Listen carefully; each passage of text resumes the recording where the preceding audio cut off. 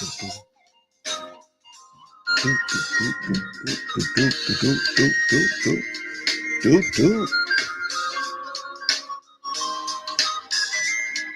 turn this off. Okay, let's get that going. Okay, let's get that going. All right. Welcome back, y'all. Welcome back, y'all. Peace, Sister Don Frank. Peace to you. Peace, Brother Clarence. Love, this is a great topic with all that's going on. Yeah, I'm trying to. We got a lot to get to just today, Sister Don. So, you know what I mean? If you can stick around, if not, just give me a like on the way by. But appreciate you if you can stick by. But yeah, we got to talk about your homeboys. They out there. Oh, thank you, Sister Don. Appreciate you. Yeah, man. We got. See, I got a banner for that. Yeah, yeah. You guys did it. You guys did it. You guys pushed it to 500 subs. Appreciate you. Appreciate you for that. Yes, it's a dime, but your homeboy's out there acting up. So you say you sticking around to the dime. You know, I know it's a Sunday. Everybody's got things to do, so I don't expect everybody to stay out throughout the whole broadcast. But I sure appreciate you. Bushido bow to you. I appreciate you for stopping by. I appreciate you. Now I don't feel so bad about you going over to Chef and hanging out with Chef all the time. All right. Yeah, we got a lot to get to. I was on Uncut with Daryl Long last night, as well as I was on one of E Black's shows. Yeah, it is sad. It's very sad. I was on Uncut with Daryl Long yesterday.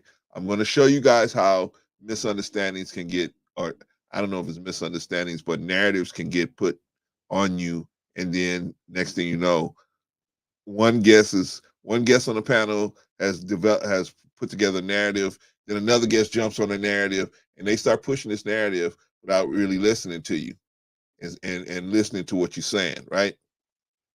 So I'm gonna show how beefs get started. Most of the time, that's how beefs get started, and nobody has the humility to back off and say, you know what, okay, you know. So, but I'm gonna show that. So we're gonna get right back. We're gonna get right to it because we got a lot of ground to cover, y'all. A lot of ground to cover. All right, so let's see where we at. We got to do the news. You know, we do the news first, y'all. All right, what's news? Russian officials issue stark threats to the West. Okay, Moscow may respond to Western sanctions by opting out of the last nuclear arms deal with the U.S., cutting diplomatic ties with the Western nations and freezing their assets. Are they going to freeze your assets now? They're going to freeze U.S. assets. That ain't going to work, though. A senior Russian official warned Saturday as Russia ties with the West dive into new lows over invasion in Ukraine. Dmitry Medvedev, the deputy head of Russia's Security Council, chaired by President Vladimir Putin, also warned that Moscow could restore the death penalty after Russia was removed from Europe's top rights group, a chilling statement that shocked human rights activists in a country that hasn't had capital punishment for a quarter of a century. The sanctions place new tight restrictions on Russian financial operations, imposed a draconian ban on technology exports to Russia, and froze the assets of Putin and his foreign minister, a harsh response that dwarfed earlier Western restrictions. Washington and its allies say that even tougher sanctions are possible, including kicking Russia out of SWIFT, the dominant system for global financial transactions. In sarcastic remarks posted on a Russian social platform, Medvedev dismissed the sanctions as a show of Western political impotence. Ouch. that will only consolidate the Russian leadership and foment anti-Western feelings. Ouch. Uh, we're being driven out everywhere. We're punished and threatened, but we don't feel scared, he said, mocking the sanctions imposed by the U.S. and its allies as an attempt to vindicate their past shameful decisions like a cowardly retreat from Afghanistan. All right, I'm not going to go into the whole article, but basically, they're not happy about the sanctions the West is putting on them, and so they're going to try to find out some. They're going to try to fight back, and so one of the things they're going to do is try to fight back economically. That means that they're going to try to disrupt things economically over here. So you need to be prepared. We had a show on this about a couple of days ago where we talked about some things that you could do. Go back and look at that show. We put out some solutions. One of the things: get you some food, get you a kit. You might have to be, you might, they might tear down everything. You might be without electricity for 2 or 3 weeks. You might be without running water for 2 or 3 weeks. This could happen. Not saying it will happen. This could happen. So don't think, oh, well, it would never happen over here. That's something happening in Ukraine. Yeah, but the Russians are very skilled at cyber attacks, and they can shut down all this stuff is on the internet. It all operates on the internet, and they are, I mean, they have people in the 10th, not even 10th grade, you know, 7th and 8th grade. They train them how to be hackers, and they can hack into these things. So don't think that it can't happen. Be prepared. Get you some canned goods, like Rico told you. Rico told you to get you a first aid kit. You need to have a battery operated radio in your house, and flashlights and batteries. Sister Wanda told you to get you a generator or two if you can afford it.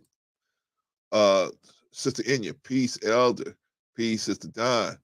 To answer your question, YouTube has become a distraction. I'm glad that you're talking about this though, because people need to prepare. I'm listening in, but it's Sunday. Sister Inya, I know you take care of your family. You're doing what you can. I appreciate you. You know what I mean. You guys that on a Sunday morning, here I am. Most of these people are at church, but I'm just trying to get to the people that can listen to me, and then they'll listen on the replay. So shout out to you, shout out to Sister Don, shout out to y'all. Appreciate you. Um, Sister Inya, Sunday is morning is my prep day. Here's another suggestion: people should learn to fast. Whoo, because some will go without food. Absolutely, but fasting is just good for your. Fasting is good for your spirit. It's good for your soul, and it's also good for your body. When your body, when you have too much poison, toxic chemicals, because all of this food has toxic chemicals in it. Sometimes you need to take a day off, a week. Just take a day off, one day a week. Just say, hey, I'm not gonna eat, even if it's just half a day. Just even if it's for 12 hours, you just say to yourself, okay, I'm not gonna eat for 12 hours just to let my body get clean and let the stuff come out of me. But yeah, Sister Enya is more giving you a more practical situation for fasting, because it could happen where you won't be able to get no food.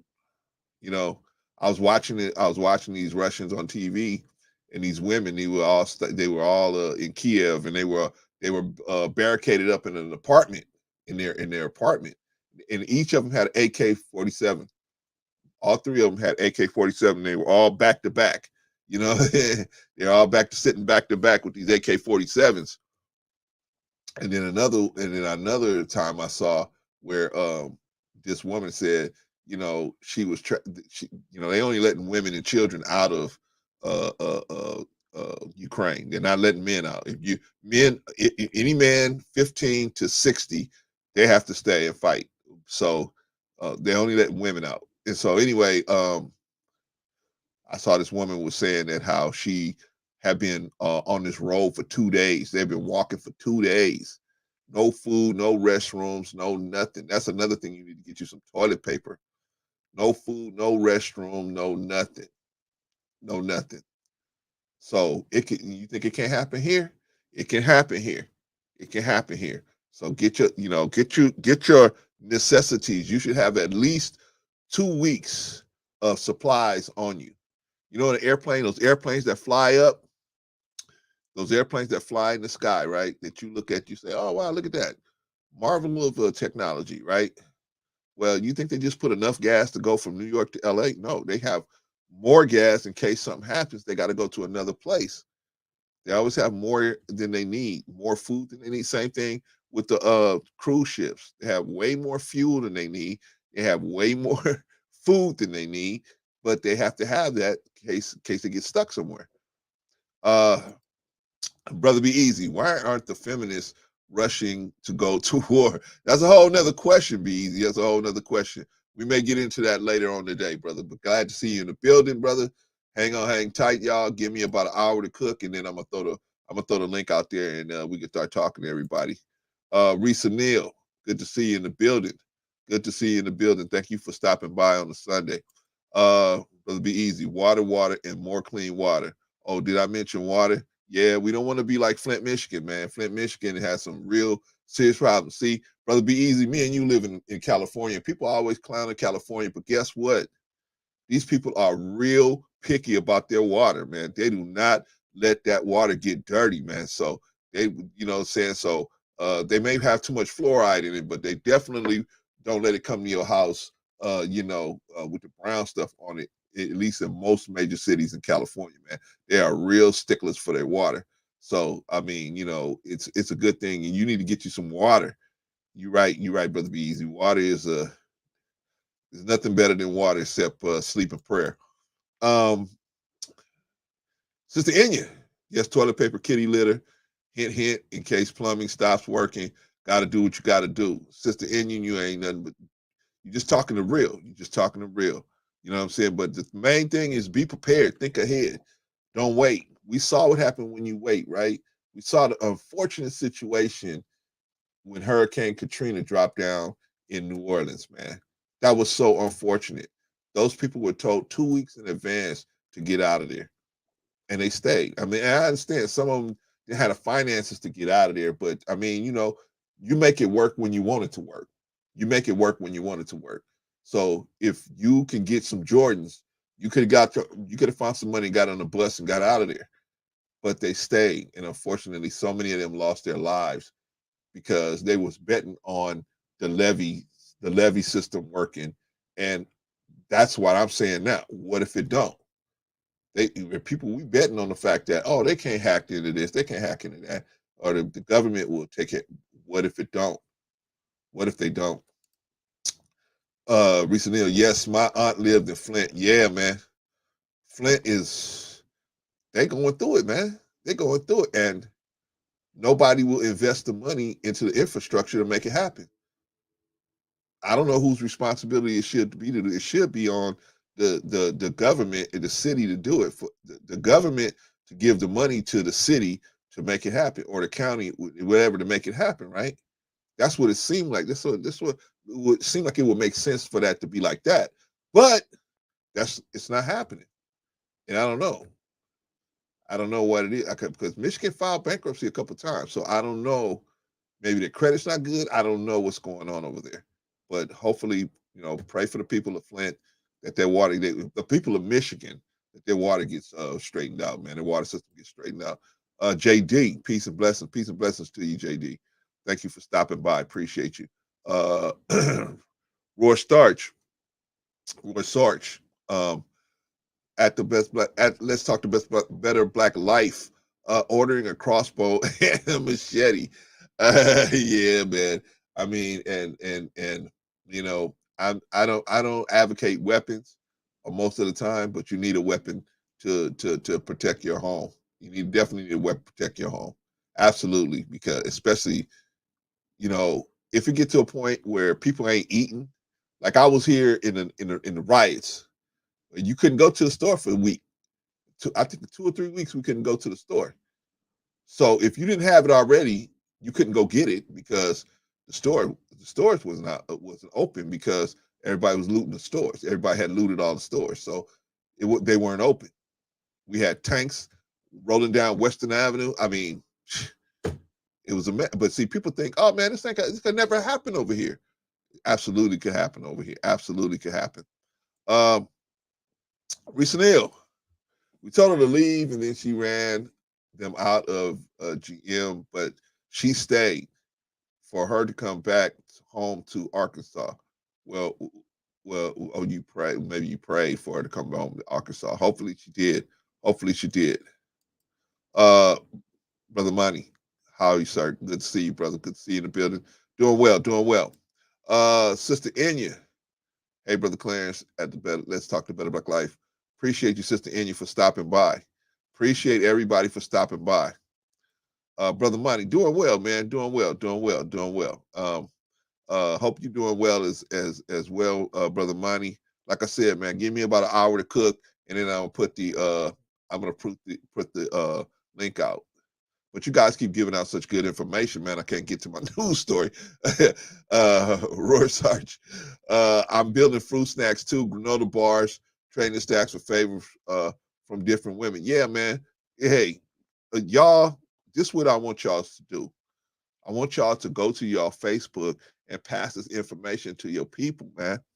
Because us just talking about it here, it ain't happening. And one or two of them may listen to you and stock up on water, stock up on make their own granola bars. And what we really need to learn how to do is can. We really need to learn how to can vegetables, can food. I'm saying I had a good brother, man, Brother Phillip. What was the brother's name? Brother Sabir. His name was changed to Sabir. Good brother, man. He taught me how to can food, and I taped it. I'll put it out there for you guys. But yeah, man, he taught me how to can vegetables, and very very intelligent brother. But unfortunately, he left us a couple of years ago. But man, we got to learn how to do a lot of different stuff. Since Don said, good to see everybody. What's up, brother E Black? E Black. Y'all don't go away, brother. I'm gonna be going over the video that you and I and Chaotic sat in on, man. I'm gonna be touching on that a little bit. So then, yes, I love the hustle for survival. Yeah, man. Pass it along. Pass it to your people. Pass it to your go. You know what I'm saying? Now, everybody that's on here, all you guys in the chat, thank you so much. Now you guys have a responsibility to go back to your Facebook groups and go pass this information out there. Put this information out there because it ain't gonna do us no good. We preaching to the choir. We got to go out. We got to do something. We got to go do something. I'm not saying you got to get up on somebody else's live stream. Yeah, man, I was over with Brother Clarence, and so this is what you need to do. Yeah. Nah, I'm not trying to say you bogart nobody else's live stream. Just go on your page and put it out there. Say, hey, man, this is what we need to do. Because keep in mind, this thing is gonna hit here. It ain't hit here yet. Even if they don't hack into stuff here, it's gonna hit here. It haven't hit here yet, but it will. It will definitely get here. We're such the black pepper niche is very small. Please direct your views to Black Pepper's channel. Through all the sources of information are welcome. Okay, well y'all got it out. Y'all got it right there. Y'all got it right there. So I caught y'all slipping. Y'all ain't got nobody slip nothing else in. So I'm gonna move on from the news to the hit parade. But yeah, man, go pass that information around to your to your Facebook groups. Additional SEX assault victims sought at two Rialto. That's a school out here in not in LA, but San Bernardino County, I believe. Rialto school assistant principals face criminal charges. Clarence, why you keep doing the hit parade? Because I want y'all to see, especially y'all with children, man. I want y'all to see how easy it is for these dudes to just get at your children, man. If you ain't watching your children, these dudes can come up on them. This is school. This is two assistant principals facing criminal charges.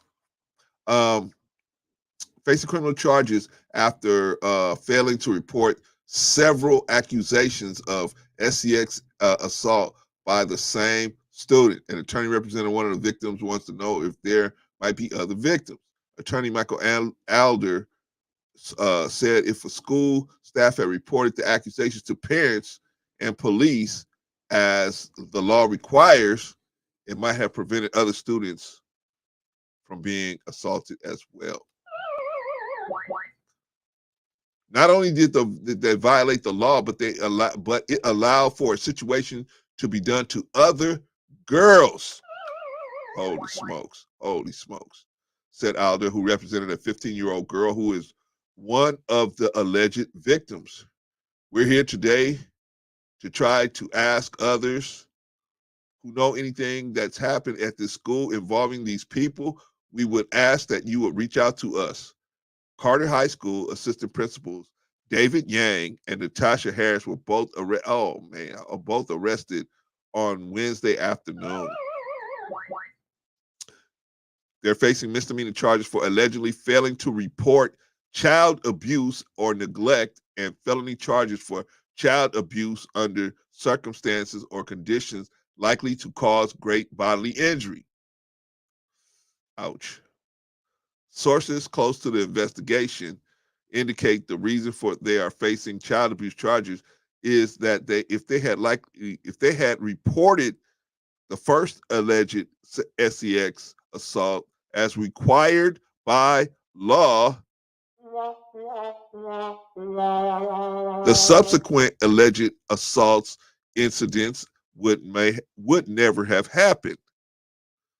Holy smokes. Holy smokes. So you guys say, hey, Clarence, why do you keep doing the hit parade? Because you guys need to see. I got a granddaughter, just started school this January. Man, we all over her like a hawk. We all over her teachers like a hawk. We don't, man, we ask, I ask her every day, how did they go?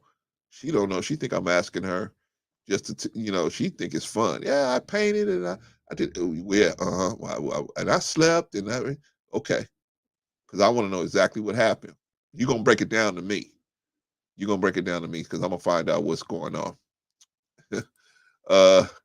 Recently, oh my God, they dropped the ball. They are mandatory report. Yes. See, this is the thing, man. This is the thing. See, I don't mind, you guys going to have different, moments where you want to laugh. And so you go listen to another content creator and you want to talk, and I try to do a lot of everything. But, sometimes, Brother Clarence, I ain't feeling like dealing with him at this point. I want to deal with other, and that's cool. But I try to give you the real, man, especially on Sunday, man. I try to give you guys the real so you guys can know, man, hey, keep it in your mind. Hey, I got to watch these children. If I ain't homeschooling them, then I got to, every day when they come in, you got to debrief them. Hey, how did it go today? How did it go today? How was school? Ask them what's happening. Because that's the ones that are that those kind of people, those people that's jumping on children, they're looking for children that there's a disconnect between in communication between a parent and a child. So you know what they do? They ask them a bunch of questions. Oh, really? What did your dad say? Oh, my dad don't live with me. Oh, he don't? No. I see my dad like every other Saturday. Oh, is that right? Yeah. Oh, see they just be doing their little work or whatever they doing. They painting the wall or they sweeping the broom, whatever they doing. They talking to your child, right? They catch your child. Hey, how you doing? You know, that's why you got to always keep that constant communication open. So when they talk to your child, you want your child to say something like, "Oh yeah, I just talked to my dad yesterday. He called yesterday, but he calls me every day. I can't, I can't do anything. He calls me every day." That dude will push right by your child. But the child that's saying, "Oh, I didn't talk to my dad in about a week, 2 weeks, and I can't stand my mother. I can't stand neither one of them." Yeah, when they see you disconnect like that, that's when they start grooming them for, to try to jump on them. And I'm just telling y'all the truth, man. I know it's an ugly situation to talk about, but I got to keep it up there. I got to keep that information out there. Right now, they're out there talking about rappers having sex with each other. Who cares? How's that going to benefit your life? I'm trying to give you a benefit to your life here. So I thank y'all for stopping in. Those of y'all that's able to stop in. I appreciate you. All right, so that was that story. So keep your eyes open. Keep your eyes open. Now here's another dangerous thing, and you know what? This is a new topic that we're talking about, but we got to get it out there. It's called Death or Violence by Simp. Murder trial begins for a Riverview man accused of killing girlfriend and daughter in 2018. Tampa, Florida, trial of a Riverview man accused of murdering his girlfriend and daughter. Holy smokes. Then trying to kill his son. Got off to an explosive start Monday. Ronnie O'Neill III, 32, is representing himself. I think I got the video on that. Let me see the video on. Let me see if I got the video on that. I think I do. Hold on, guys. Yeah, I do. I do have the video on that. Okay, let's see. Okay, here we go. Here we go. Hey, Aaron, thanks very much for that. Team coverage continues with Mark Roper. He's live at Baltimore County Police Headquarters. Mark, so much has happened in the story over the past week leading up to the deaths of those two little girls.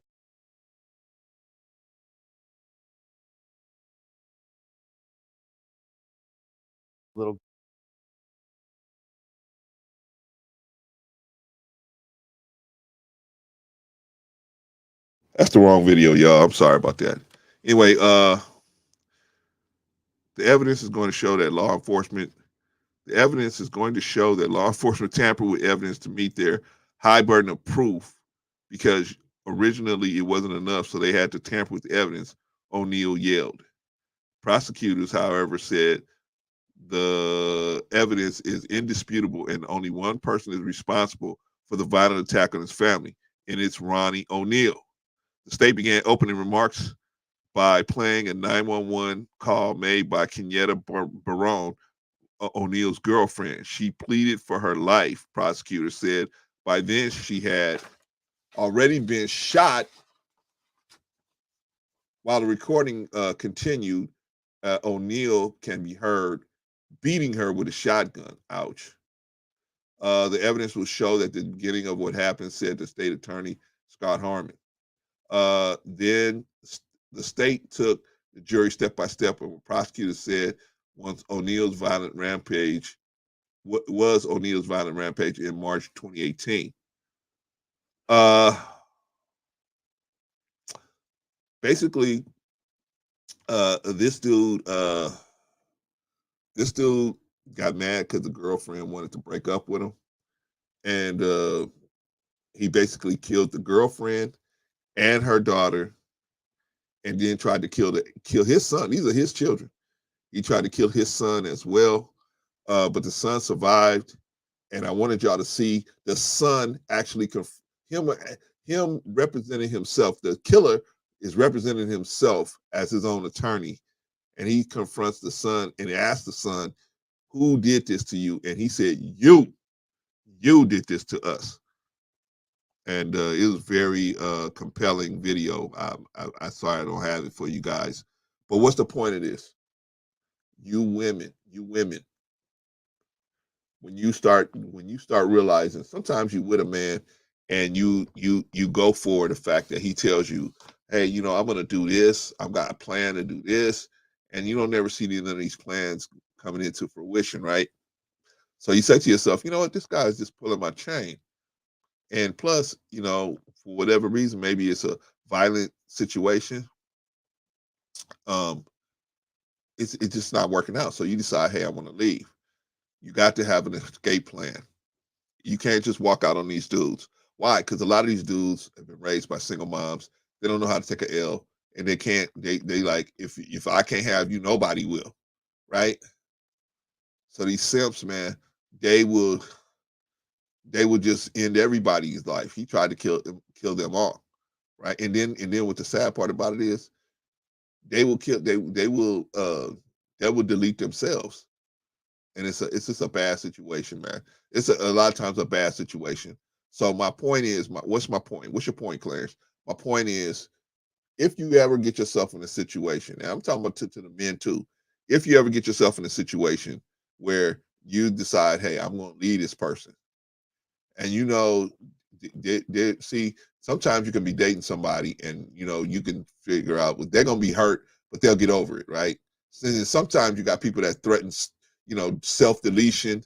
If you leave me, I'm going to do this to myself, or I'm going to do that to myself, right? Now you're dealing with a crazy person, or they say, or in the men case of the men will say, "Hey, if you leave me, I'm going to do this to you, your mama, your family," right? So you got somebody like that you're dealing with. Okay, now you can't just leave that person. You have to have an escape plan. You got to have an escape route.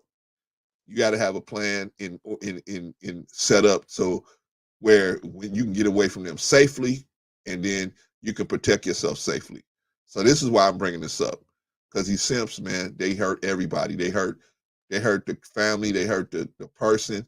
They do all this because they simping. They don't know how to take L's. Back when I was coming up, man, you knew you know what I'm saying? You win some, you lose some, right? Just like Craig's father said on Friday, you win some, you lose some. These dudes don't know how to. These dudes don't know how to lose some. You know what I'm saying? They think they're supposed to come out with W's every time, and nobody comes out with W's every time. Everybody's got to take some L sometime, right? Just the way it is. But anyway, uh, that was that. Sister Enya, hey, be easy. Hey, y'all. Okay, y'all. Thank y'all. I'm gonna continue on. Continue moving because we gotta get moving. We gotta get moving. We got a lot of stuff to do here. Got a lot of stuff to do. Okay. Uh, Birmingham church bomb 1963. Despite Martin Luther King's inspiring words at Lincoln Memorial during the historical March on Washington in August of 1963, violence against Black people in the segregated South continued to indicate the strength of white resistance to the ideas of justice and racial harmony King espoused. In mid-September, white supremacists bombed the 16th Street Baptist Church in Birmingham, Alabama during Sunday services. 4 young African American girls were killed in the explosion. I don't know, man. Is this made up chaotic? I don't know. All right. Is this blown out of proportion? Uh, the church bombing was the third in 11 days after the third in 11 days after the federal government had ordered the integration of Alabama's school system. Governor George Wallace was a leading foe of desegregation, and Birmingham had one of the strongest and most violent chapters of the Ku Klux Klan. Birmingham had become a leading focus of the civil rights movement by the spring of 1963, when Martin Luther King Jr. was arrested there while leading supporters of his Southern Christian Leadership Conference, SCLC, in a non-violent campaign of demonstrations against segregation. Let me tell y'all something about Martin Luther King, man. Let me tell y'all something, man. Martin Luther King was a G. Don't get it twisted. I know a lot of people try to tell you, "Oh, Martin Luther King was soft, man. I would never do it." Man, let me tell you something, man. Let me see your house get firebombed with your family in it. Let me see your house get firebombed with your family in it, and you, man, average Black person in their house get firebombed. They're coming into work the next morning. That's it. I quit. Martin Luther King still stayed on the pump. Assassination attempts, threats on his life. The FBI calling his house and telling his wife, "Hey, yeah, your husband got a girlfriend here. Your husband got a girlfriend there. Your husband got a girlfriend here." They putting they used to put sugar in their tanks, eggs in their tanks. They used to flatten their tires when they was out at different functions. Come on now, talk to me. Talk to me. I may didn't agree with his, some of the things that he said, but he was definitely a G. Give him his props. He was a G. Because if you telling me somebody firebomb your house, threaten your family, and you go back and they tell you all you got to do is just quit the job that you on, man, I'm telling you, 99% of us would just quit. We would just quit. I'm not gonna let my family get hurt. But this man risked not only his life, but his family's life. Shout out to Martin Luther King, man. Shout out to Martin Luther King. While in jail, King wrote a letter to local white ministers justifying his decision not to call off demonstrations in the face of continued bloodshed. Man, shout out to the people that was out there marching, white and black and whatever else other colors was out there. Shout out to y'all because that was a dangerous situation. Um, in the face of continued bloodshed at the hands of local law enforcement, led by Birmingham Police Commissioner Eugene Bull Connor. Letter from Birmingham jail was published in the national press, even as images of police brutality against protesters in Birmingham, including children being attacked. Imagine this. You mean to tell me you will stay on the job even if your children are getting attacked? Come on, dog. Come on, come on. Give Martin Luther King his props. You may not agree with his philosophy. I didn't at times, but one thing I had to say, he was a G. He was a G. He was a G. Um, anyway, include children being attacked by police dogs and knocked off their feet by fire hoses. Holy smokes. Sent shockwaves around the world, helping to build crucial support for the civil rights movement. Clarence, why you keep bringing this stuff up, man? Why you keep talking about this stuff? Because you should know Black history. You should know your Black history. You know, just like we learned white history. That's cool. But what about us learning our own history? That's all I'm saying. We should be well rounded in all history, if we can.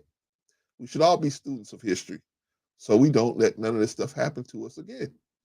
And there's nothing wrong with that. I don't think so. Right? Right? Anyway, that's the Black History Minute. Don't just take my word for it. Dig that. Let's get some comments out here. Salute, Ron P. Salute to you, brother. Thank you for stopping by. Appreciate you. Sister Don, true. Sister Don in the building. Sister Enya, Ron P. P. Sister Enya and Risa Neal. Yes, true. You know what? You're gonna get the truth on Saturday, man. On Sunday. You guys are gonna, you're gonna get the truth. Okay, let's move on, man. We got a lot to get to, y'all. We got a lot of video to get to. Let's see. Okay, your money, employment projections, employment in STEM occupations. Okay, so I told you guys last live stream. There's a brother out there. Shout out to this brother called Atlanta Street Interviews, where he interviews a lot of people that are homeless. And one of the main things that they have uh, in common is that they they either dropped out of high school or high school was the last point at which they had any education for the most part. So what we want to do is show, especially Black children, we all need to be working towards STEM education, but Black children really need to. They really need to because they're getting left behind. They're getting so left behind. It's really a situation, man, where they're not going to be doing anything, but they will be working at McDonald's, and McDonald's has computers now. You can go walk up to the computer and put your own order in. Hey, so where are these guys going to work? Uh, STEM occupations. The median STEM occupation for 2000 and I think it's 18 was $89,780. That's the annual STEM occupation, right? Non-STEM occupation, $40,020. Good grief, that's almost $50,000 difference, right? Just not being in the STEM field. Not even having a degree, but just being in the STEM field. Data are from the Occupational Employment and Wage Statistics Program, U.S. Bureau of Labor Statistics. Wage data covers non-farm wage and salary workers and do not cover the self-employed owners and partners of unincorporated firms or household workers. Science, technology, engineering, and math (STEM) occupations include computer and mathematical, architecture and engineering, and life and physical science occupations, as well as managerial and post-secondary teaching occupations related to these functional areas of sales occupations requiring scientific or technical knowledge at the post-secondary level.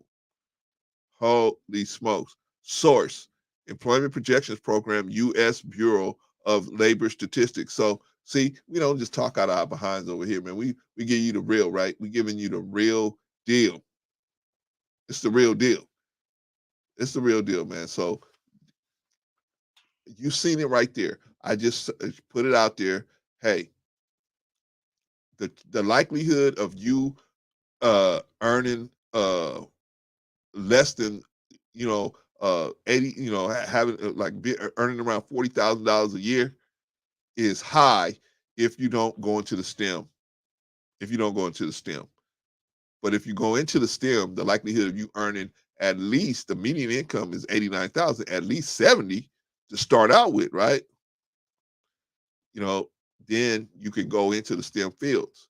So we need to be guiding Black children, and particularly the Black boys, into the STEM jobs.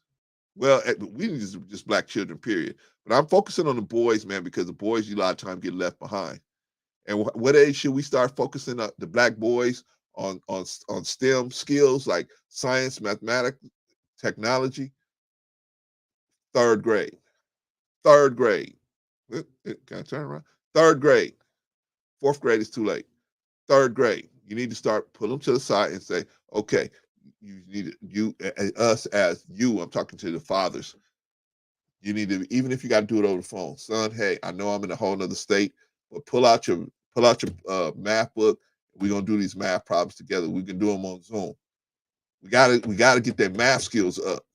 We got to get their communication skills up. We got to get their uh, intellectual skills up, their scientific skills up. We got to do it, and it start in the third grade. But what, Clarence? They just boys. They can handle it. They can handle it. You know how much Black children seen a bunch of different stuff, man. They can handle it, but especially the boys. If you don't start teaching Black boys, giving them hardcore lessons by third grade, you know what happens? The streets get them. Why? Because the street has a sexier message than yours. If you listen, the streets tell them, if you listen to me, you're going to get attention from girls. You're going to get friendships. You're going to get favors. The streets tell them that, and they believe it. Of course, until they get in prison, and then where's your gang then? There ain't no retirement program. There ain't no disability program in the gangs, right? If you ain't on the street to earn, you done, right? But they don't find that out until they already in jail. They're already doing 10 years in prison. Anyway, that's that. Let's get these bots out of here. Let's get the bots out. Brother Chris, good to see you in the building. My brother, good to see you in the building. At 18, you can take control over your education. There's plenty of money for education, and anyone can go for it if it's to develop basic skills. Yeah, man, we're not. See, this is the thing, man. What people think, man, that just because you're Black or you're a minority, you walk into the building and you say, I'm a minority, and they go, oh man, they just start jumping over each other trying to hand you a check. It doesn't work that way. It's a very competitive process. Even for you, they say, well, we got money for you as a minority. That doesn't mean they just gonna hand any minority walking in there a check. It's very competitive process. So, you know what I'm saying? So it's not like, oh, well, you're a minority. Here's money. Hey, and don't even worry about paying it back. No, it doesn't work that way. It doesn't work that way. It's very competitive process. That's why I say you need to get your children started, especially the boys, by third grade. Third grade is when we really need to start hitting them hard. Bam! We need to hit them. Math, science, communications, how to speak. Yeah, you let them speak the lingo on the street when they're out there playing with their friends, but you make sure they know how to speak that lingo when they're around adults, when they're around teachers. But man, I'm telling you, third grade for Black boys, third grade. Fourth grade is too late. I'm gonna write a book. Fourth grade is too late. Fourth grade is too late. If you let it go, I'm not saying they done for or anything like that. What I'm saying is you got better odds getting them at the third grade. You got better odds of them succeeding if you get them in the third grade. Not to say after third grade, if they, if you don't jump in there, they're gonna all automatically they're done. But what I'm saying is, statistically, you're gonna do better if you jump in there at third grade for black boys. All right, brother Chris, makes sense on third grade. I'm not sure there's a way to make training systematic in the way you're describing. I'm working on it, brother Chris. I'm working on it, man. I'm working on it. So, a shout out to you, brother Chris. Appreciate you. Shout out to everybody in the chat. But yeah, I'm working on it, man. Because fourth grade is just, when I used to take my boys to school, man, I used to see, a lot of these young men struggling, man, with the math, man. And so what they do when they struggle is their mind can't stay on the task of what they're doing because they can't. There's nobody to help them. And the teacher, especially if she don't look like us, a lot of times would just say, "Hey, shit, F it. Either you do it. If you don't do it, I'm just gonna mark you down as it not done, and that's it, right?"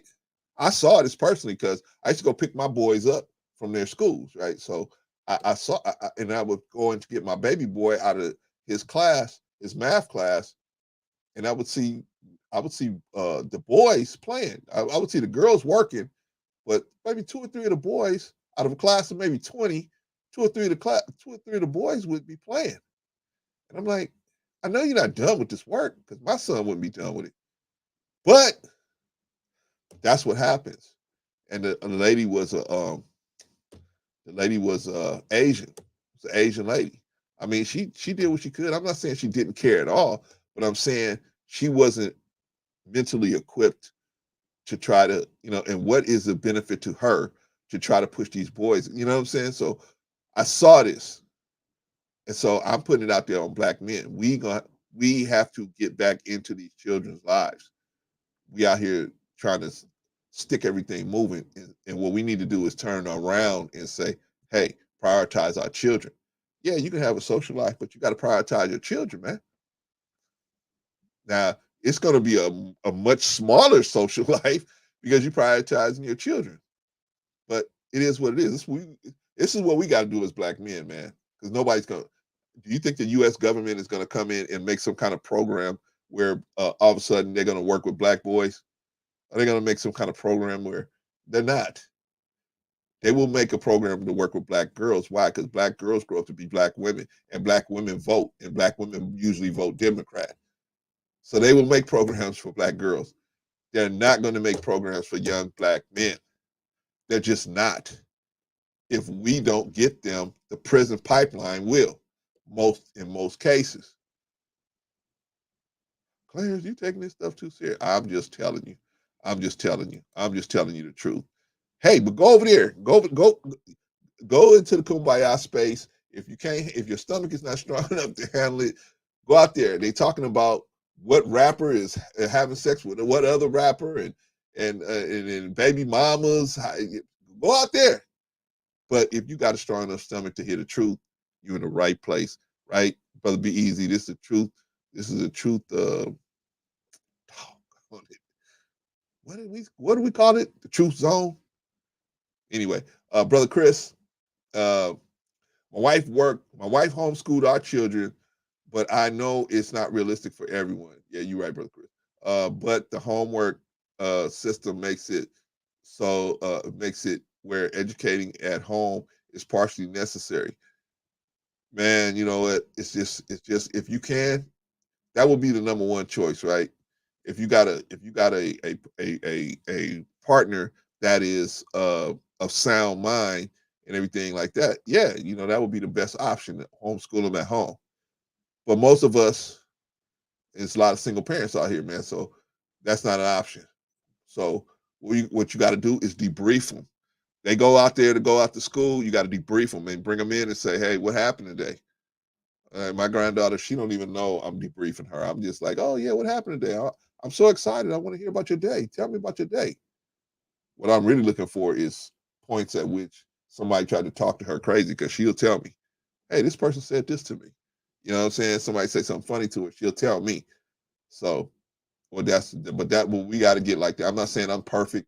I'm just saying I realize that the school system is not coming to save our children. The U.S. government is not coming to save our children.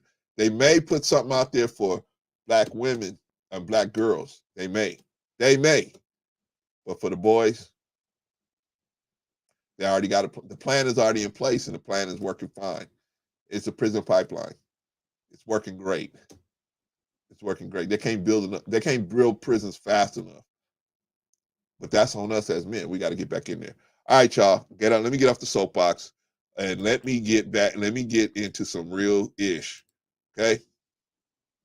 So our point today is on beef, right?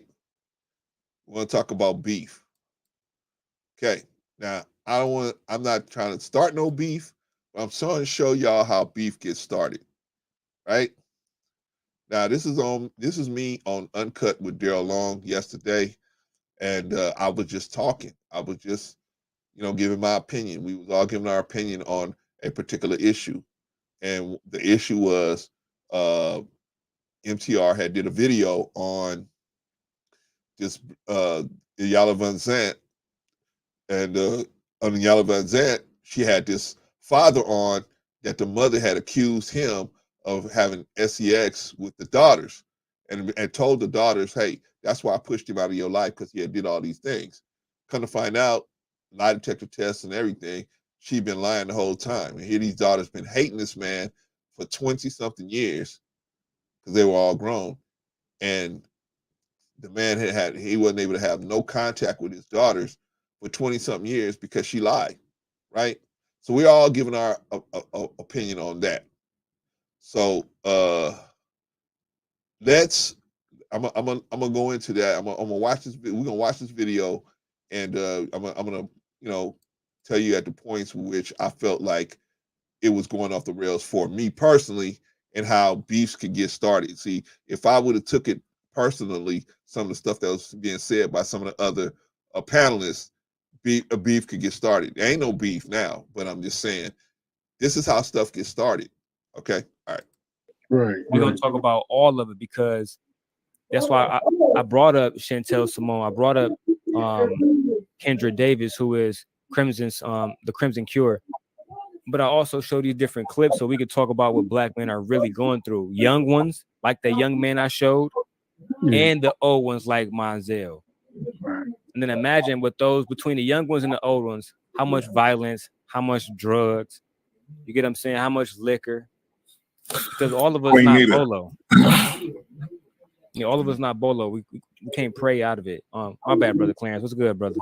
No, I was just shouting out Queen Nita. Thank you, Queen Nita. Appreciate you. But okay, so when we see stuff like this, this is what's the common denominator in all of these situations? The common denominator is at some point the men chose those women. That's the common denominator. So what has to happen is we have to get a re-education on picking women. Because see, we can say, hey, this woman did me wrong, but eventually we have to say, I didn't study this woman long enough to see if she had any rebellious streaks in her. Because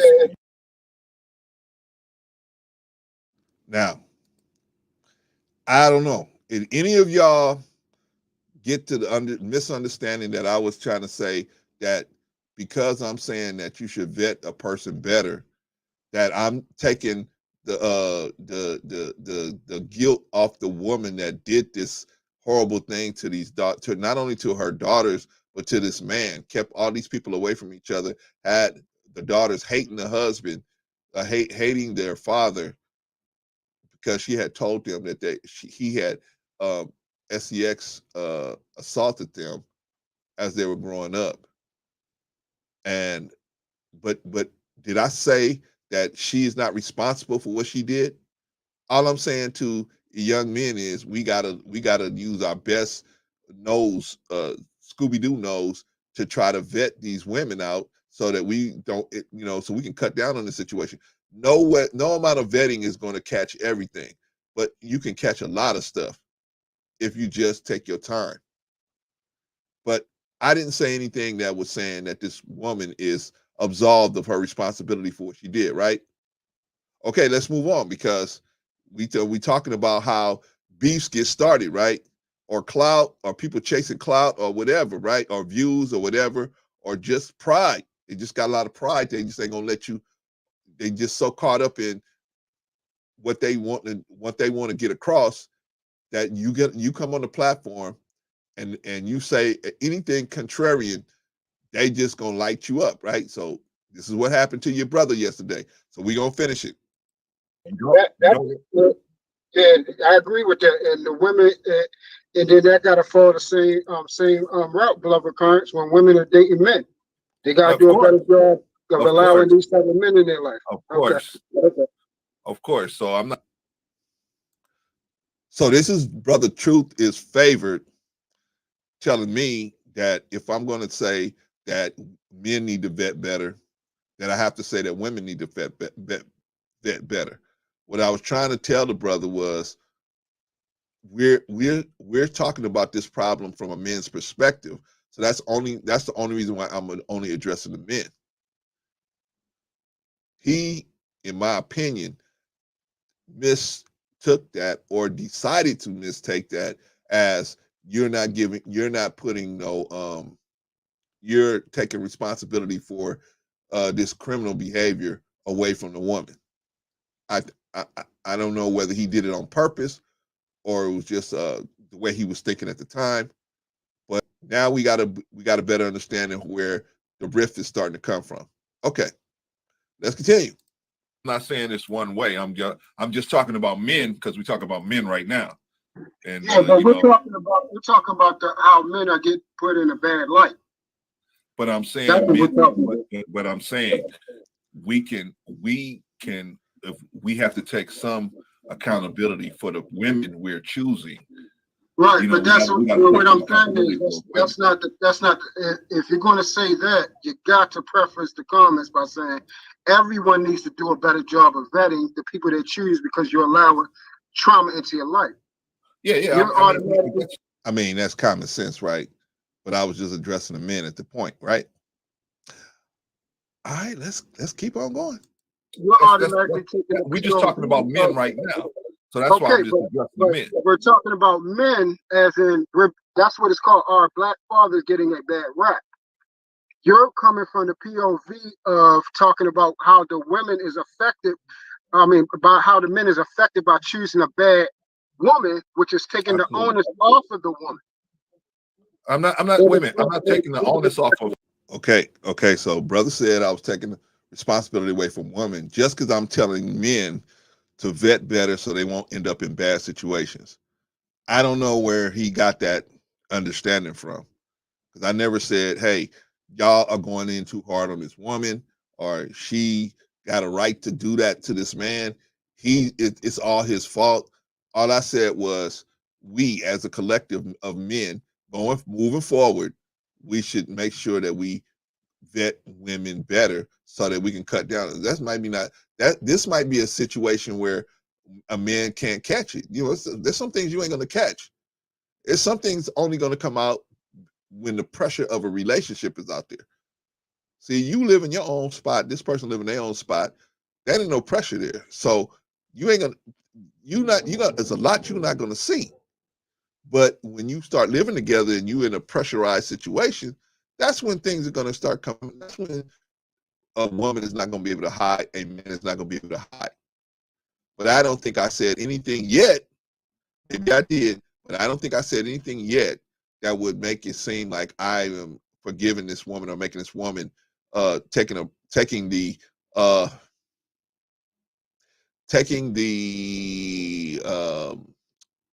responsibility or guilt off of her for what she did to these people. I don't see that. But let's continue. Maybe I did. Anything. I'm putting the control back. I'm putting the steering wheel back in your hands. I'm saying you can avoid stuff like this as best as you can. You can't avoid everything, but the best way you can protect yourself is Yeah. to monitor the people that's in your circle. That's the Yeah, that's I the understand that, but protect just yourself. like everybody was saying up here, bro, is again, we're talking about the sense of how men are given a bad rap. Right now, we're talking about these type of women that's hurting men. I know, but we can Okay. get rid of them if we don't pick them, they're gonna be like the dinosaurs. They're gonna be extinct. I agree with them, but we got to know that these exist. Now, after the fact that we're choosing, because everybody's not perfect. Everyone hasn't done the job of knowing how to be consciously smart about how choosing. That still doesn't justify the fact of somebody doing something what is considered evil. Now, help me, everybody. Because this man, that's the first time he's going to say that I'm justifying this evil that this woman did. I did not hear me say that I justified the evil that she did. I actually came up with a solution for handling that situation, right? But I think a lot of times we as men, man, we want to just stay stuck in the zone. You know, like I'm hurt and I want to stay hurt. I'm in this mind frame. I want to stay mind frame. I don't know what Truth's situation was, but this is the first issue. The first issue is I'm justifying and I'm saying it's okay for this woman to do this, something like this, but I never said that or implied that. But he decided to put this jacket on me, right? He put this jacket on me. Not me saying I never said any of what he's saying, but he put this jacket on me, right? Okay, let's continue. We're not going to justify that, bro. We can't justify that. She did wrong. She lied to her children. It's not just about the man. It's not just about the. This is another thing. When sometimes people will realize, you know what? If I give him the space to talk, he's going to be able to just debunk what I'm saying. So I'll just keep talking. That's a classic mothership. That's a classic mothership tactic.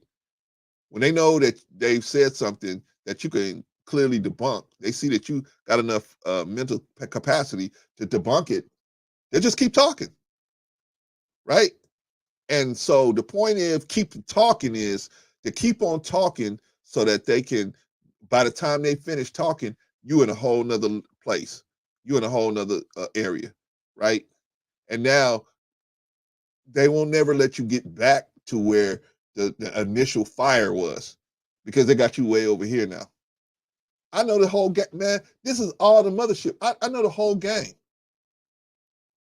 But this is the game we was playing, so I'm just letting y'all know. So where we at now, I didn't see anything I said to defend this woman that had kept her children away from their father for 20-something years by lying to them and telling them that their father was SEX assaulting them.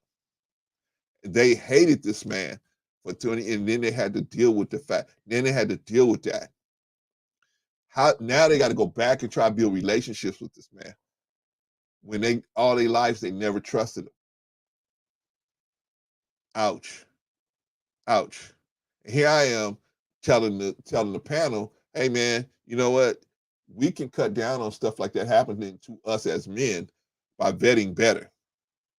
But as I'm saying, because I'm saying let's vet better, this brother Truth is saying, hey, you're saying that this woman can, she could do this, and you justifying her behavior.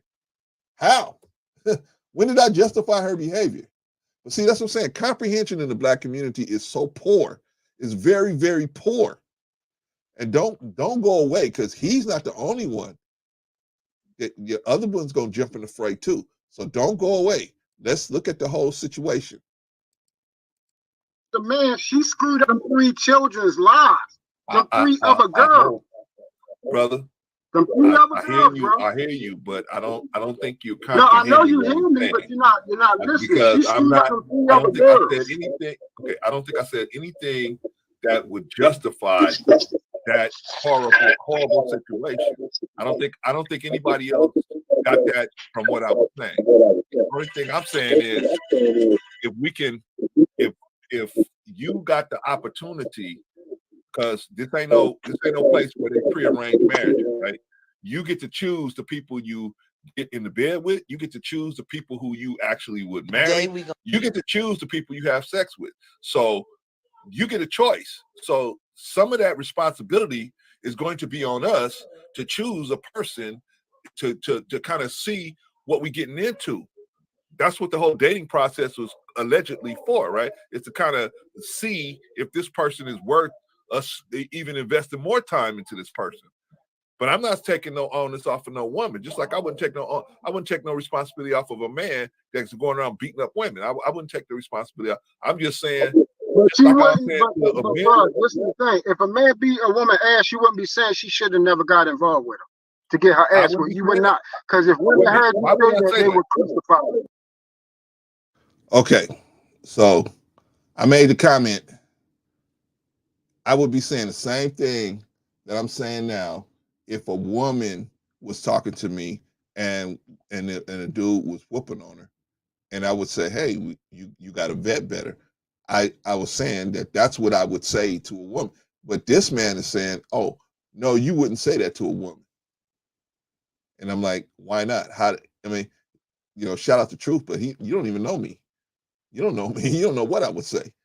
And when I would say it, how you gonna tell me what I would say? But see, that's what I'm saying. These are all tactics that they use on the mothership to throw you off, right? And I think Truth's been on the mothership. I don't know. Maybe he has, maybe he hasn't. I don't know. But shout out to Truth. But I'm just saying this is so. I'm trying to show y'all how beefs can get started just from misunderstandings or from logical fallacies. As a matter of fact, let's take a look at a logical fallacy. Let's take a look at a logical fallacy because, see, I don't want y'all to say, "Oh, man, Brother Clan, you just talking." No, I'm not just talking. I'm not just talking. I back up what I say. I back it up. Let's see. Here we go. Let's take a look at what logical fallacies are. Vegetables are bad for you. After all, the dinosaurs ate plants, and we all know what happened to them. Let's pause for a moment. That argument was ridiculous, and that's because it contained a logical fallacy. A logical fallacy is any kind of error in reasoning that renders an argument invalid. They can involve distorting or manipulating facts, drawing false conclusions, or distracting you from the actual issue at hand. In theory, it seems like they'd be pretty easy to spot, but this isn't always the case. Sometimes logical fallacies are used intentionally to try and win a debate. In these cases, they're often presented by the speaker with a certain level of confidence, and in doing so, they're more persuasive. If they sound like they know what they're talking about, we're more likely to believe them, even if their stance doesn't make complete logical sense. One common logical fallacy is the false cause. This is when someone incorrectly identifies the cause of something. In my argument, I stated that the dinosaurs became extinct because they ate vegetables. Now, while these two separate things did happen, a diet of vegetables was not the cause of their extinction. Maybe you've heard false cause more commonly represented by the phrase, correlation does not equal causation, meaning that just because two things occurred around the same time, it doesn't mean that one caused the other. A straw man is when someone takes an argument and misrepresents it so that it's easier to attack. Here we go. Let's hear that again. So that it's easier to Let's hear that again. Caused the other. A straw man is when someone takes an argument and misrepresents it so that it's easier to attack. For example, let's say Callie is advocating that sporks should be the new standard for silverware since they're more efficient. Madeline responds that she's shocked Callie would want to outlaw spoons and forks and put millions out of work at the fork and spoon factories. A straw man is frequently used in politics in an effort to discredit another politician's views on a particular issue. Begging the question... Okay, let's leave that right there. Y'all heard that, right? Y'all heard that. Okay, so what you heard what a straw man argument is. That's when somebody makes an argument and you're arguing a point and and they purposely or not distort that point. They distort that point to make their own argument, so it's easier for them to attack your argument. All right.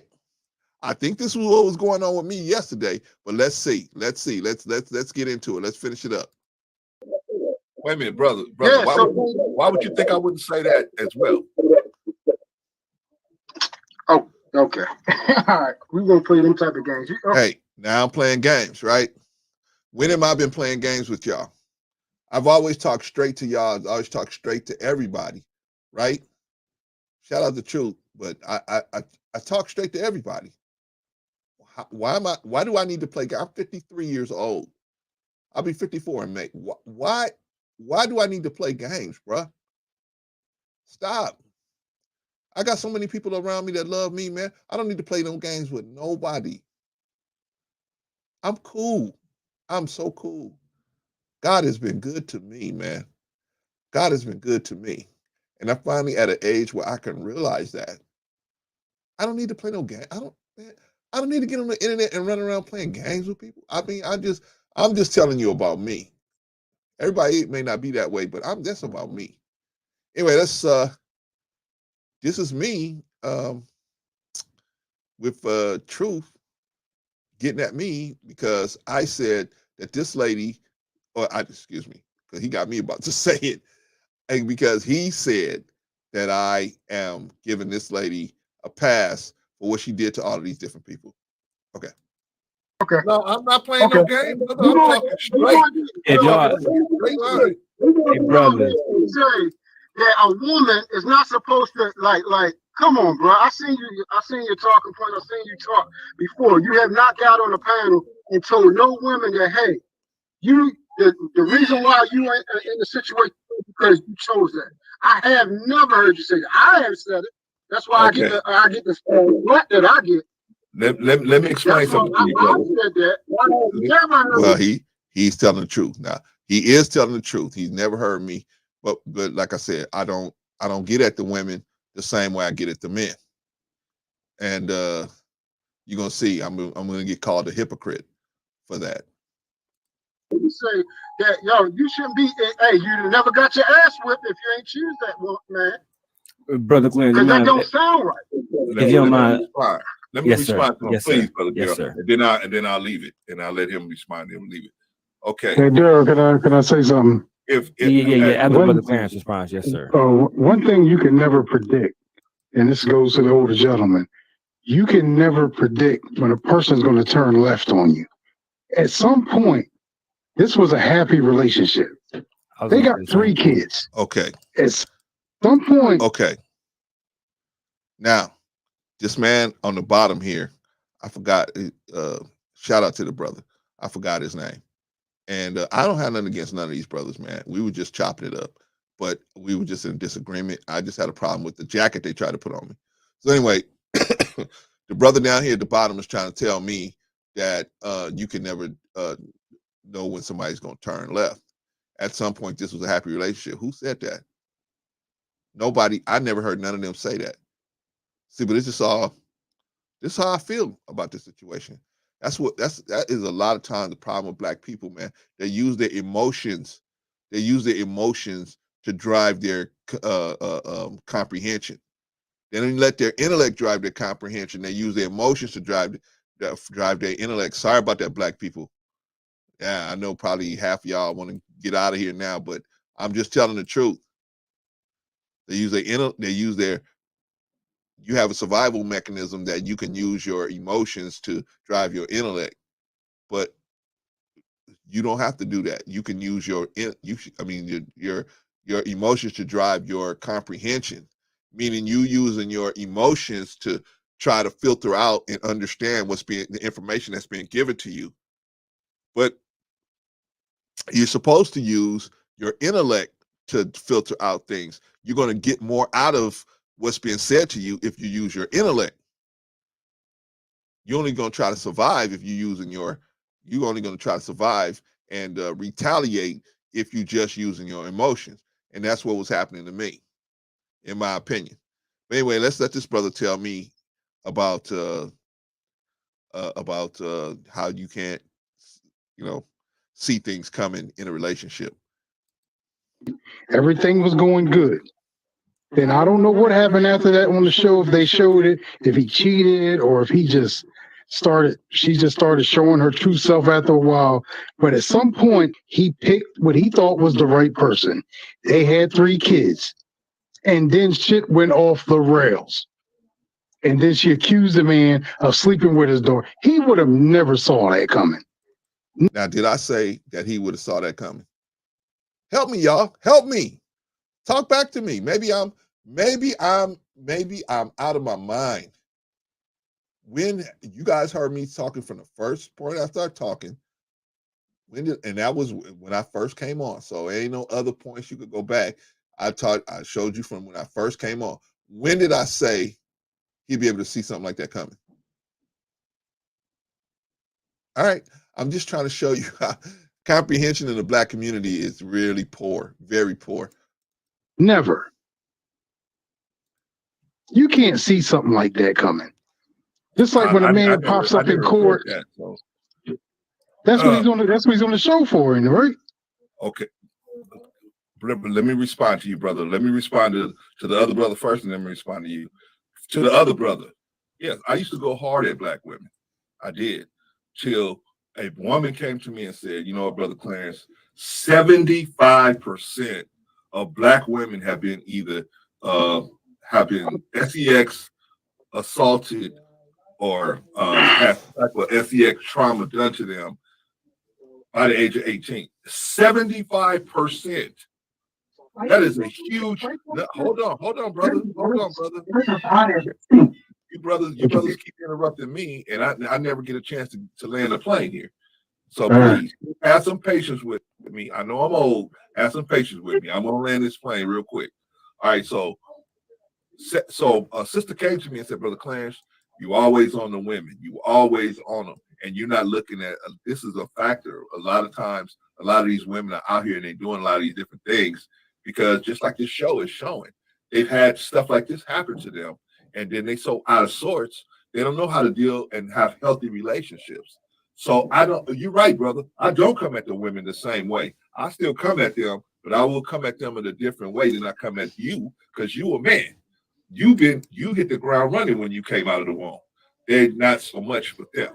So definitely I'm not gonna come on somebody's platform and say, yeah, Black women, y'all reason why everything is all messed up. I'm not gonna do that, brother. You know what I'm saying? Yeah, maybe because I'm from the West Coast. We just hustle harder. You know what I'm saying? We don't pat dudes' pockets and talk about that. If I see you with a good looking woman, I'm just gonna hustle harder and get it. So I mean, I got a different kind of mentality. Now the other brother that was talking. Oh, bro. Let me answer that part. You said something. Sorry, Daryl. Okay. Okay, so y'all see, man. Hey, this wasn't a solution time. This was, if you ain't on our program, we gonna get you, right? No problem. I just didn't realize until after I was already in the mix.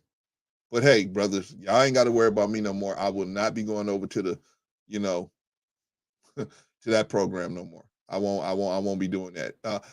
Peace to Brother Daryl. I love you, brother. If you want to talk to me, you got my number, you got all my info, you can hit me up. I will not be going over there if that's the kind of thing that, and I understand there's a lane for that. And I understand that. It's just not my lane. I get it. I didn't get it while I was on the program until afterwards. All right. Let's continue with reaching out. I just want y'all to notice that. Yeah. You good. Underhanding this right there. Don't get me wrong. Listen, I already explained to people when it comes to relationships, I take care of everything in a relationship when it comes to women. Feel what I'm saying? I take care of my children. You talking to the wrong, you preaching to the choir. I advocate for men becoming men. Right. We're on the same page, to brother. let women walk over top of them and be mistreated. That's the difference. And it's a lot of evil shit out here. Wait. Let's stop right here. We're on the same page, brother. Wait a minute. Wait. I'll let you finish. Right now, it's not the time. Okay, so at this point, like I said, he's going to keep talking until he moves the football so far away, I can't kick it no more.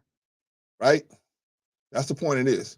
Because if he would let me address what he said, I could address it, stop it, boom. We could kill it, dead it right there, right? But he's not going to let me do that, right? He's going to keep on talking. So he got the football. We starting out on the 20-yard line. He's going to move it all the way down to the other 20-yard line, right? Okay, let's continue. Wait a Right minute, let me now, let it's you not a finish. time. The stuff that you're spreading right now, bro. That stuff with these videos, that stuff has no weight right now. We're Wait a talking minute, about what's going on. okay, so let me address So that. so You you being said, hypocritical. let me see You if I being understand you. Let's hypocritical. You hold on. saying Let's You go me, one being at a time, brother. hypocritical. So now he's calling me a hypocrite. Why am I a hypocrite? Because I said I would talk to a woman different than I would talk to a man about the vetting, addressing that vetting situation. I wouldn't even attack a man. I would just say, hey, we got to, I mean, just like I did. It was very intellectual, I thought. I didn't say anything. Hold on. I didn't say anything that I thought was out of pocket or any kind of way. I just said, hey, man, we should vet better. Why? So you don't end up in a situation where you're with a woman that does something like this. You may can't catch it all, but you can catch some of it, right? But this man is saying, hey, you know what? It's better to just date women and find out on your own and then call them evil than to take the time to vet them properly and try to catch the red flags up front. Right? I mean, if I'm saying vet women better, then what's wrong with that? I don't understand. That actually protects the men and protects the children. That protects everybody. This person that's doing something like this have to move on to somebody else. Right? So what am I saying that's out of pocket? All right, let's continue.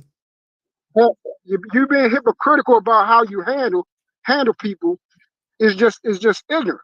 You feel what I'm saying? Oh, That means that you okay. can't handle to a woman's side. That's basically what you're saying. For Okay, me, so I now tell men to be All men. right, let's go ahead and let I Brother tell Clarence men to be respond. well, let men me address it. and women to be women. And it's a role for everyone to place. You Okay, feel what I'm so saying? I advocate for family, are you gonna I let me address advocate for God, and I advocate for marriage. I'm not finished talking. I'm Oh, not finished talking. okay. I advocate for God. I advocate for. Okay, so you see, he's just trying to keep talking and talking and talking and talking and talking and talking and talking so he can move the football way down the road. Right? I get it. Classic, man, they do this so much on the mothership. I've seen them do this on the mothership so many times, man. I already know. I mean, I already seen it coming. But the dumbness on me was I still trying to reason with this brother. This brother wasn't trying to reason with me. He was just in a place where he wanted to say, "I'm mad at black women are evil." Okay, I didn't know this. I didn't know this was that kind of party when I got there. Now that I see that, shout out, salute to you, brother D. I love you, but you go ahead and have your party like this. Brother Clarence will not be in attendance. I appreciate you, and you know where to find me if you need me, brother. I appreciate you. Let me tell you something about Brother Daryl. Brother Daryl checked on me when I was out, down and out, man, because he had he got some back numbers, and he checked on me. He said, "Hey, brother, you okay? I haven't heard from you in a while." So shout out to Brother Daryl. I don't have nothing against him. I'm just not, this kind of party ain't for me. Ain't for Brother Clarence. But anyway, we're gonna see in a minute. Family, I advocate for marriage. I advocate for men becoming So men do I. and So women do I. being women. So do I. All right, right now we're talking about the hidden things that is supposedly a lie out here. We're highlighting and we're bringing it to the light of how men is being done out here by evil. It's nothing you can justify it. Now you just Okay, now I'm getting a jacket again that I'm justifying this evil, right? You guys didn't hear me justifying nothing, right? See, that's what I'm saying. Comprehension in the black community is so poor. And I just heard these cats talking about how some women wasn't comprehending Ice Cube, right?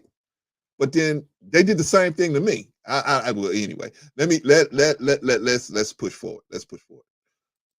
Openly, I want people to listen to what you just said. You create that narrative. I'm not justifying anything. You just said you would not approach another person. You just said you would not approach them in the same manner. Like you're saying, a woman should give her ass with, and you wouldn't be saying that she shouldn't be messing with a crazy woman, crazy man like that. That's not. You're not going to spread that mess over here either. Okay, so now, I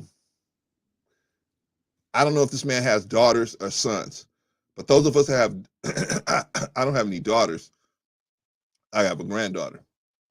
I don't talk to my granddaughter like I talk to my sons. I mean, what are we doing? What are we doing here? What are we doing here? I'm not gonna talk to my sons like greetings, OG Patrice. Glad to see you in the building. Thank you for stopping by, sis. When you see you know, OGs, you gotta say what's up to them. Thank you, brother Chris. Appreciate you, man. Thank you, sister Don, too. Okay, so at the point where you know, the dude called me a hypocrite. I mean, if you got daughters, you don't talk to your sons like you talk to your daughter.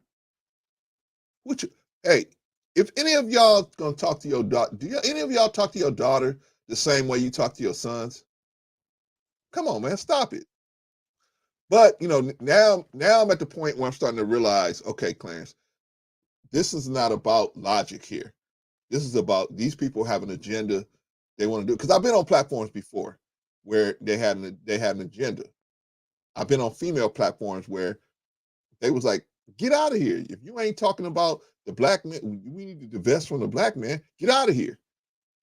And I didn't realize, because I was trying to explain to them, hey, everybody's not, against y'all, but she wasn't having it. The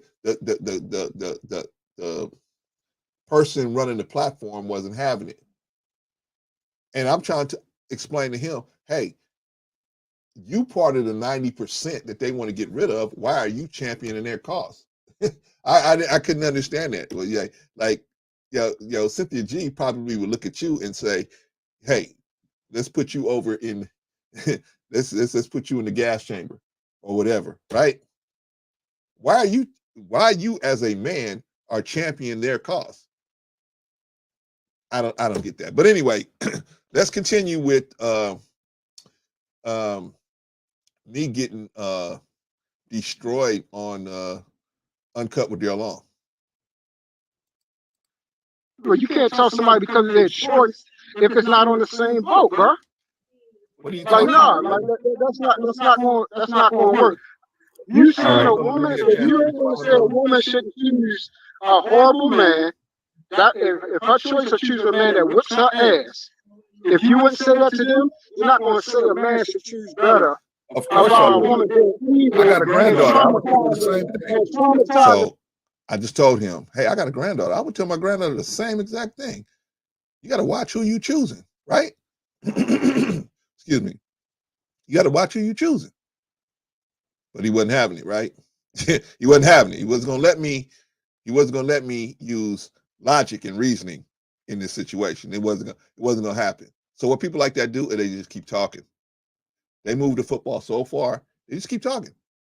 All right, so let's finish up with me getting destroyed on Uncut with Dale Long. The three of his daggone babies and him losing a daggone relationship. Come on, man. Like, what is y'all talking about over here? Are you done? Can I respond now? I appreciate it, but then let me a chance to respond to what you're saying. Okay, now first you called me a hypocrite. I don't hold on, Truth. Let's let Brother Clarence go ahead and respond.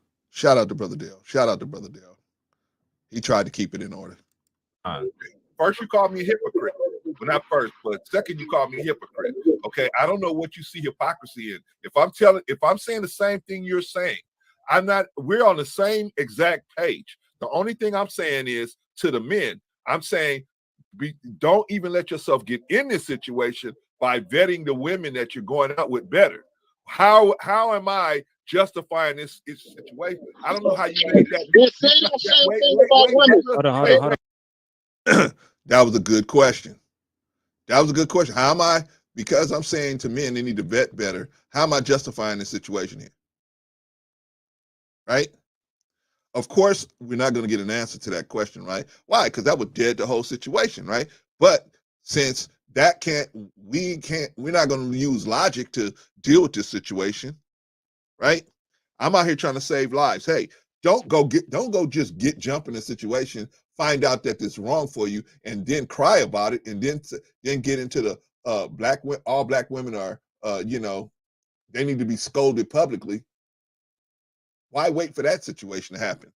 Why not pick you a black woman that's not having all these issues, or at best having the issues that they have?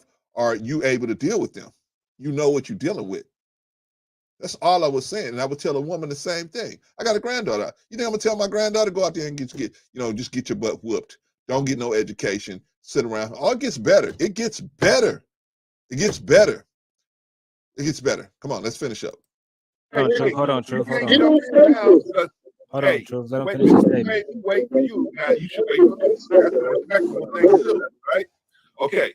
Now I don't see the hypocrisy in me telling men to arm yourself, be more diligent, be more smarter when you out here picking women, the women that you with, so you don't end up in a situation like that. I'm actually giving them a path out of that situation. You're telling them, no, just go be with women. Well, it sounds like this is what you said. Just go be with women, and if she's a bad one, then you just keep calling her bad. I'm saying don't even go with no bad women if you can help it. And you're right. Some things are not going to be seen right away. I've been married 33 years. So ain't nothing nobody can tell me about how hidden things can come out. I've seen hidden things come out because the pressures of being in a marriage that long, that's the only thing sometimes is going to bring some things out of somebody. Just the pressure of being in a one-on-one relationship for 10, 15 years, that's going to push desires out of somebody that they didn't even know they had. So I've seen all of that happen. I'm not no ignorant to those things, but because I'm arming men and telling men, hey, this is a way you can protect yourself. I don't see how that's hypocrisy, and I don't see how that's hypocrisy. Again,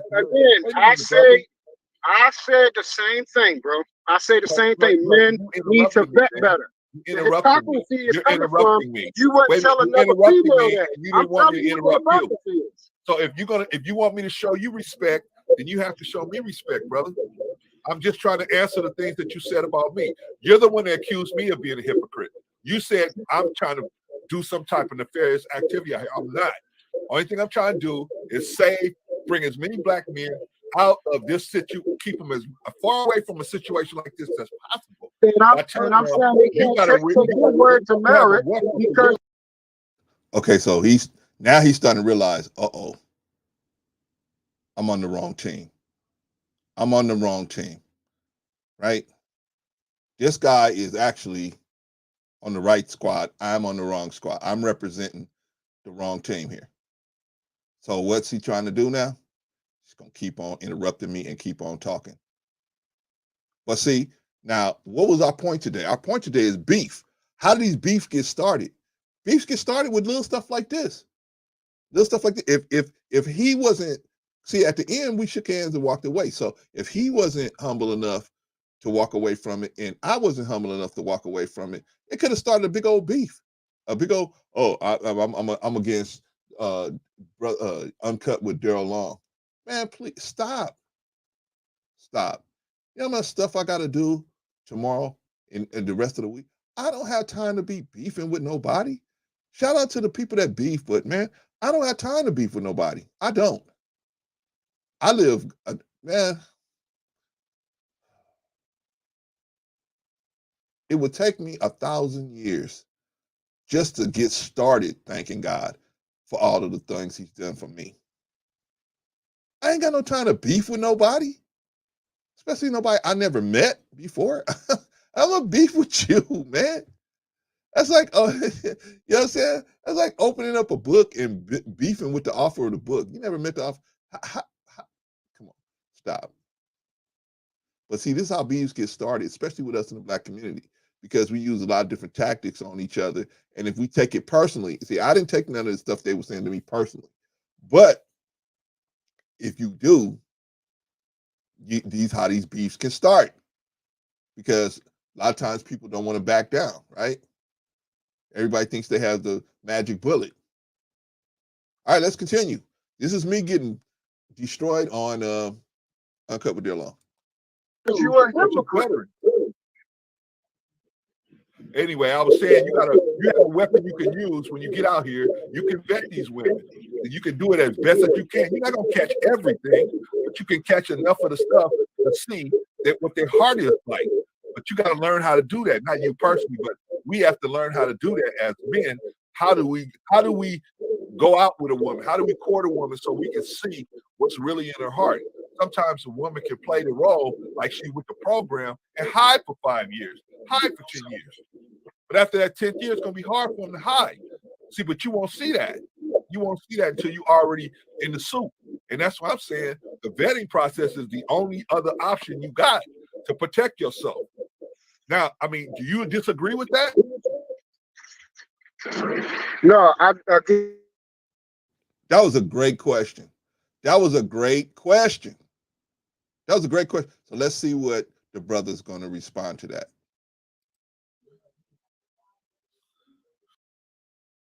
Then what are we talking about? What are we having this issue about? Because all I'm saying is let's have more men. We've all made mistakes and picked women that we shouldn't have picked.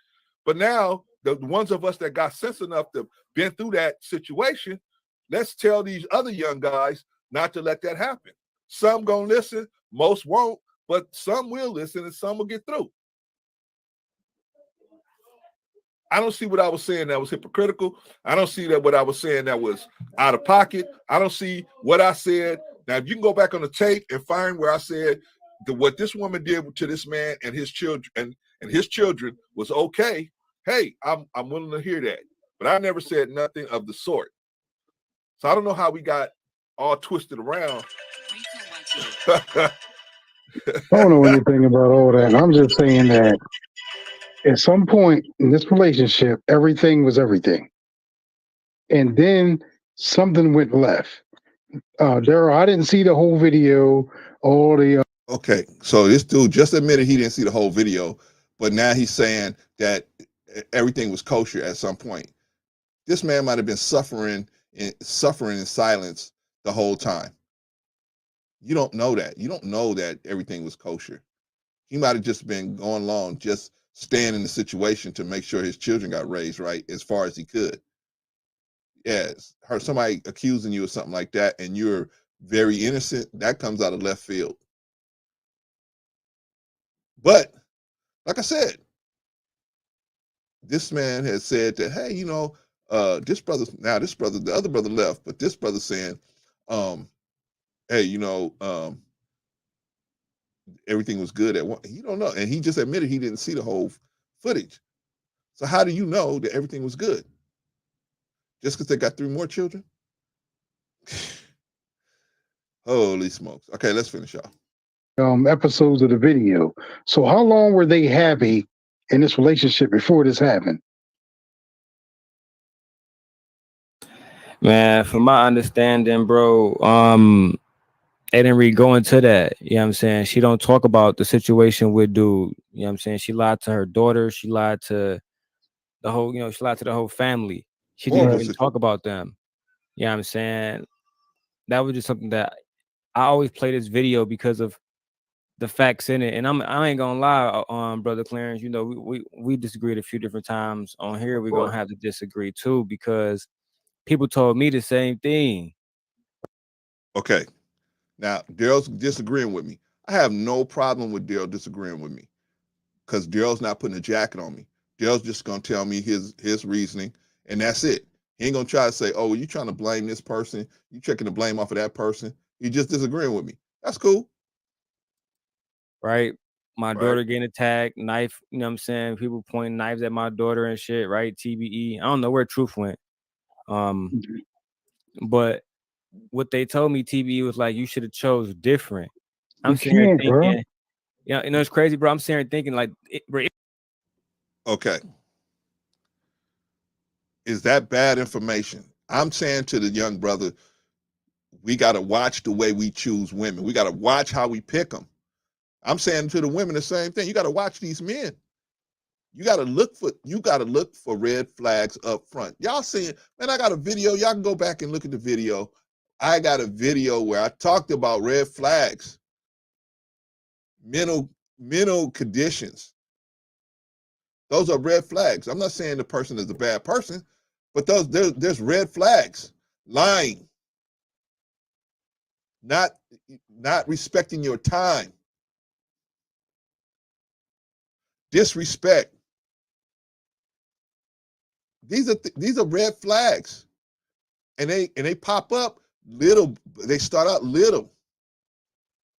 I'm just talking because we were talking about men, so I'm talking about men. They start out little with men. Women just disrespect you just a little bit. First, they disrespecting you at home. Then they disrespecting you in the car. Then they start disrespecting you in public. See, it just starts out little. But those are red flags. So what do we do as men? We say, you know what? I can fix her. I can fix her. Same thing with women. I can fix him. If women and men do this, we say to ourselves, I'm going to do it like Gandhi. I'm going to give them nonviolent love. I'm going to give them so much love. They'll see that love, and then it'll turn their heart, and they will respect me because they will respect all the love that I'm giving them. Most of the time, it don't work that way. It don't work that way. You know what people respect? Options. They respect a person's options. If you got options, people respect that. If you got the option to walk away from them and not feel that much pain, man, I'm telling you, people respect that. People respect that. But when they feel like you ain't got no other option, like they feel like they the best option on the table for you, if they got the kind of spirit to be disrespectful, they're going to do it. But I got a whole list of things, red flags. Go back and search my videos, go to my page and look up, red flags. A video will pop up, and you'll see a list of stuff that you should be looking out for. But the first thing you should be looking for is mental fitness. If they're not mentally fit, then that's going to be an issue for you. Lying, cheating, and rebelliousness. Rebelliousness is another thing, man, because a rebellious person is going to teach your children to rebel against you. Oh man, I'm talking. I'm in the clouds. Y'all It ain't was getting it. men and women who told me that, and I would ask them 2 questions. Can you tell me what postpartum depression is, and can you tell me what schizophrenia is? No. Can you tell me about the traits in schizophrenia and how you see it? No. So you don't even know nothing about the medical conditions that my particular case was going through. What does that got to do with vetting a woman better? What does that got to do? We should all vet the people that are coming to our circle better, period. How does that have anything to do with? Sometimes you're going to catch something, and sometimes you're not. How is it better? What's the dip? I don't get this one. I didn't understand this one. I understand in his particular situation, she had some other issues that popped out after the baby was born. But let me tell y'all something. There's always red flags. There's always red flags. It's just, are your eyes open to see them? There's always red flags. Always. Always. Okay, let's finish up. Right? Even though bro, I can post this shit right now. Only thing you gotta do is say green light, and I pull up the motherfucking hospital article right now describing her running and while she's pregnant. When I add this on there. Matter of fact, man, fuck it. 'Cause I hate paraphrasing, bro. If it's anything I hate doing, is I hate paraphrasing. I'm gonna go ahead and show some people some shit. You at your best when you bringing up the facts, brother Daryl. Absolutely. Because I really hate paraphrasing. And I'm gonna go ahead and move us to the side. And I'm gonna move this a little bit in closer so y'all can see it real quick. Boy, no way. Jail staff reports no verbalizations. Has removed all clothing and was hitting self hard all over body. Uncooperative. Give me about Lunged 15 more at minutes, nurse Rico. and guard. Appears dazed and not in reality. Signed and witnessed at the bottom and got the date. That was back in 2020 of February. I was dealing with that. You feel me? Now, when you met her, she showed no signs of any of this. No, absolutely. When I met her, let me show you. Because look, again, I like. There's always signs. Now, whether you want to see them or not, there's always signs. I'm gonna tell you, one of the number one things. You go over to that video I told you that I made about red flags. Now, one of the number one things that you can see about a person's mental condition is blatant incompetence. You see them doing stuff that look, you're like, what? A normal person wouldn't have did that. Why didn't you lock the door? Why didn't you? It's blatant incompetence. But see, we don't see that, right? It's okay. It's no big deal, right? Blatant incompetence is a very telling sign. When you see a person, for some reason, they don't open their mail or they just do blatantly incompetent things. You have to say to yourself, hey, what's going on here? Why is this person lacking in this area? They're great in everywhere else, but they have this blatant incompetence. That is a serious red flag, and that usually means that there's some trauma or some mental issues there. All right, let's continue. Proving up the fact, bro. He was not acting like that at all. Even after your first fight or first argument, she didn't show any of that. Hell no. But that's all I was trying to explain to him, is that some women are dealing with such deep down trauma or medical conditions that some guys don't know until the shit hits the fan. I understand that, brother. Know. I mean, I wasn't missing you that. Just don't know. So that's what we were all practically saying the same thing, but saying it in a different way. But what I'm saying is, brother, I understand that. Sometimes, like I even said, even vetting somebody, you're not going to catch everything.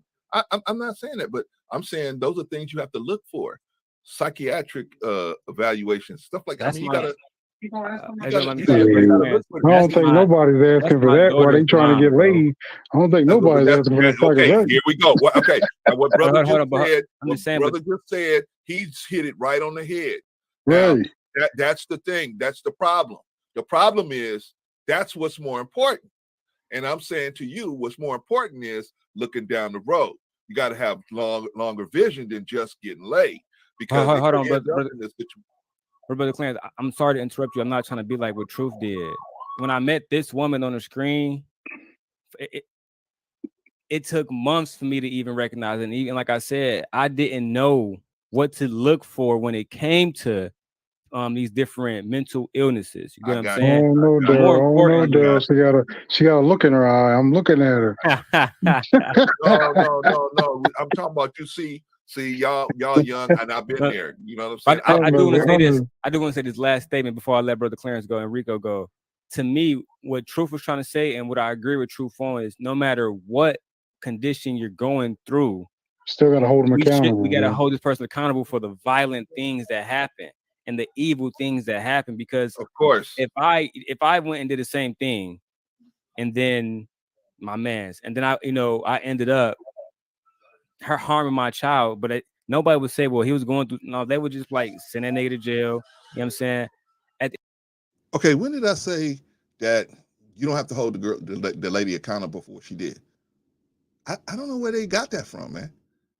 But like I say, the comprehension, these are smart guys, man, but the comprehension is just not there. I don't know what's going on. But like I said, I think they had a mind to have a certain kind of party.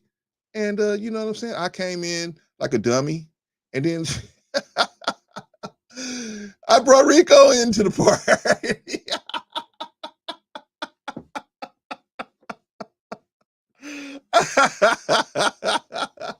I brought Rico into the party. Shout out to Rico, man. Don't worry, Rico. I'm about to put the link out there, and you can fuss at me in front of everybody, man. All right, man. Let's you know what I'm saying? You know what I'm gonna do? You know what I'm gonna do? I think I proved my point on this. I think I proved my point with this because I got to get to E Black. I got to get to E Black's situation. So let me do this. Let me do this. Let me put the link out there for those who want to step in. So we talking about beef, right? Now, this could turn into some real beef, man. If I was, if I didn't have a love for this dude, he didn't have a love for me, and I understand where the brothers are coming from. I've been there. I've been with that thinking process, so I understood. But it wasn't something that you know what I mean. It wasn't something that I was like, oh, okay, well, forget y'all. I'm a, and now I'm gonna go to my channel. You guys see, and you guys tell me if I'm saying anything, adverse to Daryl, adverse to this brother, adverse to this brother right here, this brother. I ain't saying nothing adverse to none of them. We just telling the truth over here. Okay, so Rico, brother Rico, can you hear me? Yes, I can, sir. Okay. Now, you as well were on that platform, as a matter of fact. Unfortunately, I was. I called you over to the sinking ship.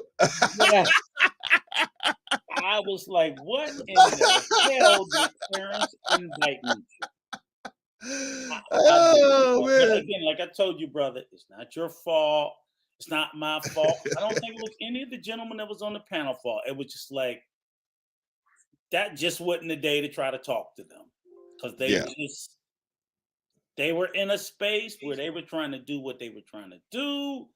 And one thing I have learned in my ripe old age, and I'm sure you learned too, I don't care how well of a message we deliver, if the other party's not willing to receive, it just doesn't matter. Yeah. It just doesn't matter. And I rewatched the stream this morning. So I saw the parts of your stream that I missed before I came in. Mm-hmm. And I just don't know how they didn't get it. So the same way I know they were lost with what I was trying to say. Exactly. I was just going to say that. They just wasn't fucking hearing it. Yeah. It wasn't trying to hear what we were trying to say. And at the end of the day, I don't think you were telling them anything different than what they were trying to say. I wasn't trying to tell them anything different than what they were trying to say. We were both trying to say there are other variables and other things that we need to look at, we need to introduce into the conversation. And they Reek. No, I probably was on more page than you was, because you was telling them, hey man, what you gonna tell your daughter? You just don't go to school?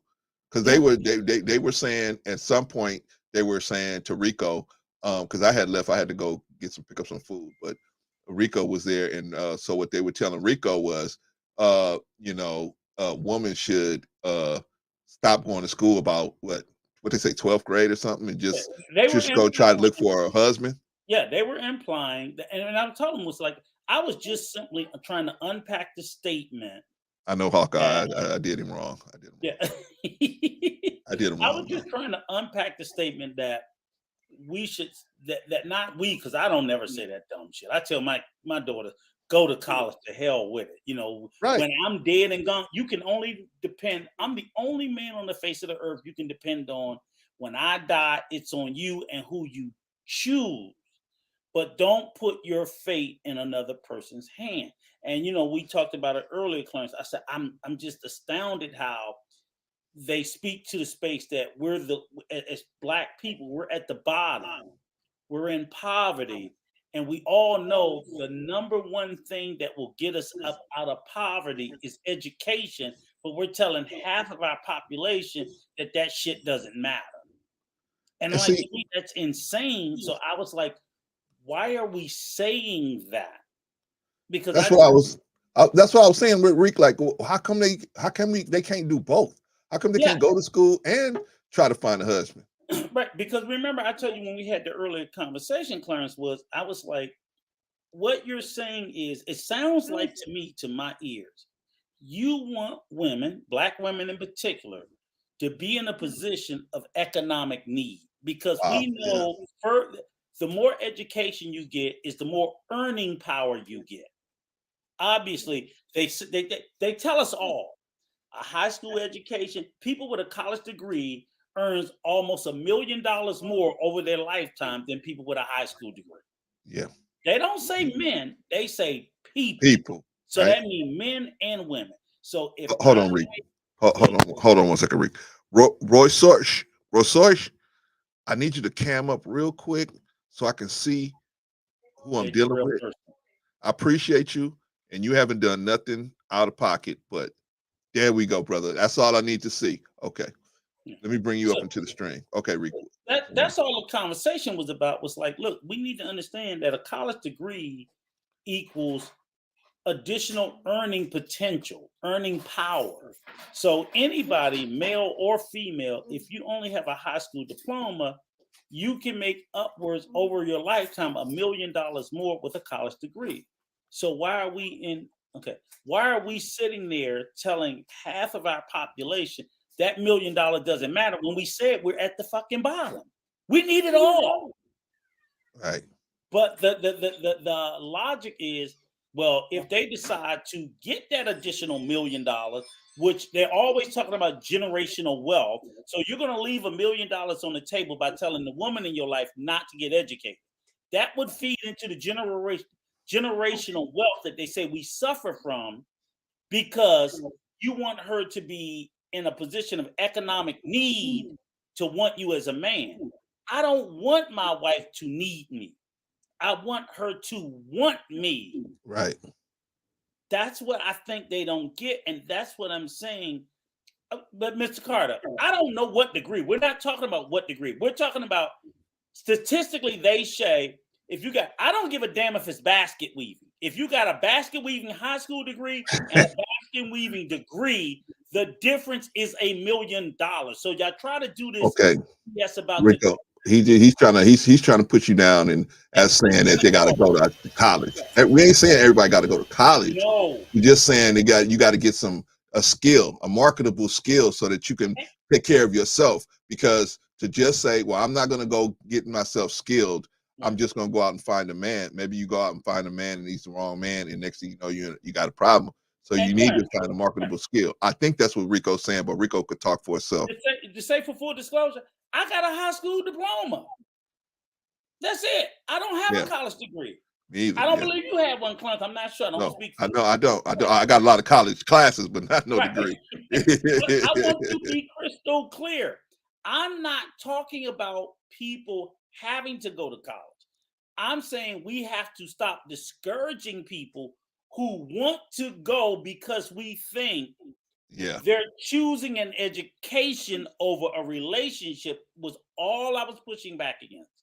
I don't want to go to college. I got 5 sons. One was very much into college. One's in the military. One went into the trade field. They all chose differently, and that's fine. But what I'm saying is, I don't think anybody, for black people, I want to see I wish I had a college degree. It just wasn't my thing. Me too. I'm gonna go back and get mine. I'm gonna get mine, Rico.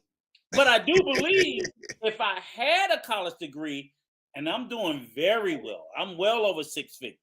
I don't. If I had a college degree, I could be making a little bit more. I don't. That's all I'm saying. That's it. So I'm not gonna knock anybody, and we got to stop telling our young black women, don't go to college, or you even gonna choose either a man or school. Nah, that's what's crazy to me. Okay, let me bring up Roy Sorch, and you can tell me, brother, I might be saying your name wrong, but come on into the fray, man. Tell us what you think about this beef situation, man. Hey, first of all, I've been listening to you for this is actually my first week listening to you. I saw your Kwame Brown, Gilbert Arenas stream, and Rico Young I've seen on other panels. I like his work as well too.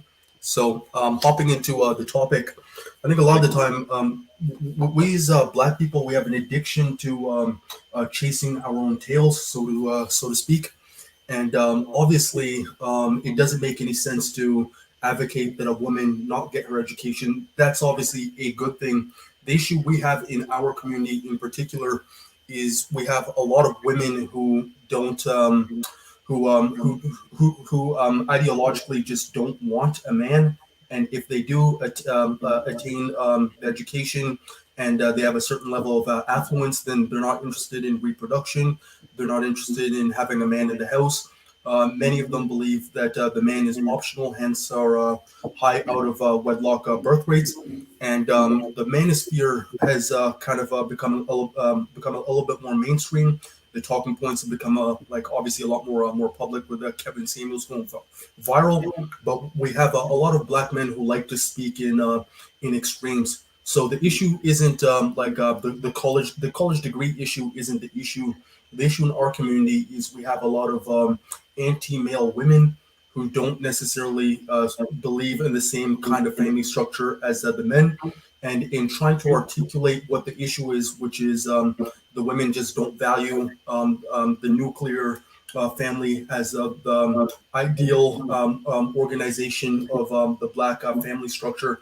That's the issue. But you have a lot of black men who take things to the extreme by saying things like the woman should like not seek an education at all. The argument is actually very simple. The issue is many of the women in our community go out to get an education so that they don't need a man, and the higher they go, the less they're interested in other men who are actually on the same level or higher. That's the issue. But we have a lot of men that like to speak in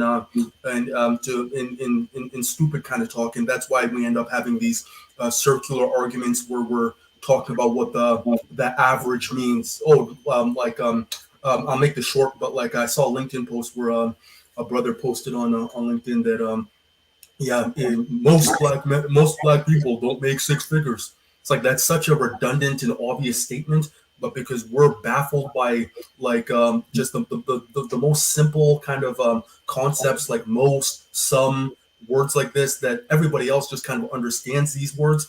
Even children understand what these words mean, but we end up having these pointless kind of spinning around in circles debates about what is most. Oh, only 20% of men make six figures, and then we have to justify that a six-figure job is a lot of money and just a lot of nonsense. So I agree with the sentiment of there is an issue in our community that where the women, the higher they attain their education, but most men, the issue isn't the education.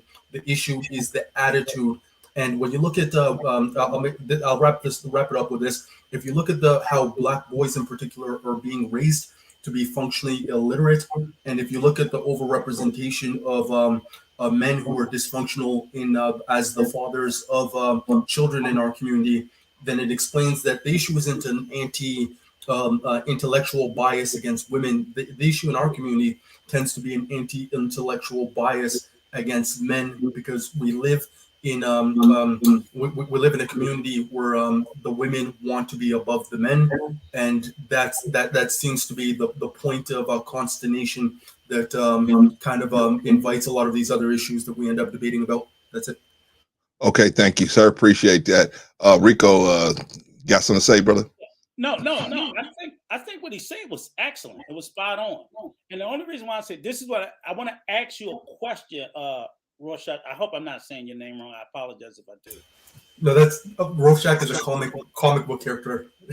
How do you say it then? I'm sorry. Me and Rorschach. If you actually Google Rorschach, you'll see it's from the movie Watchmen. He's the guy with the ink blot mask. Rorschach. How do I pronounce your name? I want to be respectful. Oh, just say Rorschach. I don't take any offense because that's not my personal name. It's just an avatar for YouTube. Oh, okay, good. I just wanted to make sure we were being respectful because I think what you said was very good. And this is the thing. My whole diatribe debate was about the whole statement about black women not being educated. So I said, let me premise it this. So I looked at the statistics, and the statistics of black women being educated was only 36%. Because this is where the argument against it is silly, because what you said is true. I do believe black women are anti-marriage, but I don't accept the premise that the education is the reason. Because if only 36% of black women are getting married, but only 36% of black women are getting a college education. 36%, when I look at the stats, I said, what's the percentage of black women getting a college education? 36%. But only 25% are getting married. So I'm like, you have to explain to me why that other, because the vast majority of that other 75% are uneducated, but they're not getting married either. So they have to have another motivation for not getting married other than an education because they're not getting college degrees.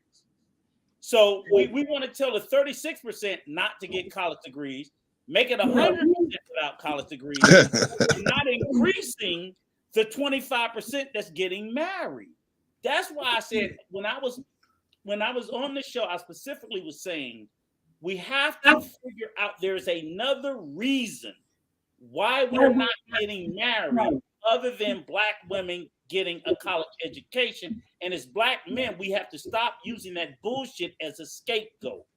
We have got to stop saying they're not marrying us because they choose the college education, because the vast majority of black women are not getting college degrees. That's a good point. 36% are, but the other 67% are not getting college degrees, and they're not marrying us either.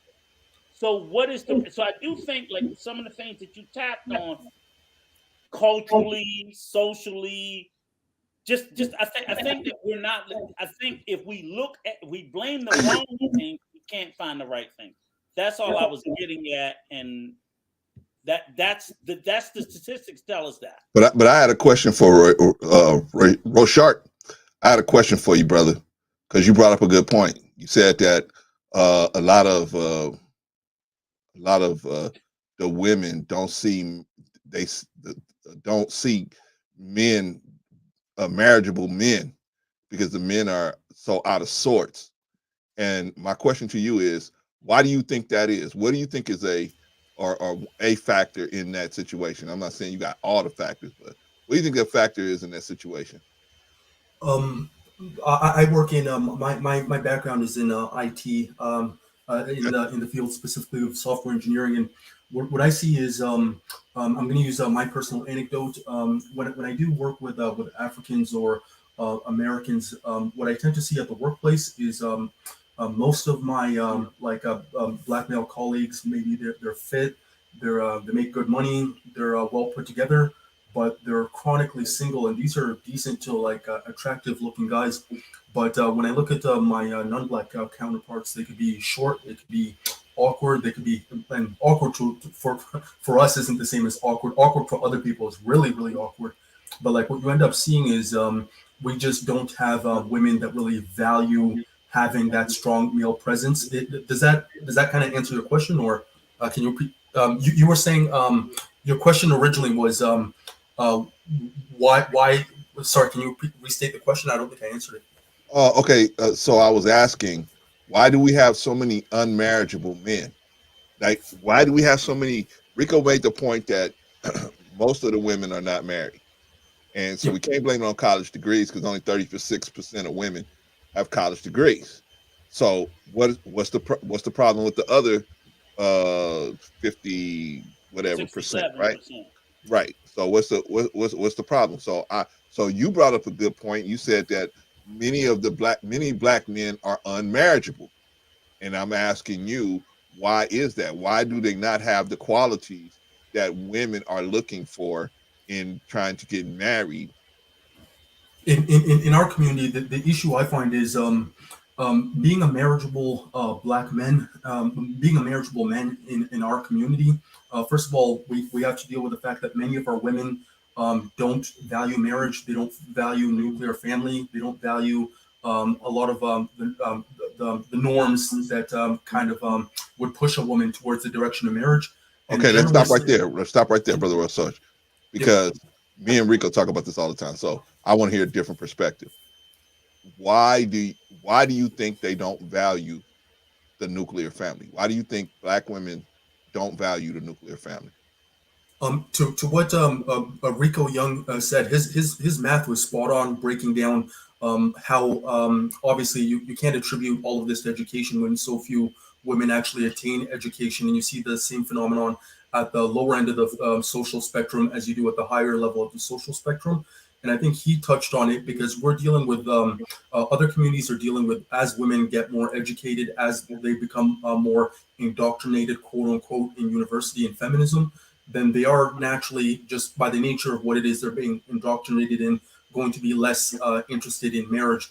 But then there's also the historical kind of reality of Black people in the U.S., which has created a unique social kind of like a kind of pattern where the women just function differently from women from other communities just because of the historical context of our community. So we're fighting two different things. We're fighting the common kind of issue that other communities are facing, but then secondarily, we have other sociological issues unique to ourselves that create these women that aren't necessarily as interested in marriage. But the strange thing about this is just my own personal perspective, of course. You have more men that are generally more interested in marriage and nuclear family and monogamy than you do women in our community. That's just my personal observation. But yeah, we're fighting two different wars as well. Can I interject? And this is one thing, and I don't know this to be true. Like I said, this is just a thought that I've heard thrown out in the conversation a lot as to why. And I think this is the part that men or women don't like to talk about. But what I've heard on the female side, and I believe it applies on the male side is too, because like I said, I have 5 sons. I know anecdotally what my 5 grown adult sons are like. I know what they're like. They in these streets. But what I'm saying is what I hear from women in our community, particularly Black women, and even Black men, is this, what I think, and I don't know, I have no evidence, no statistics, because no one can. I think it's an issue of fidelity when we talk about a lack of marriage. Because a lot of Black women will say they're afraid to be committed in a committed, because what is the number one reason? They think cheating. But Black, and I hear a lot of young Black men, I don't know how old you are, Rorschach, but if they under 30, they trying to get that body count up. And I don't think, I mean, this is just anecdotal. There's no science. Hey, where are the white women at? You know, I'm just sitting there saying, and I think that I would ascribe as a lack of fidelity, because it used to be a point in time back in the 50s and 60s where they talked about the higher rate of marriages. Even though it still occurred, you didn't hear men talk about how many women they bagged. It was all behind closed doors. Nowadays, you looked at a simp as a simp if you ain't slayed a huge list of bodies, and then you're asking women to accept that. Future and Nick Cannon are fucking heroes among the Black male community because of the number of women they have and the way these women look. They are revered, whether we want to acknowledge that or not. Under a certain age generation, and that I think is more problematic than a woman with a college degree. Whether we won't talk about it, but go ahead. I would agree with you that generally, like you're seeing kind of monogamy not being as valued as much in the West. But where I differ in my opinion is, by definition, many of these men who can attract multiple women tend to be a very low, like there are very few of them just by definition. And you end up with a phenomenon where our women, the type of men they tend to be attracted to, and the type of men that they consolidate their reproduction to, tends to be different from the type of men other women select within their own communities. So what I've noticed is in our community, despite the fact that we have a lack of quote unquote like high earning, highly educated men, you also see many of these men complaining about their lack of mating prospects within their own community. And the situation is so severe actually that women from even the most let's call a spade, but even the most anti-black backgrounds, like a Muslim or no, like an Arabic woman or like an Asian woman, like they've been like indoctrinated in anti-blackness since obviously the time they were born.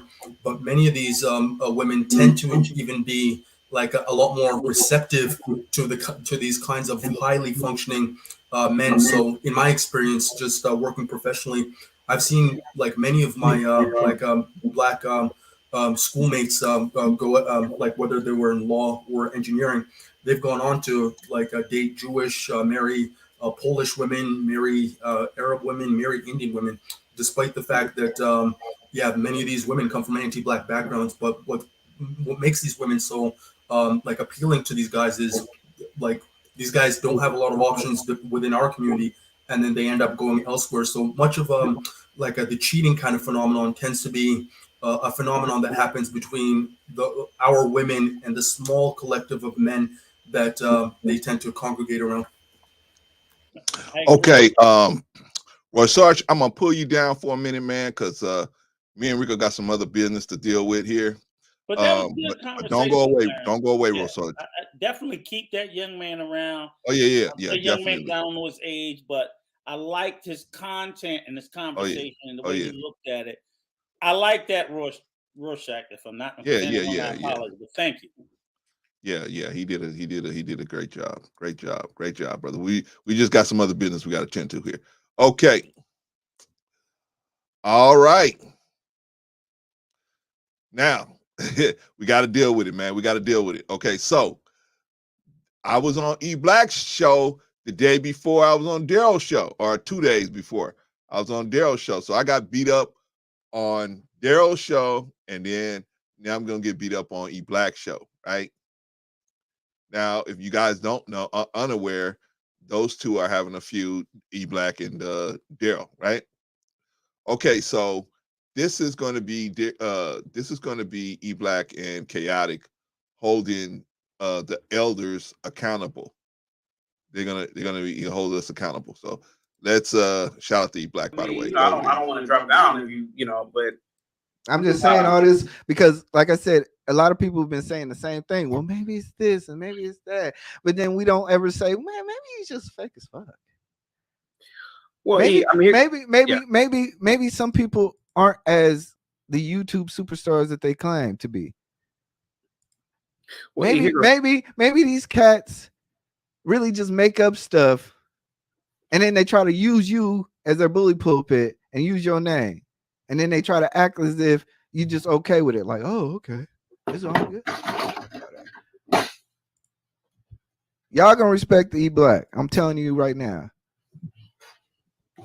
Y'all not gonna sit here and go around other platforms and saying that I'm talking about mental illness as if I don't have a care for it. Y'all not gonna be using my name to get y'all views up. Leave me the hell alone. Shout out to you, Black. Shout out to Chaotic. But they're gonna lay into us, Rico, as the elders. They're gonna lay into us. Hang tight, everybody. Hang tight. Either rock with me or don't rock with me at all. But y'all not about to play this game. Talking about I pay TLA $5,000. Why would I pay another man $5,000 to jump on my stuff? When you ask you damn near asked me to join your podcast. You get what I'm saying, Chaotic? Like at sometimes we gotta stop the capping. And when it comes to me, like I said, if y'all don't like what's going on right now, I apologize, but it's time that we stop the cap.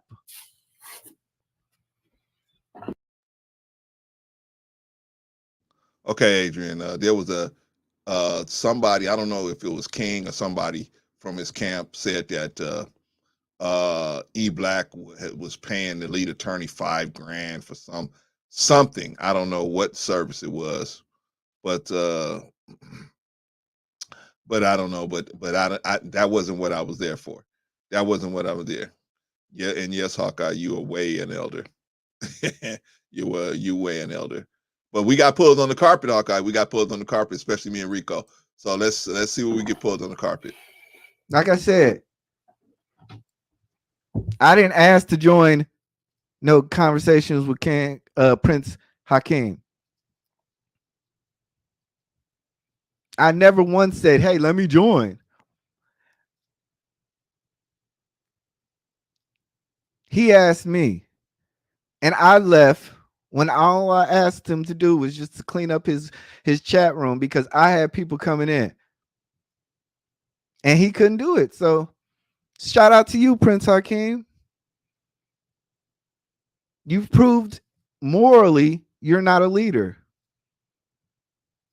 And every day you go on your podcast and people don't even want to cam up because they don't want to be seen on it.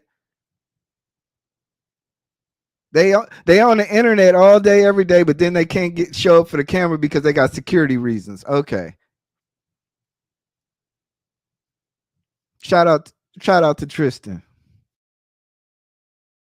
I'm moving along, y'all, because I thought Which it was to close. do the right thing. You didn't do it. I'm gone.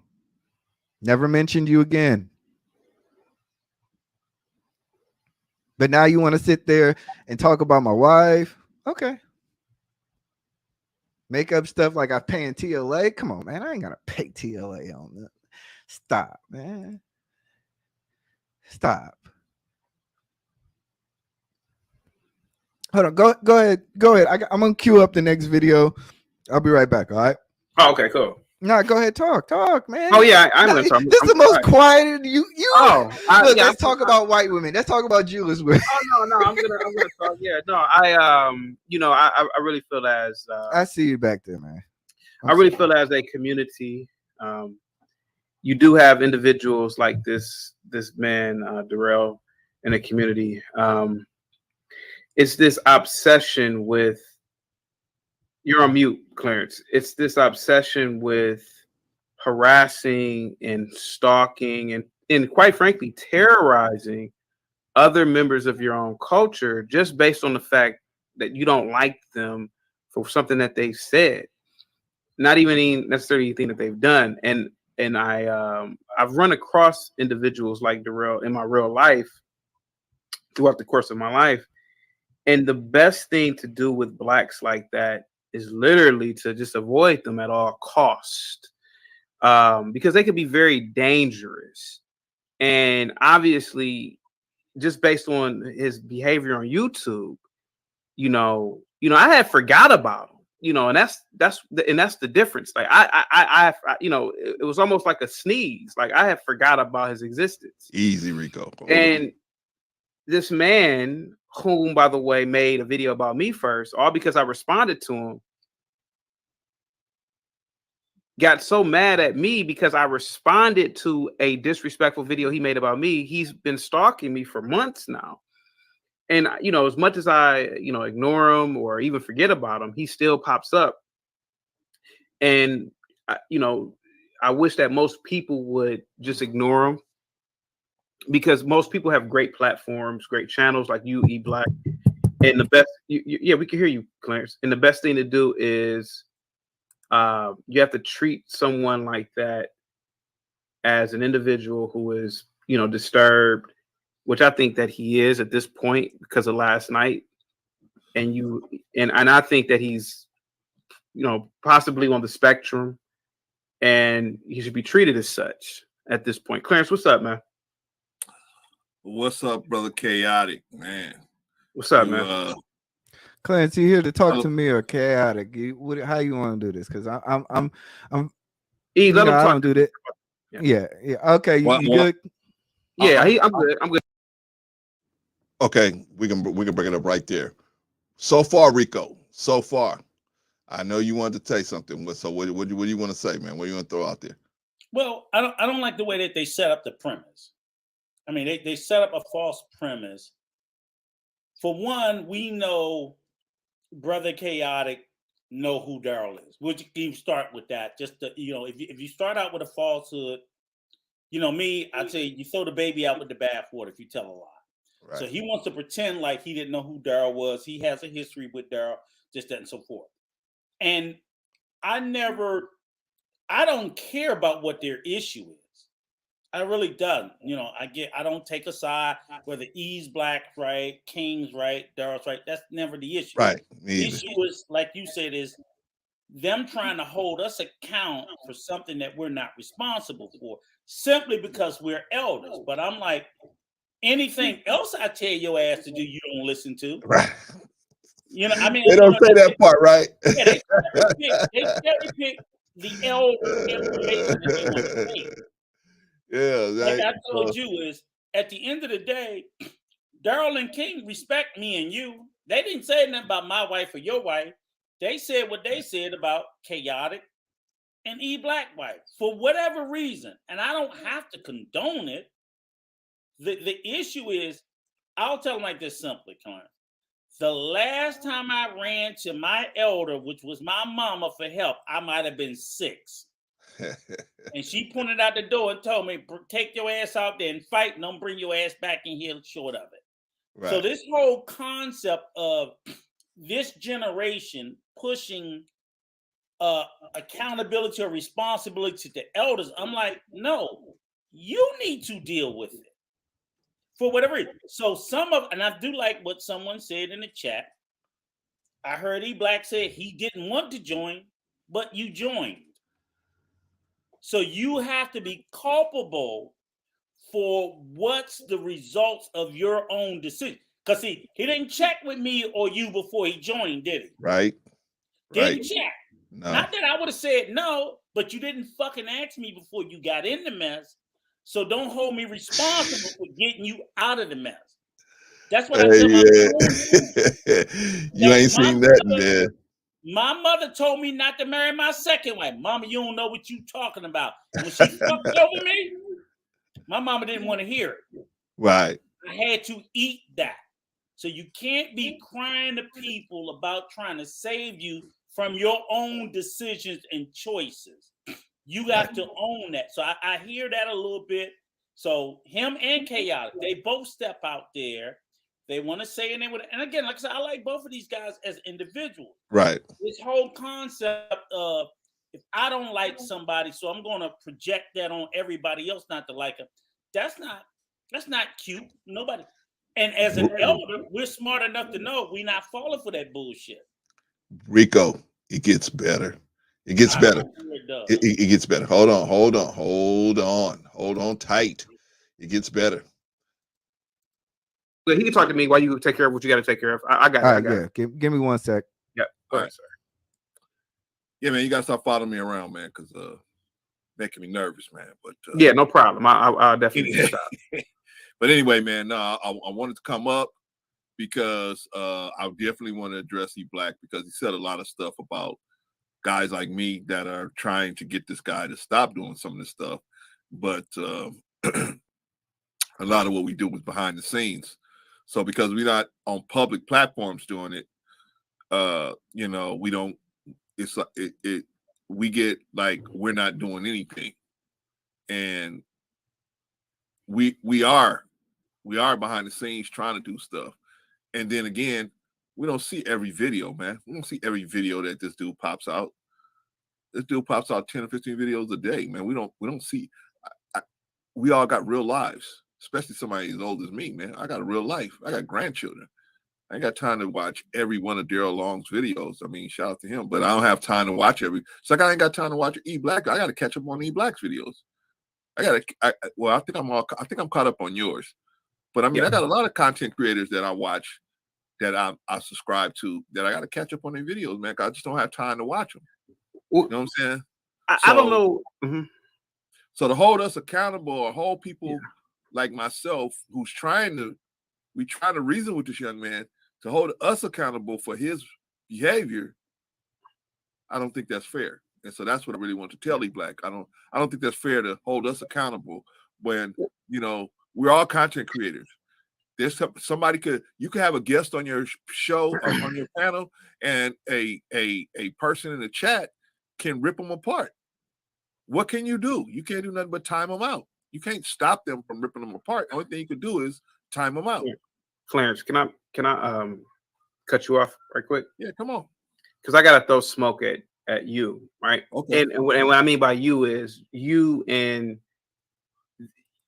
the behavior that I see with Black people, and particularly Blacks of your age and over. Now he's talking about you, Rico. That's you right there. That's you, Hawkeye. That's you. Brother Clarence, can you do me a favor? Yeah. Drop the stream for Maybach Music. You over here protecting Chaotic. We're gonna drop the stream for your Maybach Music. Come up, cam up. Don't be like the person you in love with, Chaotic. Because guess what? He's not looking for my protection. He's looking for protection from my ass. You cam up.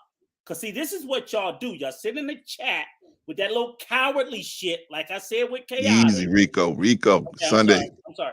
But cam up. Cam up, Maybach.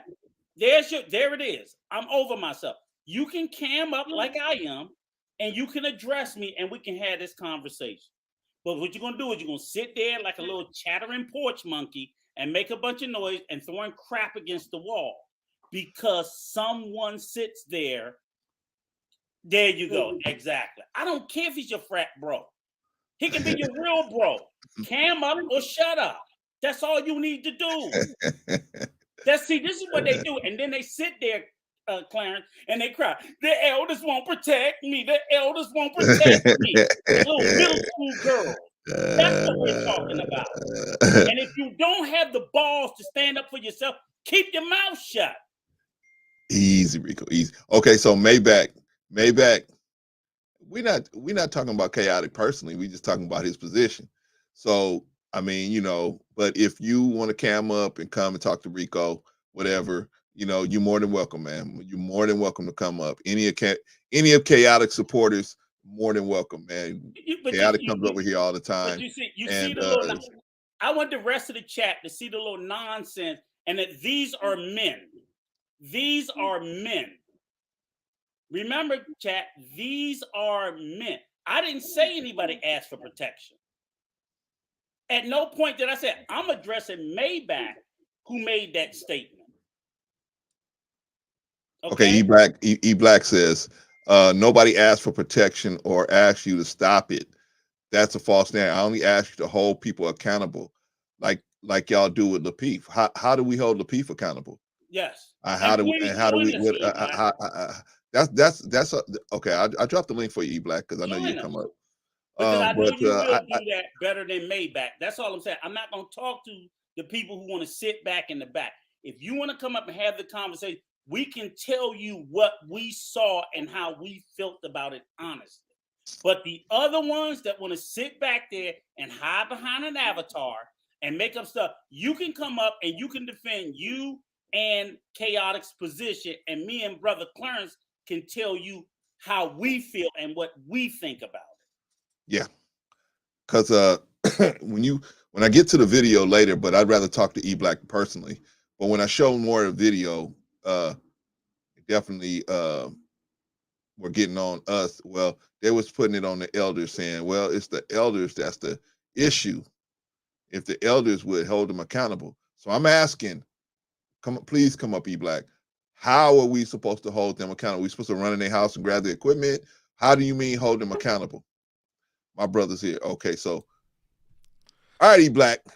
What's going on? First thing, hey, and all of y'all out there, this is my brother. So yeah, we just talking. So, but anyway, congratulations on crossing the 500. That Kwame video is perfect timing. Just hit it on the nail. That is what this YouTube space is about, man. It's the storm coming together. All right, man. I'm glad you cammed up, man, because I want you to explain this. Nobody asked for protection, or asked you to stop it. Yeah. That's a false narrative. Okay, hold on, E-Black. I only asked to hold people accountable like y'all do with Lapeef. Though, how do we hold Lapeef accountable? Well, you guys, I've seen you countless times say, I'm not going back over there. I'm not going to hold up people's panels. You guys. Well, they won't talk to me. Yeah. Well, I mean, Brother Clarence, you can always go jump in anytime you need to. It's just you've made your stance that you're just not going to be there. And you're not going to hold them. You're not going to get in the back and forth of reacting to their videos. That's true. You've made a conscious effort to say, you know what, leave them where they're at. That's how you hold them accountable because you don't like the way that they move over there, right? Agreed. So, but you don't do that with certain people, and it looks like you're co-signing it. Okay, so other than yesterday, Mm-hmm. do you see me? Because yesterday was the perception, but even on other panels that I've been on, and I'm assuming you're talking about being on panels with Daryl. Have you ever seen me co-sign any of the behavior that all of us know that's kind of over the line? Have you ever seen me co-sign any of that behavior? No, in fact, I'm sorry. In fact, what I mean by co-signing is it's kind of like Because I'm just in his presence. No, it's like this, man. It's like this. Saying, "Hey, Bill Cosby, shout out to you, Bill. Shout out to you guys. You know what I'm saying? Stuff like that. Like you're not like I listen to R. Kelly. He makes great music, and then you play his song and stuff like that. Like you're not saying that you agree with what they did, but then when you're playing his music, you're looking at the video, it almost seems like a cosign, and it seems like you're condoning the behavior. But then at the other side, you'll say, "Hey, I don't mess with these people because they do this, they do that. It's a hard line with Lapeef and a whole bunch of other people. It's a very hard line. But with this particular person, you kind of waver, and I just, like I said, I just think that,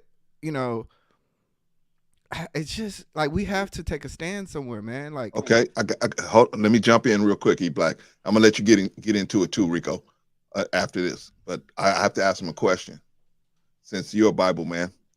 Mm-hmm. Prostitute comes to Jesus, cleans his feet with her hair. Should he kick her away and say, "Don't ever come around me ever again. Don't ever come around me ever again. I'm Jesus. Don't come around me. I'm taking a stand because I'm not." Is Jesus condoning prostitution by letting a woman wash his feet? No, what you're talking about is, like I said, this is a straw man's argument. I'd have to argue the fact of a prostitute being submissive in the face of a God. Well, we talking about. I'm comparing that to Hold on, telling Black. somebody. Let me make the comparison. The prostitute is doing unfavorable behavior, mm-hmm. and Jesus is supposed to be stomping out unfavorable behavior.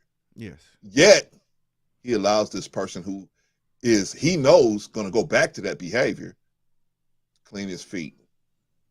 Yeah, and I understand. Should he not let people like that around him, because he is supposed to be trying to bring people to a higher standard? But like I said, if the person is truly coming in to a situation with submission, with true repentance, with true open heart, that's a different scenario. But if they're just coming in just for the sake of it, just for the sake of just like, hey, I just want to be around you today, then I guarantee you, Jesus is like, I know your true heart. Get out of my face, because you're not here for what I'm trying to give you. And that's the kind of the difference that I'm seeing in this situation, is that when he's saying, or when people are coming at you guys with true intentions, is different than somebody actually just saying, hey, I like you, Brother Clarence, and I want to talk to you. They're not trying to actually listen to you, like actually take in your advice. But anyway, that I don't, that's not really what can I let Rico talk, brother? Because I think I know. Okay, let Rico talk. Just give me a few minutes, okay? E Black, I never came at you. Yeah. I never co-signed anything about you. I never been anywhere shouting out people. I've never done any of that. I hated that the shit ended the way it did. But the one thing I do, I have to sit here, and I want you to think about what I'm saying, because the very thing that you're putting on Bro Clarence and whatever other elders there are, I'm going to ask you, when that shit was going on in Lapeef, you brought Lapeef up. Mm-hmm. How many times did you speak out against some of the foul shit they said? Because if you're saying silence is complicity, how many times were you silent? I was never silent. Okay. In fact, I was never silent. I was there. I was there during the Black Culture was trash episode. Look at the Black Culture was trash episode. I'm not going to disagree with you. I totally thrashed somebody. Look at the episode with TLA, and they talked about I hit women. I was there, and I said I vehemently deny that right. premise. So what I'm saying, you spoke out on the issue that you spoke against, and I saw those. What other issue? No. What other issue? Let me finish. You didn't speak out against all the negative shit that they said. You spoke out on the ones that were close to you. And I get you can't speak out on everything. I get that.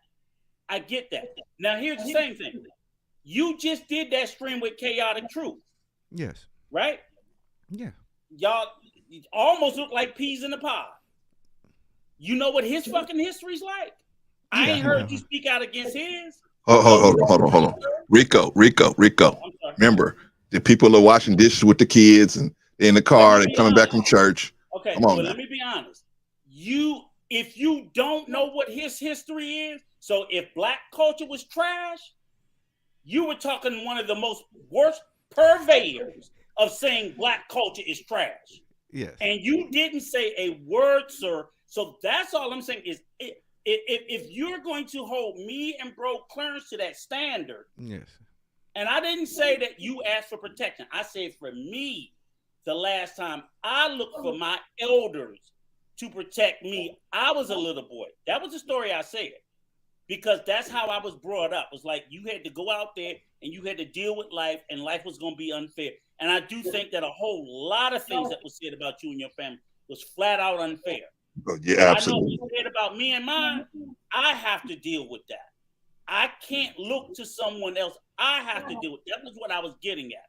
But what I'm saying is, when you sit there with Chaotic, and I've been going, not him as a person, but the things he said. So if Black culture was trash, was so offensive to you, you had no business sitting there talking to him.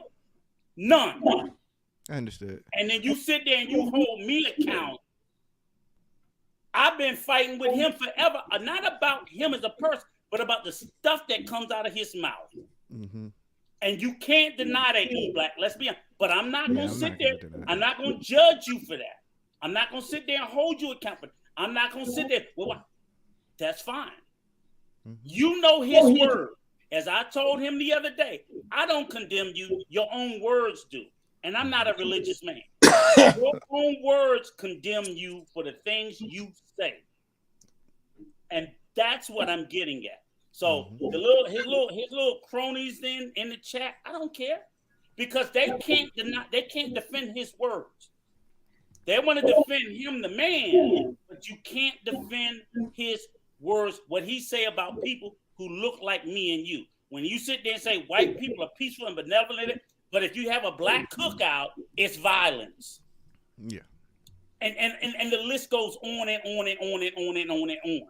And I get it. You were in a space, you felt attacked, you were looking for enemies of your enemies. That's fine. I get that.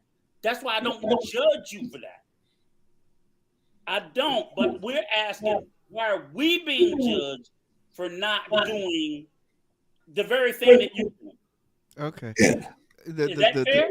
Yeah, that is very fair. That is a very fair assessment. You know, like I said, I think it's kind of for me personally. I think it's levels. You know, when we talk about, like I said, you know, black culture is trash, and you know whether a person is a Trump supporter or not, you know, stuff like that. That's cool. But we're actually talking about individuals who have documentedly stalked people, has literally talked about somebody else's wife. Like we can have a debate about whether DNA and black people. We can have these discussions, but we can't have a discussion when we were talking about stalkers.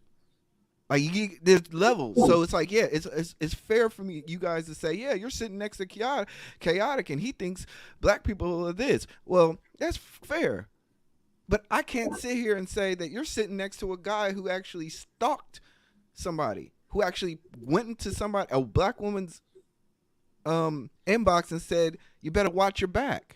Like, those are two different levels. We can, like I said, me and Clarence, we argue all the time about voting and differences and stuff like that. That's stuff that's fair. And if I said, hey, I'm sitting next to you and I'm sitting next to a guy who may not agree with that is a fair assessment.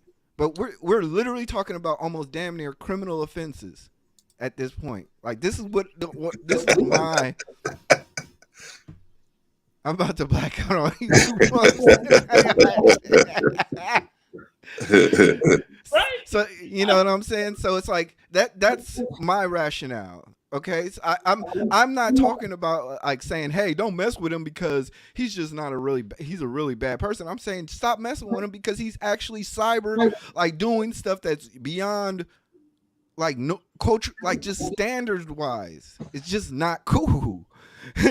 So it's like, well, brother, and we're saying is we're not sanctioning that stuff, but we're actually behind the scenes cutting down on it, man. We trying to do stuff, man. I've been on calls behind the scenes with me, Rico, and other people trying to talk to him. So I mean, you know, so we do, and that was just the time that I was there with Rico. I'm sure Rico's been there by himself and me too. So, I mean, we all are trying to do this thing, man.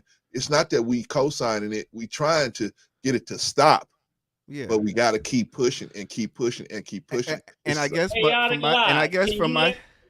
me know what time you streaming Chaotic Lives and drop the stream. I'll join you, bro. and bring E-Black too. Bring E-Black too. But if E-Black's not cooking, let him come too. Well, I am cooking tonight. I am cooking tonight, but okay. Not just a little bit. You know, today's the final chapter. But excuse me. But get the next one. We call us old dinosaurs. He's a goofy little thing. Now go ahead, E-Black. I'm listening. But the fact of the matter is like I said, you know, after like what Chaotic was alluding to is talking about like when you're saying spectrum. Like, we are literally at the. So from my standpoint, I'm seeing mental, like, instability. I'm seeing a lot of things that, like, I'm like, y'all, there's no fixing this. It's all a game. It's all cap. There's no authenticness to this situation. Like you guys are trying to do something that in reality is just like, bruh, just let it go. Like it's not worth it. But I can see from your standpoint, you're saying we're trying to help a brother out. But I'm telling, and we're from trying my to help perspective, the community out, brother. We're trying to help the community out. What do you think would happen if people like us walked away?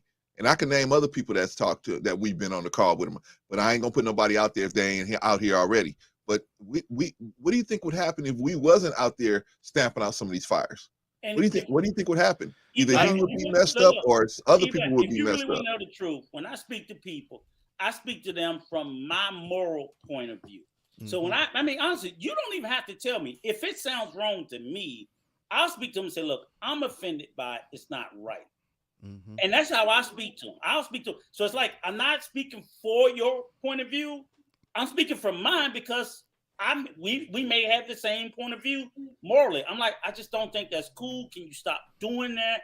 You know, when people talk about people's, you know, deceased people, it's like, nah, that's just a bridge too far. So I've had these conversations. I'm not going into the detail, but I'll speak from how I feel about a subject.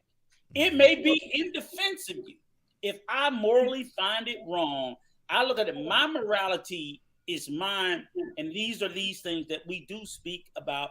I'm not on these. Matter of fact, I think I was on the stream, the one that Brother Klein, was that last night when me and you both got roasted?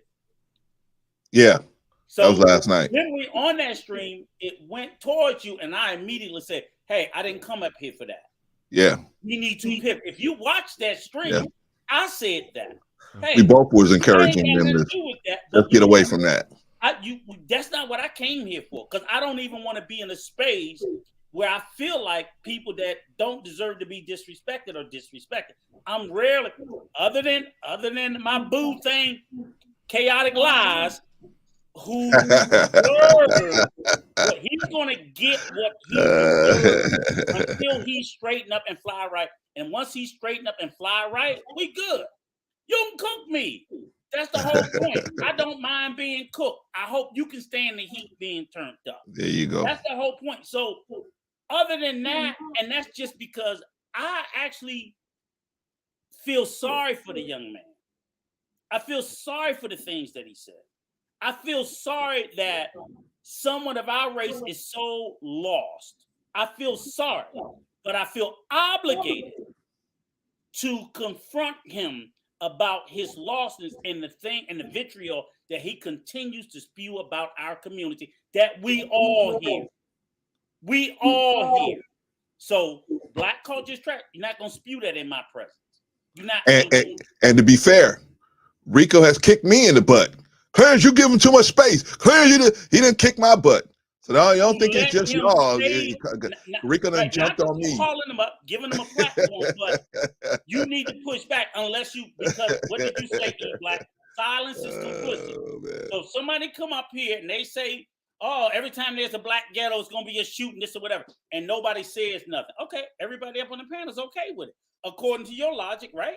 Yeah, well, that's what. But like I said, what happens is not just silence. It's the hey, strong brother right there, young lion. Oh, and you're right. You're rewarding it, because you guys got to understand from my perspective. Okay, like I said, I hate to rehash the story again. From my perspective, this guy had a bum channel, right? He made. If you really go back to the Amber Rose episode, him and Anton was going to do a live. He caught wind that he was talking about his wife. Anton canceled, right? Right. So then he goes, and that's the beginning of his anti-Anton stuff, right? Right. He got rewarded for that. How? Because he realized people wanted to view it. You got to understand. I'm sitting there because when I looked him up, I'm like, yo, who is this dude? He had like maybe a couple hundred, maybe 100 subscribers. The moment he did that, it you can see the light switch. Then it's another video. Then it's another video. Then it's another video. He got mentally rewarded for that. So now it's just nonstop with that, because he got rewarded for calling Anton's wife ugly. But everybody else didn't check it then. Yeah. And they basically, what I'm just saying is this. He got rewarded for that, and because that reinforced his behavior, it's just never going to stop from that point on. But I hear you, E Black, but we basically we talking about what you guys were talking about on that stream, where it's the elders and what are we doing? See, but that goes back to my point. That goes back to my point. I'm sorry. Hold on. Most of the time, it's people of his own age that's supporting that behavior. It's not us. We're the ones that's trying to stop that behavior, but we're the ones getting put out on the like we're okay with it and we're not. It's just like I gave you the example about Jesus and the prostitute. That don't mean Jesus was okay with prostitution just because he let this girl clean his feet. Just that doesn't mean he would, but actually he's trying to get close enough so that he could whisper something in her ear that she may not stop prostituting today, but maybe a year, maybe 2 years, she might see it, that information that he put in there might click, right?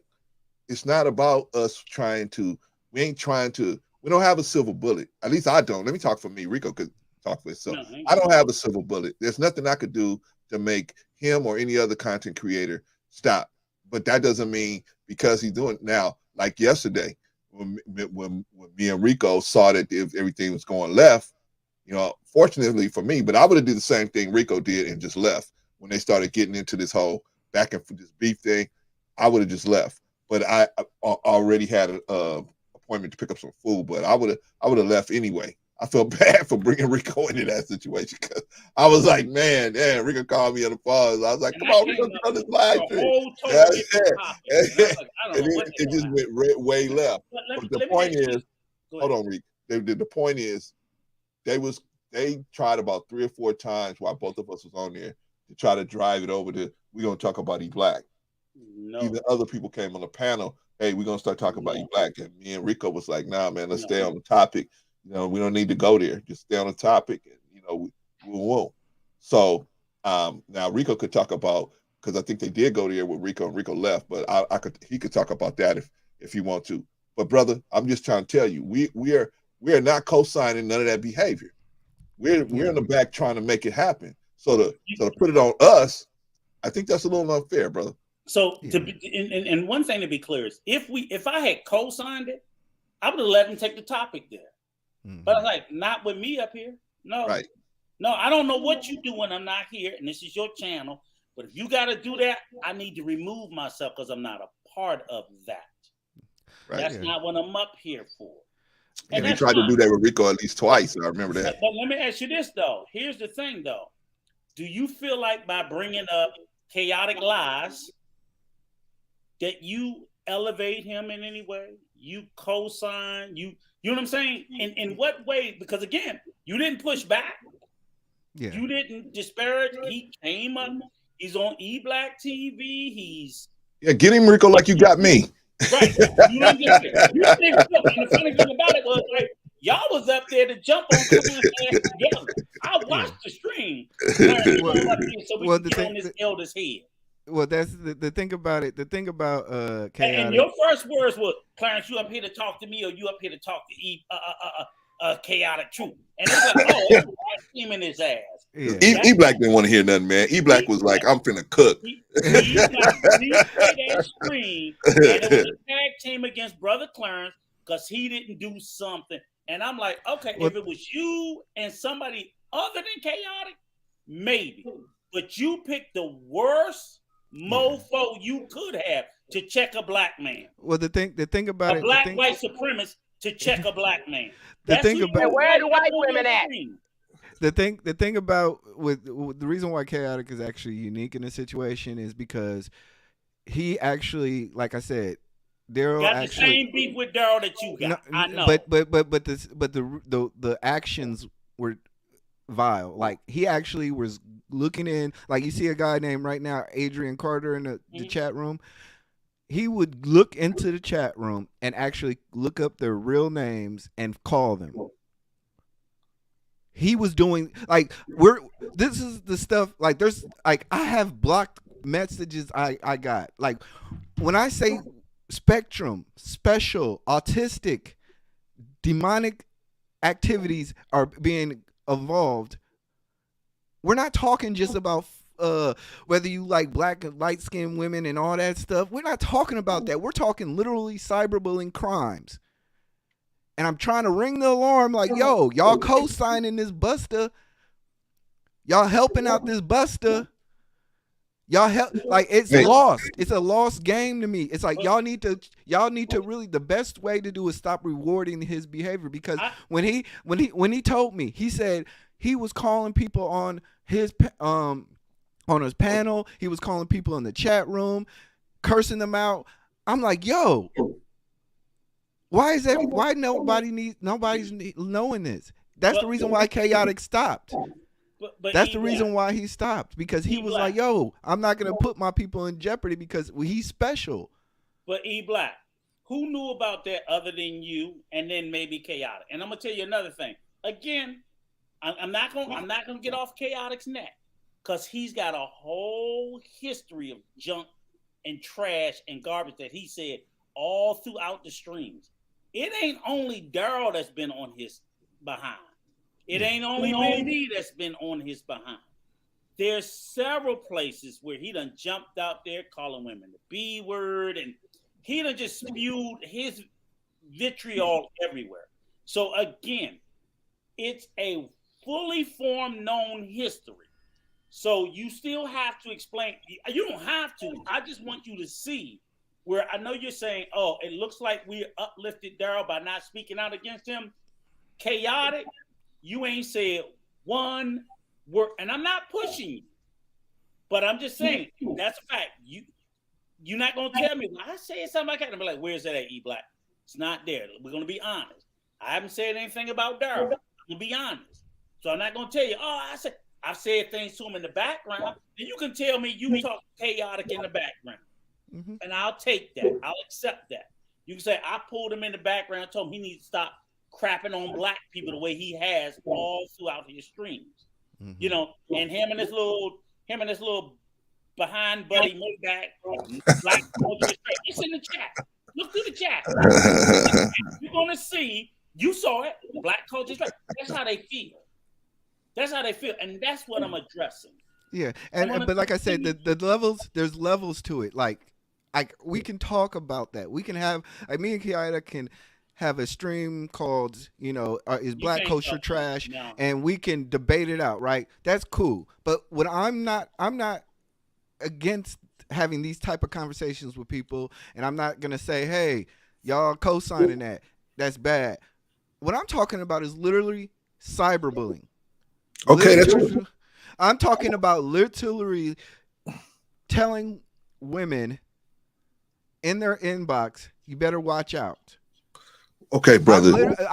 There's like so we can have this discussion about, whether I'm uplifting a person who says certain things. I'm not saying you uplifting them. I'm talking about past it.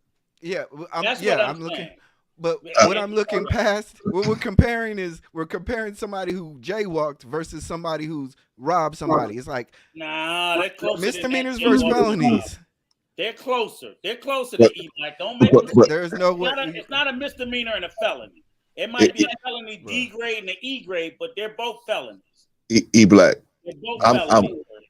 I'm trying to. Okay, you have receipts because one of the things that I don't want to just I wouldn't step to him about something unless I knew it was factual, unless I had the actual facts. So if you can give me actual facts, you got my number, brother. You got my email. You got all that. Talk to Chaotic Truth. He will talk to him. He will tell you. I can't use Chaotic Truth as a reputable reference because let me tell you why. Here, he's a liar. Chaotic Truth.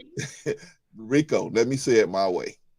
Chaotic Truth has distorted the reality of a bunch of different times. So I can't really use him as a factual source of information, because a lot of things he'll say one thing one day and then the next day he'll say something else. So I can't use him. So if you got the receipts, I would gladly go to him and say, hey, what's this, man? What are you doing? But that's the point. It's like it doesn't this stuff doesn't. Hold on. Okay. Chaotic is a liar. He's a L-I-A-R, a liar. I'm not going to sugarcoat it. I'm not going to play it. He will tell a lie. He will tell a lie in the same sentence. He has done it many times. He's a liar.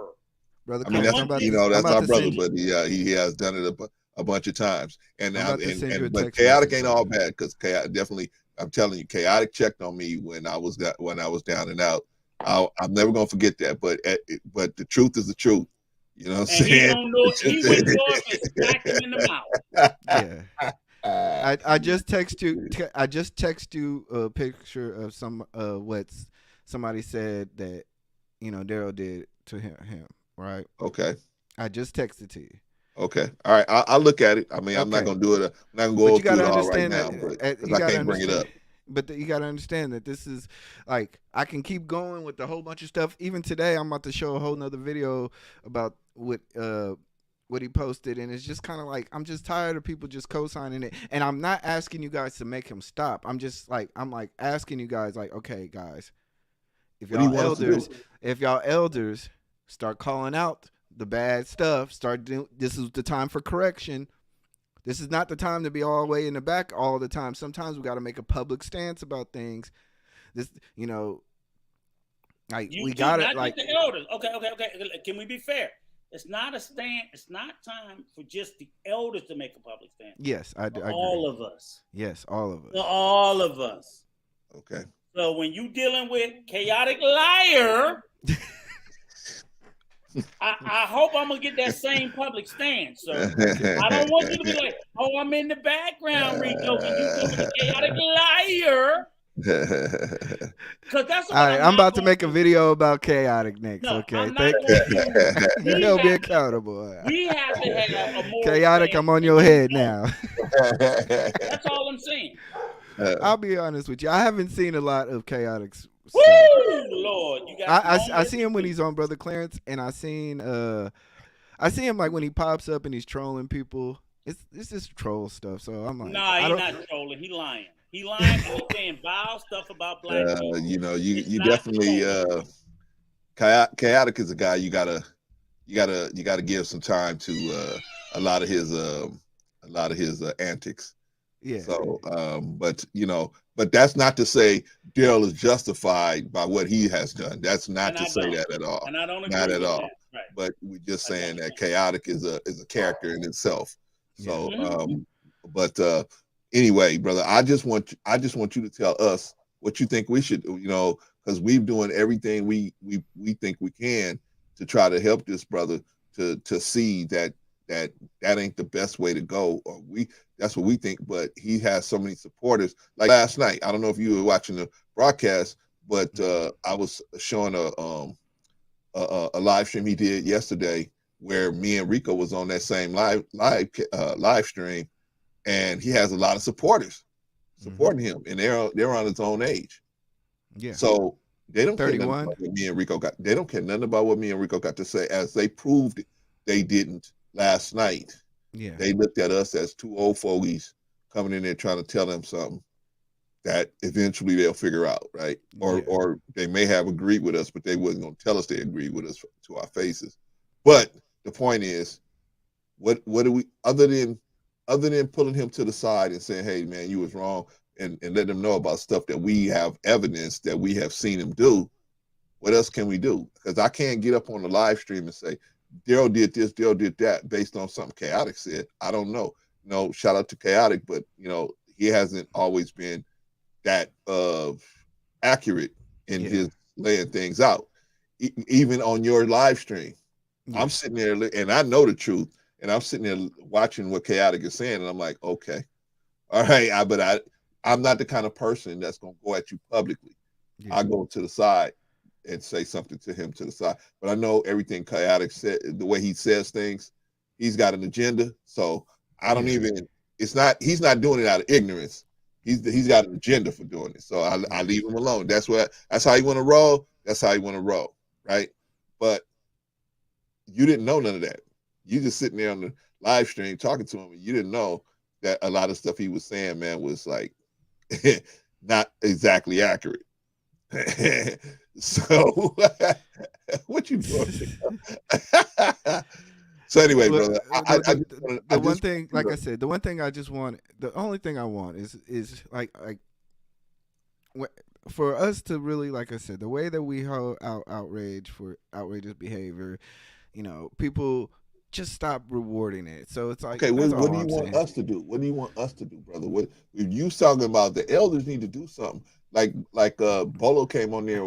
Bolo was. I mean, what do you want guys like us to do?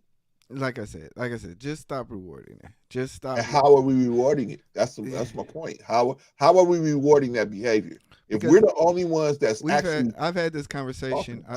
I've had this conversation with another content creator that's like he's been watching and we've all said the same thing. It's like, y'all OGs, man. These OGs, they claiming OG status, but then it's like, dang, man, they not really putting anybody the pants to the fire. They're not doing anything, and it's just more co-signing to saying like, oh, I was just like you when I was younger, and it's more reward. It's more of a reward, but then we're literally talking about cyberbullying. We're literally talking about death threats. We're literally talking about calling people, like, just the spectrum that I'm talking about goes way beyond just minor stuff. This is actual real life stuff. And then cool, saying, man, I'm just sorry. It just, like I said, I don't expect you guys to do much, to be honest with you.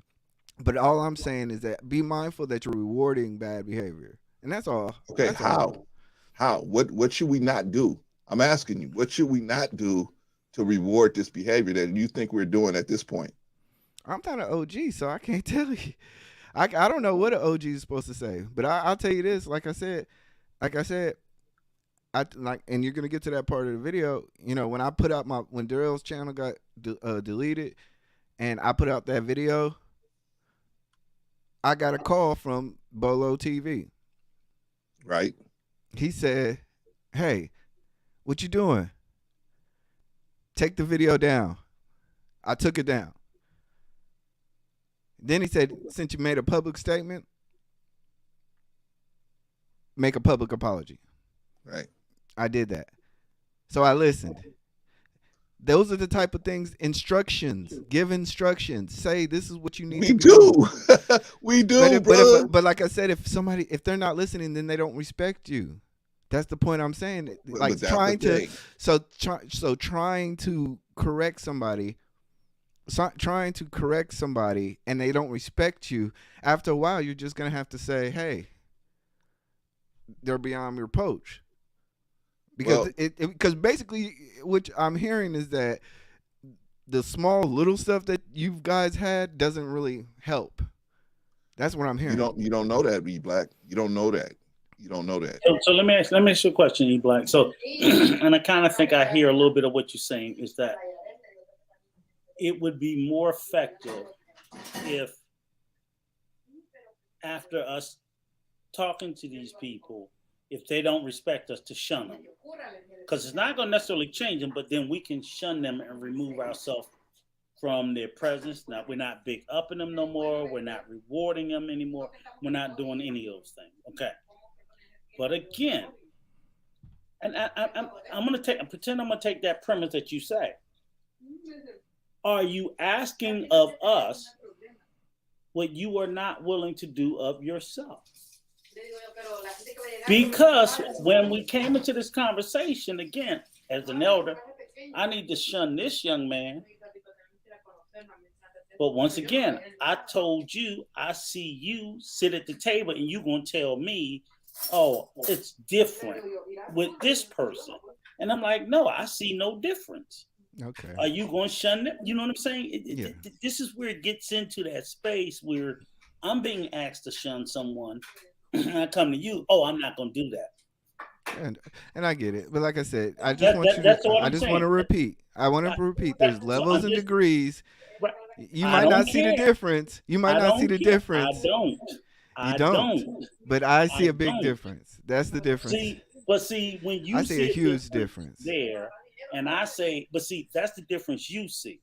I see the difference the other way, and that's what I'm saying. They're saying we don't get to that space.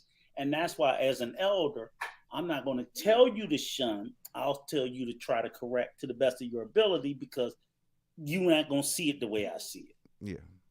But if you're asking me, okay, I need to see it his way and I need to accept his premise, then the first thing I'm going to say is, why can't he accept mine? Why can't you accept my premise? Because I see it the same way with the other person.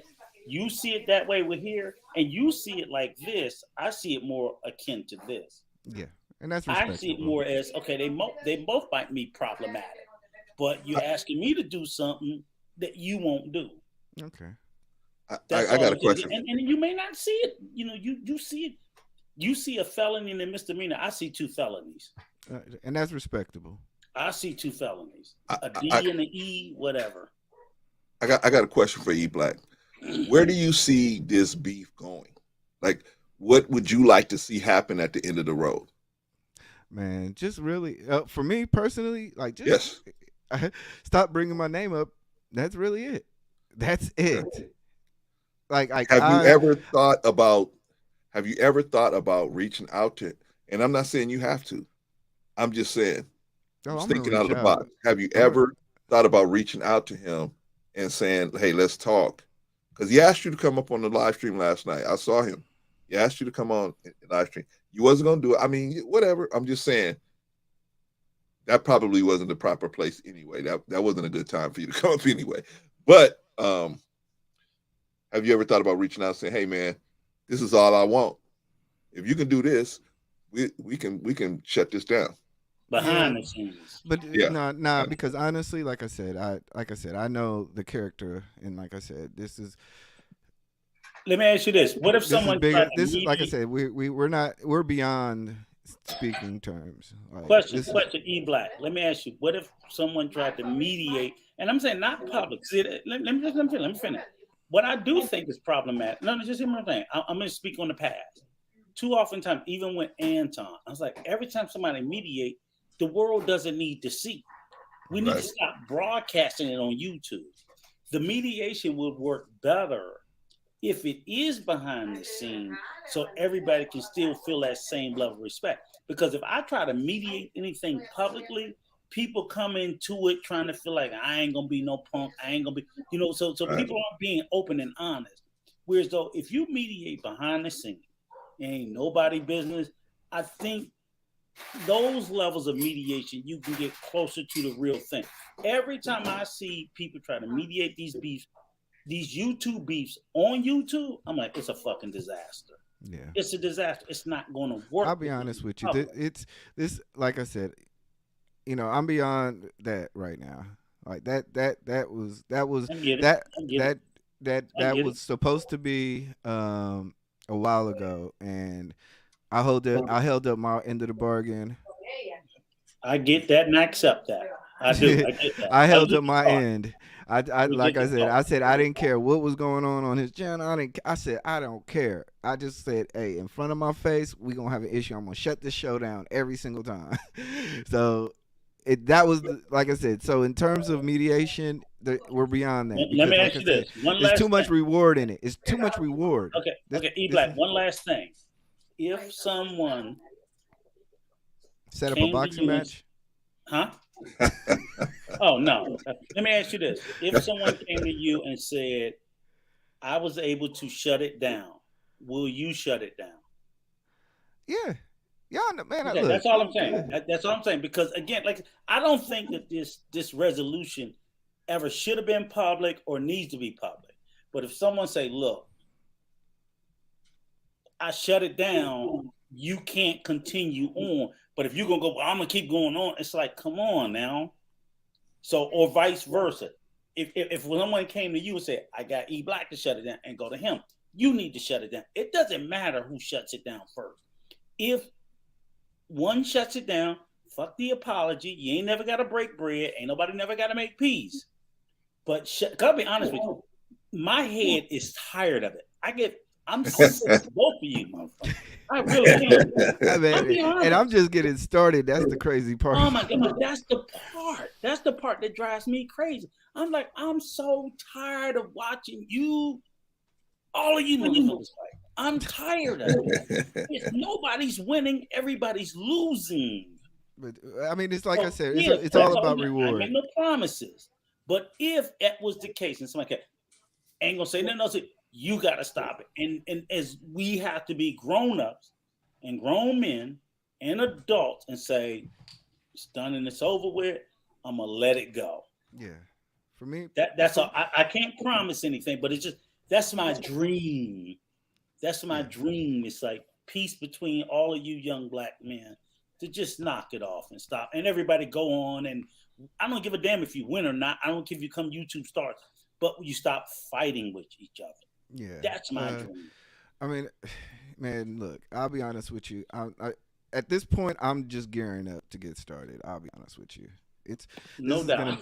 You're gonna see a lot of bloodshed, and I hate to do it this way, but it's kind of like, look, y'all gave him the reward. Now it's time for me to get rewarded. Stop saying we gave him the reward. We did not. Nobody threw a birthday party for this shit. Okay, nobody did that. Okay. I mean, you know what I'm saying? It's like, it's like kind of like we gave him a medal. We didn't give nobody a medal for this shit. We don't like it either. Yeah, we the only ones sweeping the sidewalk. We're the only ones sweeping the sidewalk, and somebody keeps saying, "Hey, y'all got a dirty sidewalk over there. Y'all got that sidewalk is just dirty." We the only ones sweeping over here. But ain't nobody gave out no medals for this shit. Because to be honest with you, it's a medal. It would be a medal to a shit show. That's literally what it's been. Forgive me, bro, Clarence. but it's been a complete fucking disaster on all parts. Reek, the kids. I'm Reek. sorry. But it's been that bad to watch. Yeah. Is what I'm trying to get everybody to understand. Even when they taking shots at you and you taking shots at them, I'm just sitting there like, what is wrong with them? Bad look on everybody. It's a bad look on everybody. But look, I'm not, like I said, I'm not, like, I realize now, like, after, you know, like I said, if all it takes really is just for certain people to just really just keep my name out their mouth. And I did it every way, man. I did it every single way. Like, I said, you know what? I'm gonna be quiet. I said, you know what? I'm gonna ignore it. Clarence, please drop the stream for Maybach. He's got to be ready to cam up now. He just will not. I dropped it. I dropped it a bunch of times. So maybe he all right, didn't see Maybach, it. there it is again. So maybe he didn't see it. I've done it so many different ways. Your defense, E-Black. Yes, I saw you use all these different multiple methods to deal with the situation. I have. I even mediated with you and him before, so I remember. I remember all of that happening. But I just, like I said, I just want to see, you know, is it that simple? Or you just want him to stop talking about you? Is that it? Or yeah, take the videos down take my personal videos down. Okay. That's really another thing, especially the one with my daughter in it. Take that video down. Ouch. Take that video down and just, that's it. And just stop talking about me. Other than that, I'm gonna do this every single day. Oh, okay. Here. Drop the stream for Chaotic. I think Chaotic said I declared war tonight. Okay. Hey, Chaotic, you next now. Bro, Rico put the hit on you. Put the hit on you. You miss Poppy, Chaotic. Come on, you miss Poppy. Yeah. Yeah. Hey, next he gonna say, E-Black called you a coward. Yeah. He gonna get me and E-Black going against each other, right? E-Black, he gonna tell you. Rico called you a coward, and I'm gonna say like, no, I didn't call E-Black a coward. I called you, Chaotic, a coward. You, don't run to E-Black looking for help. I called you a coward. Yeah. Hey, bro, Maybach Music. Man, he's not gonna cook us, man. No, he's not gonna cook us. He's gonna sit over there in his safe space, and he's gonna whine and cry He's to the other incels. He's barking up two of the wrong trees, bro. He's gonna sit in incel heaven, and he's gonna whine and cry to the other incels. That's it. That's it. So when you call them out for what they are, that's what you get. Oh, that's Danny K. Yeah. Yeah, Danny K. Peace to the chat part. Yeah, man. You know, now this is crazy, man. Why is Rico a coward? He said he would. Wait, hold on, Rico. I'm waiting. He said he would come on the show. He said he would come on Chaotic show, and he even invited you to come up. Maybach Music. I said, send me the invite. I'll come over there and talk to you and your fellow incels. It's the same thing. I don't get why he called you a coward, man. Because I don't know. You invited him to come up.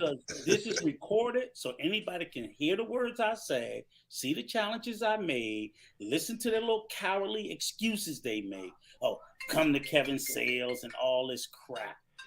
Get out of here. Yeah. It's ridiculous. Shout out to Chaotic. If you guys haven't already subscribed to Chaotic Truth, go over to Chaotic Truth and sign up for him. Click Chaotic's latest one. I'm not a 58-year-old bum. I'm a 58-year-old drunk bum. You forgot the drunk. You forgot the alcohol. This is for you, Chaotic Live. This is for you. You said that's all he salute got. To everybody in the chat, man. That's all he got. To y'all. See, I don't hide from my reality. He hides from his. I love being black, Chaotic. I love being black. Let me hear you say it. I love being black. I love being we're gonna hit a couple more and then we're gonna get back to you, Black. Maybach Music. How can a married man be an incel? You elders are dumb. Okay. That's all. All right. But at the same time, us dumb elders won't sit there and do nothing. That's cool, man. That's cool. It's hilarious. I love Unique. them. Man, got bro Clarence saying Danny K. Didn't Danny K. Hey, I was just listening to E Black, man. So if I went down the wrong turn, blame E Black, brother. Yeah, the rapper, right? Adrian Carter, thank you, man. Appreciate you, brother. Appreciate you. We're just trying to give you the real, man. You could be out there listening to what rapper is having sex with what rapper, but you know what I'm saying? You can come here and get the truth, man. You can get this is hilarious, yeah. Risa Neal, please hit the like button. Beef is stirring the chat, getting his Rico, and Rico did not serve in an actual war. Okay. Never said I did, but I served you, coward. Thank you for that, chaotic. Okay. So chaotic is a beast. See, the thing is, E Black, he will troll you to death. I'm gonna troll him back. He's a coward, and he hates me calling him a coward because he knows he's a coward. He has way more power on his own platform. WARD, a sniveling, whining little coward. Over here, because he's he don't have that. I mean, he's a good dude, but he's just not as accurate as we would like him to be sometimes. He's a good liar. He's a coward and a liar. Yeah, but anyway, getting back to E Black.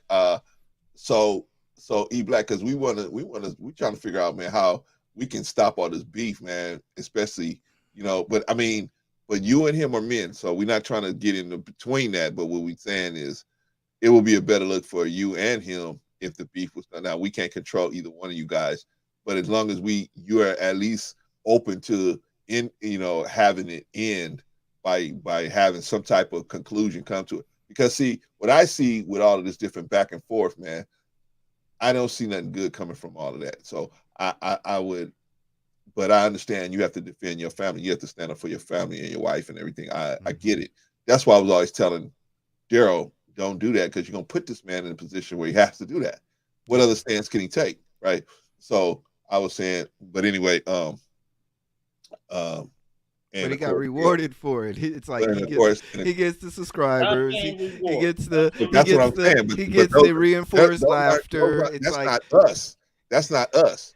We get charged for it, but it's not us. It's really mostly, if you go over there now, the people that's in his live stream now are mostly guys that are closer to his age. It's not us. There was one guy who had an open felony case on his panel. I was like, yeah, wow. I saw that you saw you went down that rabbit hole, man. Yikes! But Clarence, put my little side chick chaotic back up. He's still taking shots at me. That's good. I like it. I love it. Hey, wait, chaotic, man. This ain't the chaotic show. No. Encourage it. That's what cowards do. That's chaotic truth. That's what lions ends will be passed out by the time I get back in time. You're probably right. I will. I don't know about Rico. And then put his girlfriend Maybach music up there. Maybach. Maybach, he next. He, she, whatever.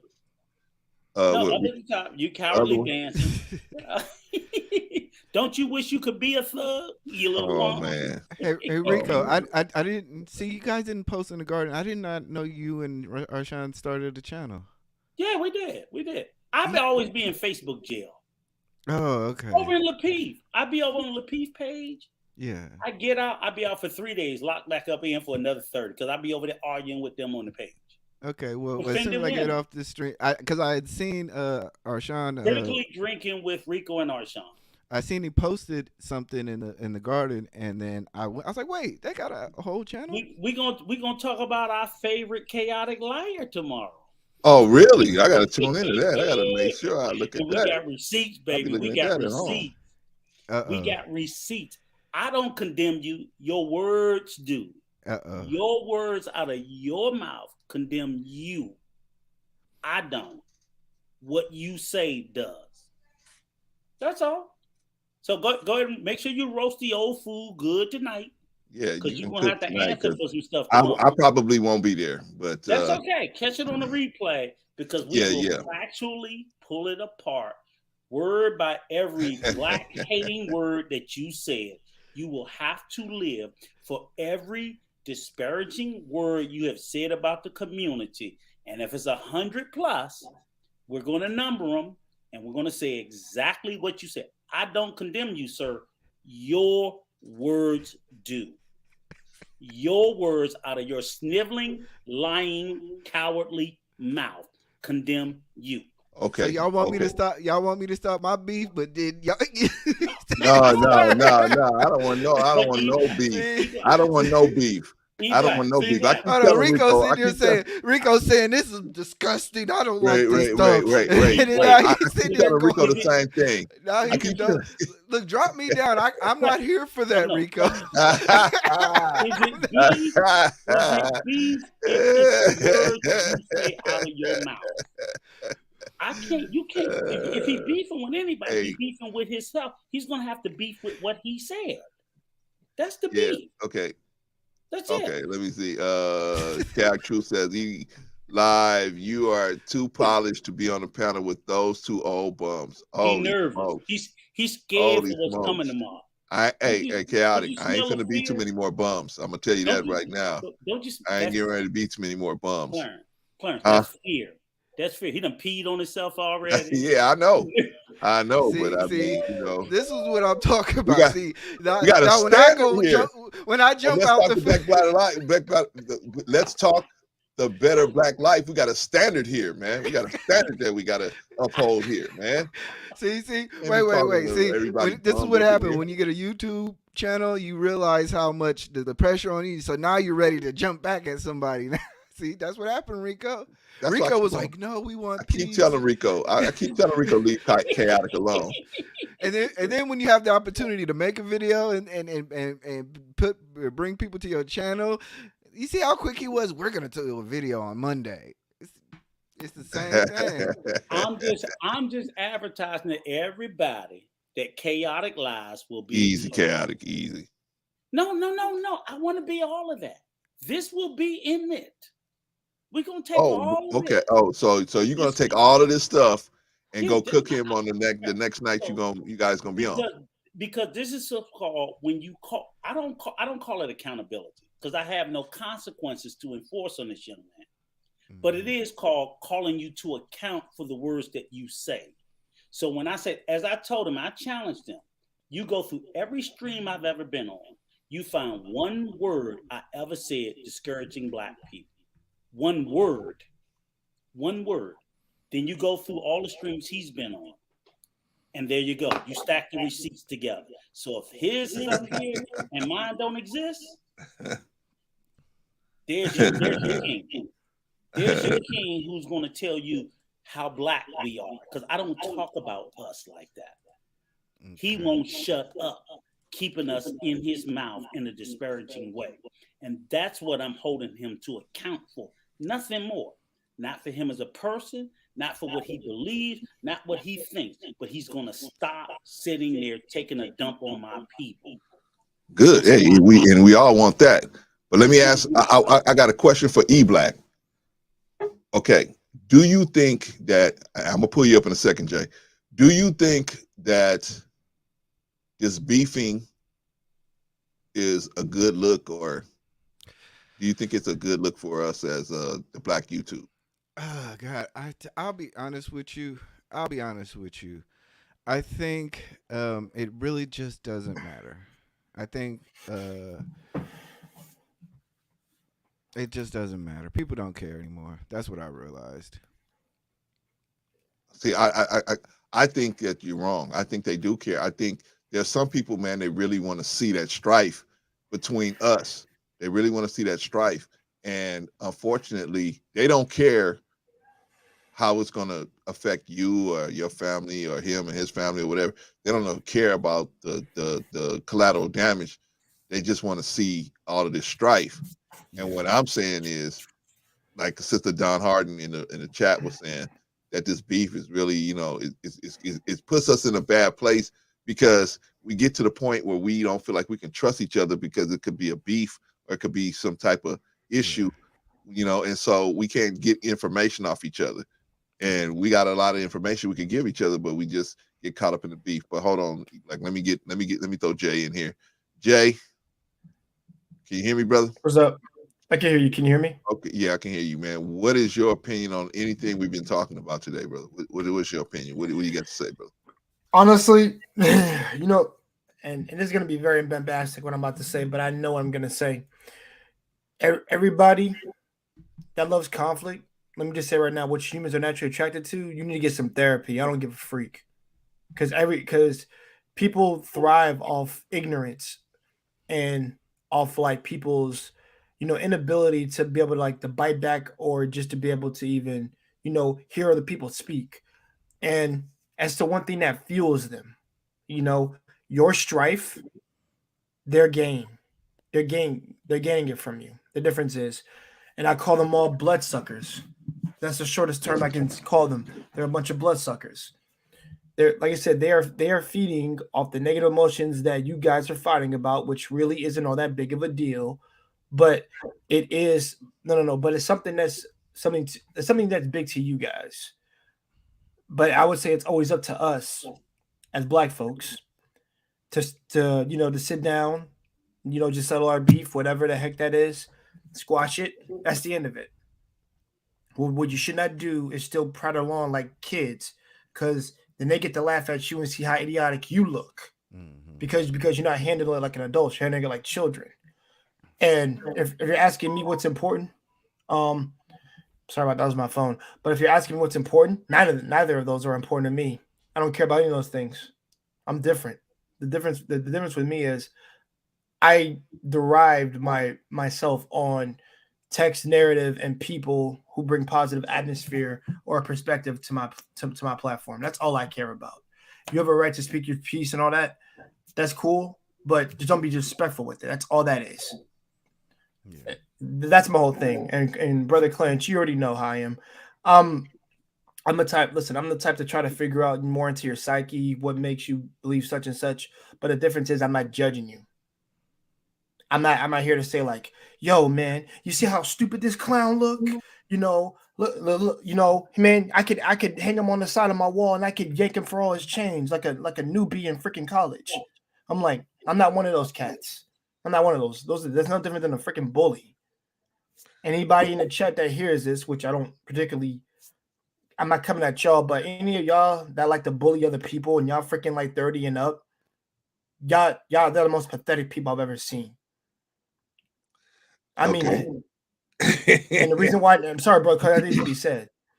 Because people who still do that when they're older, that tells me there's something wrong with you mentally.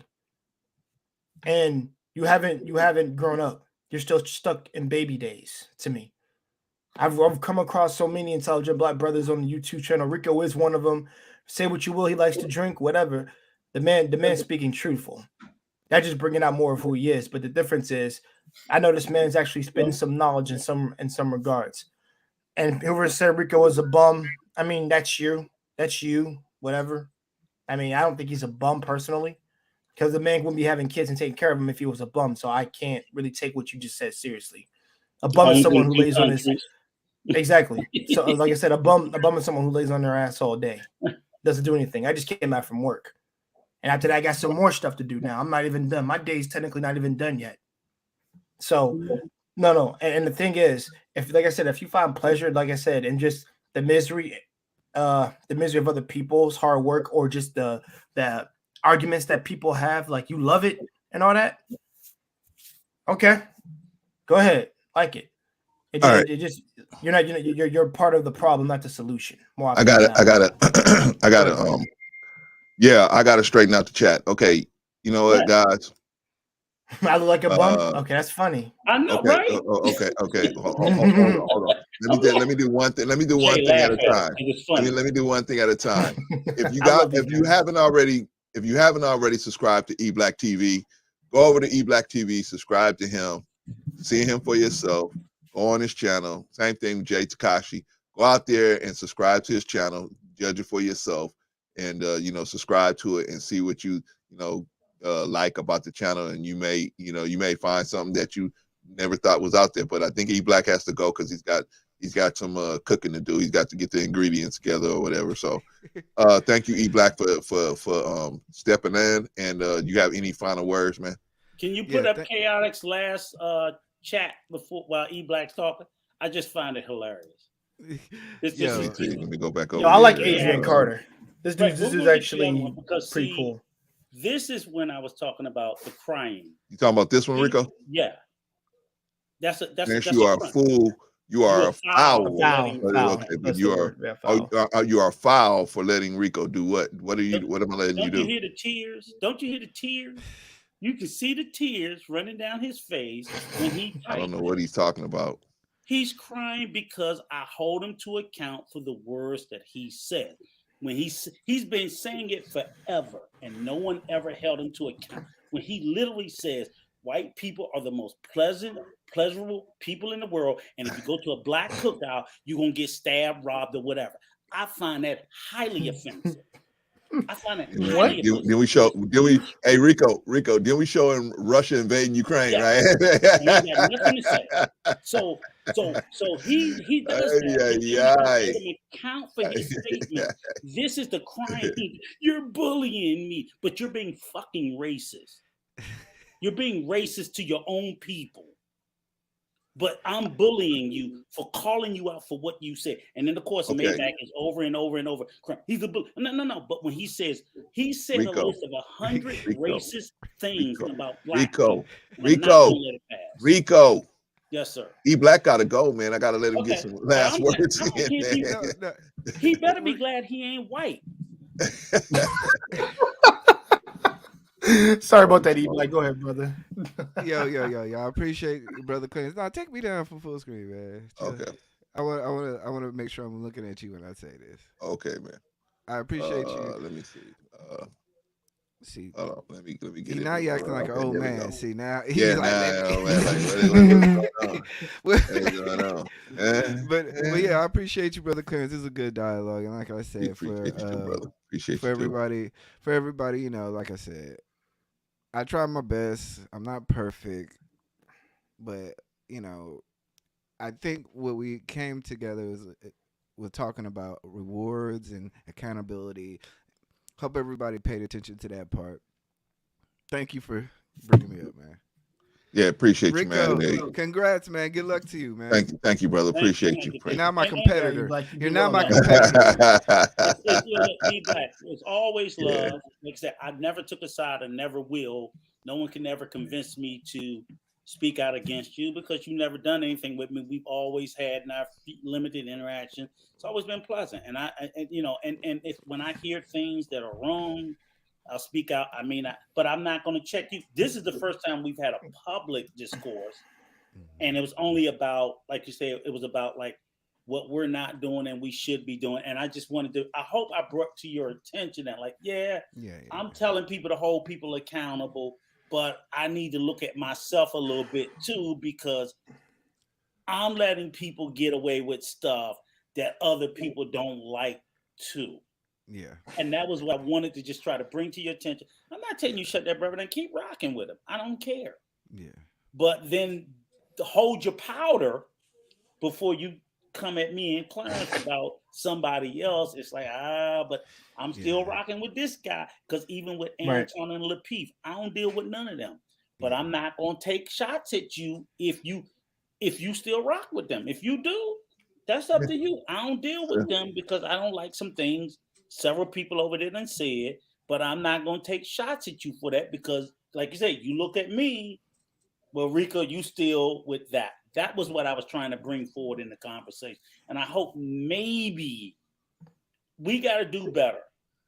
But then again, I see 2 felonies. You see a felony and a misdemeanor. Okay. Yeah. That's all. And that's like I say, Rico, man, we good. You know, I'm gonna make another. I'm gonna take out chaotic next for you, okay? All right. We're looking forward to seeing that. Okay. All righty, Black. Peace, man. Thank you for coming up. Black's a good brother. Okay. Now he's a good dude. I have to address this. Okay, Maybach Music. Brother he's Clarence, crazy right now. You let Rico talk his bull, and chaotic is the reason you reached 500 subscribers. Kiss my bro feet, or it's supposed to probably say kiss my feet, bro. Okay. Definitely having chaotic on. That wasn't the plan. I don't care if one person came in. I wasn't the plan. and I don't kiss no man's feet. I don't care who they are. I ain't never gonna kiss no man's feet.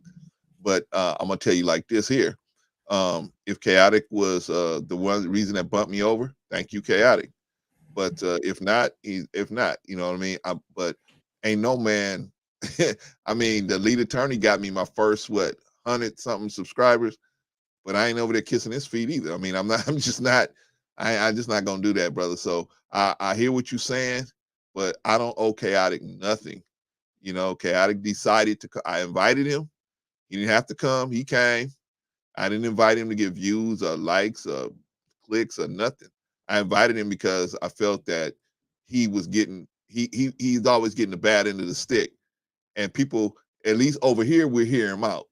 The reason why Rico can go at him is because Rico, we will hear him out. I don't like the fact that they don't at least hear him out. I don't have no problem with them running him once they hear him out, but they don't ever let him. They don't ever let him talk. So that's what I felt was interesting, and I saw it happen a couple of times. I brought him on the show for that, not because I'm gonna get all these views, man. Please, not even. I mean, thank you. Can I be honest with you? Yes, sir. The stream was dropped, so Chaotic or his little cuck buddy Maybach Music were free to come up to address me, but neither one of them chose to because they're cowards. Now they actually think you're supposed to pay homage and reverence to them in their little cowardly ways. See, you're supposed to. So, in other words, did they bring views to you, or did they come over here for you to be a subsidiary of Chaotic Lies channel? Your channel's not under threat, Clarence. His is, and his ass know it. Because I'm going to ring the bell and I'm going to run these YouTube streets until everybody sees him for the cowardly liar and fool he is. Because you can't shut me up. And everywhere I go, this is what I don't want to do. This is what I don't want to do. Until he apologizes to my people for the long list that I asked everybody to know that he has said about people of color. How he talk about black people in a horrible way. I'm not making this stuff up. Right. I'm going to play his words over and over so everywhere in Black YouTube we can see what this man thinks about us. But what I want to do, Rick, I don't want this channel to turn into Kevin and Sales. I don't want this channel to where they come in here to fire off at us. You know, like that. I don't want it to turn into stuff like that because I got people listening to 6 to 9 critically drinking with Rico and Arshawn. They can come over here back and flame their little. Put it in the chat, Rick. Put it in the chat, and I'll put it up here. You know, Chaotic Lies. You get all your little cup buddies and come on over there because we're gonna open it up. And because maybe you will have the backbone and the spine to sit there and come up then. That's what you're not going to do. There you go. Everything I say about black people is true. Make sure you screenshot that. Make sure you screenshot that, okay? Where he quadruple leaned in on it. And you know everything he said about black people. Make sure you screenshot that. I'm going to cut and I'm going to clip that. Okay? Well, like I said, it's up there now. It's up there now. But what I want to do is I don't mind Chaotic, you saying different things, but I want you to remember, brother, I got people with their children looking at this, so I don't want anything in here that's like be offensive to a child. Okay, you guys can drop your bombs or whatever, but make them intellectual. Don't make them to the point where Clarence, do Maybach Music chat at 6:43 what he says. Well, maybe that music is on some. The next one. The next one. No. The next one. Next one. Okay. That was another one. Read it. What does that say? He doesn't even have a black audience. He don't hang out with you blacks. See what I'm saying? Okay. See how far you get with shutting down his channel.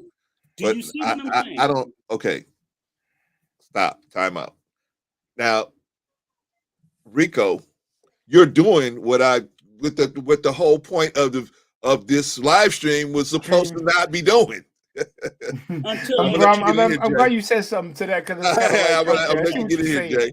But you know, it started. See, Jay, it started out It started out small. It started out Okay. small, and then it chaotic pushed it to go a little further. So I Thank you, see bro. Was that. he in here or was he in the chat? Yeah, He was in the he's chat. He's in the Okay, chat. okay. He never Well, like I came said, up I just on it. got here, so I was And wondering what started I what. never have a problem, Clarence, until who But- shows up. Right. I can't deal with black white supremacists. But Rico, I'm sorry. I you got to get him on a. apologize. You are very This channel you're is very being intellectual, brother. You get him on an intellectual level because you go straight Adrian, to I the do too. project. Rico goes straight to the projects and straight to the mattress, right? And I'm like, Rico, hold on, bro, hold on. I'm doing a show. Hey, don't don't be doing beefs. And then I got Rico up here. I'm gonna kick you and Maybach, right? I'm gonna shut the channel down, right? It's Come an on, agenda. Rick. Well, bro, But- Clarence, I do want to say this. Yes, You got, yes, sir. I do got supporters in your chat. Adrian Carter is like probably the realest person that's in the chat I'm seeing right Right now. on. And Salute to Ron Adrian P, if you're in here, thank you for the salute, brother. I appreciate it. That means a lot to me. Thank you. And the thing is, somebody said Adrian Carter said something very intelligent just right now. Not saying you're not smart, but I'm glad you think the way you do. He says I don't tune in to beef channels. Exactly. I don't either. I ignore them like the plagues that they are. Because they pay my bills? Do they help me out? I don't care about it. I'm a person that deals with reason and rationality. And if nobody doesn't have those things, then you got to stay away from me altogether, or stay away from my channel altogether. Because I have people over there, and I have people. Well, no, I have kids. I have everybody. People from different freaking countries watching me right now. Right. I got some of my people who network with me not watching my stuff that are overseas, and they're checking my stuff. And I don't incite beef, conflict, or whatsoever in this. In our chill out session that we had 2 days ago, I had sisters on there. And those are sisters who were married. And the thing is, they're sharing their experience to the all these gentlemen on here that are on my panel. They were respectful. That was one of the smoothest chill out sessions, Rico, we ever had. They've been good so far, but this is probably one of the best ones, like my top 3, maybe my number 1. We had Candid Ann on there. We had Princess K on there. We had a lot of older men that were just on there that were respectful, and my chat was respectable. All my supporters. And the thing is, and listen, we weren't inciting black women to trash. We never said none of that crap, because I never say that crap out. Words will never come out of my mouth. We never said men are trash. We never said none of that stuff. We was having a pleasant conversation, and throughout adversity of different opinions and stuff like that, nobody yelled at one another. Now, how is it? And I want to tell somebody this. Go watch that video. How is it that we can get that right, and most cats on some of their channels can't even shut down a crowd when it gets hectic? Something that they incited or talked about because they started it. Right, and they feel like, Brother Clarence, your channel is not like that. I know it's not. I know it's not. Appreciate that, man. Appreciate Clearly that. it's not. But and that's the reason why I pulled up Sister Enya's comment. I'm still listening, Elder, but I stay back when men argue. See, what happens is if I let the chat get out of hand, then the sisters will back off. I noticed that the sisters will stop. They will just stop. They might be still watching or listening, but they'll back off because they'll be like, I ain't trying to argue with no man. They already been on platforms where they arguing with men, and it just nothing going through. So that's why I try to keep it at a certain level, so where we can disagree. Like, I don't mind Maybach disagreeing. I don't mind Maybach saying, hey, this or that. But as long as they're gonna be respectful of the people, that's cool. I just don't want the women to feel like, oh, well. And let me just take a moment and apologize. Let me just, as an older man, that's the one thing, and even with on me and Arshawn channel, the one thing I lean into is apology. That look, don't get so set in your place. And even with arguing with the people that I argue with in the chat, I had no reason to do that here on your channel. So first and foremost, I apologize. Laughing, bro. I don't even care what else they say at this point. I'm just gonna push beyond it. I don't care. Yeah. I apologize first and foremost to you, Clarence. You invited me over Don't here. worry, brother. Came No worries. over here. No, but let me do that because I have to make it right. It's important to me. I don't want to. For me to sleep well, I need to know that I gave you a full-throated, authentic apology because I Appreciate you, shouldn't have brother. did it. You didn't ask for it. And I'm sorry for that. I'm sorry, to my mother for, not maintaining a sense of decorum and behaving in a better way.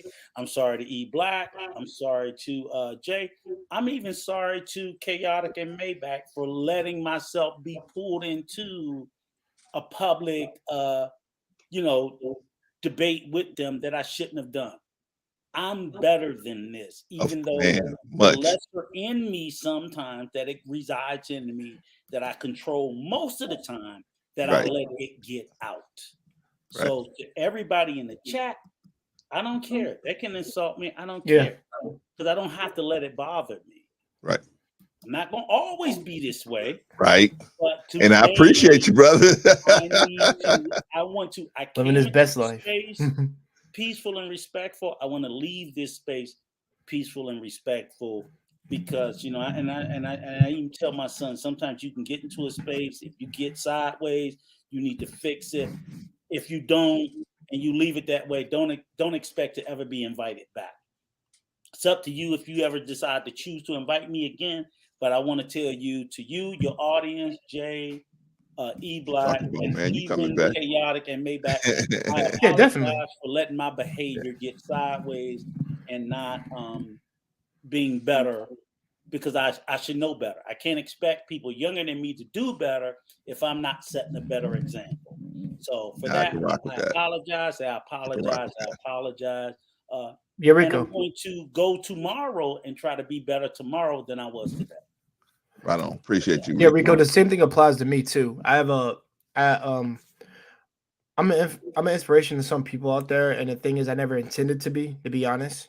I was just doing my thing, and the thing is, when people see me, they see me talk, and they actually break down what I'm saying. They realize like, yo, this guy is actually a sensible dude that really cares about people, and I'm like, yeah, you're right, I do. I care about educated people more often than not, even the people who are less fortunate too. So never get that twisted. I tell them I have a responsibility too. My words hold some sense of meaning, and I always have to be sensible about the things that I do say. I always do think those out, especially if it's something that I plan and we have a conversation about. So you're not just the only one responsible. I'm responsible too. So, and the thing is, I have no beef with nobody, really. Really. And the thing is, I don't incite in conflict. I like being in uncomfortable situations because that makes me stronger. And mostly the trolls in the chat just make me stronger because all the nonsense that they do, I'm just like, dude, you just proving my point, my case. And the thing is, I don't incite to your nonsense because that's what fuels people like them to get a rise out of you. And one of the most important things I think in school that you can learn, what they tell you to do, if no one's putting their hands on you, whatever, that's what ignoring people is for. And I've become a master of that. I've ignored so many people who would have been detrimental towards me, and I just kept trucking and doing my own thing, and it just helped me. It was a confidence booster when I started doing that. I'm like, yep, just ignore it. Just kept working. Like I said, my father's work ethic and my grandfather's work ethic isn't passed on to me. They don't let anything get in their way. The same thing has been passed on to my brothers and myself. So, like I said, we all have a responsibility, and I understand that. Brother Clarence does, I do, you do, we all do. And the thing is, I don't want nobody disrespecting my man, Brother Clarence's channel. I appreciate y'all, man. I'm about to end this gnat's life right now if it keeps flying in my face. I'm trying to relax. Oh man, I don't know how I got in my room, but it's in here. So but even then, I just want to say that, and shout out to the person that has the camera here. What's my channel? Okay, guys, listen, my channel is J Takashi, and put it in the chat, brother. Yeah. Put it in the chat so people. I'll put it in for them. Okay. And shout out to Adrian Carter. I want to let you know. I think that's one of your best supporters right there on your channel right now. Appreciate you, Adrian Carter. Shout out to Adrian Carter. Shout out to him. Shout out to my buddy Marcus is here. Yeah, I know. He stepped in here a little while ago. Yeah, we love Marcus. Shout out to Marcus. Marcus always come with them jokes to put you back on point. I'm like, man, this. Yeah, I love Marcus, man. He knows how to bring an awesome funny vibe to a conversation. Lighten the mood up. All right, man. I have a question for y'all, man. Y'all saw we all saw the situation with Daryl and E Black, right? In your opinion, You guys put that situation to me, brother. What happened? Okay. Daryl Long? Daryl Long, right? Daryl Long Okay. and E Black are beefing at this point, right? Well, they've been beefing, so it's not But nothing new. everybody's beefing. It's like a Yeah, four-way. yeah. Man, Black YouTube, man, it's all these different worldwide beefs people out involved. here, and you're like, what's going on? So E Black is like the Empire. He's striking back, man. He's striking back on all of these dudes. King, conversation with King, another dude, who is it, Mr. Real Estate dude. I mean, he's striking back on all of these cats. Marcus, I'm not in the coast. I wouldn't, Marcus. You make me sick. Coast The Guards coast. me? Go ahead. I'm sorry. I got to ignore Marcus. Anyway, we the whole point of this live stream was to talk about how we could start not have things we could do as personally to not get into these beefs, or how some of these beefs get started with just misunderstandings, like what happened with me yesterday, with just people misinterpreting what's being said. So my question is, I don't know, Jay, I don't know if you know Daryl, but No, I know who Daryl Long is. I just never had a conversation with him. I've seen him on streams before, but never interacted with him. The guy that was just on, they're having a real serious issue right now. And so my question to you guys is, based upon just whatever you've seen of them now, Jay, whatever you know of them at the surface level, me and Rico know both of these guys a little deeper. Yeah, I know E Black. I know E Black. Okay, I've seen him on Lapeef's show, and I've seen him in Mike, and Conversations too. But I've seen him more than I do more of. I've seen Daryl here and there, but I've seen more of E Black. Even lead attorney has spoken to him too. Right. So can I address the chat for a second? Mark, I'd rather be a Coast Guardman than a jarhead. So that's my jab back. And a four-way is funny as hell. I would be a Coast Guard personally, because I can swim. I know he's gonna come back with something about that being him being a jarhead. I'd rather be a coastie than a jarhead, Marcus. Actually, the Marines are actually out of the Department of the Navy. Actually. Yeah. But okay, especially so let me ask my question. What do you guys think this beef or disagreement that these guys are having, is there any way that they will be able to address it and deal with it? Well, I don't have much context, but from what you're telling me, from what I'm just from a little information I have of what you're speaking to me, sometimes beefs are like led by simple miscommunications or like things that were misheard. Like I said, I told my friend Lexington, I think there's a breakdown in communication and a number of points that haven't been made or being heard.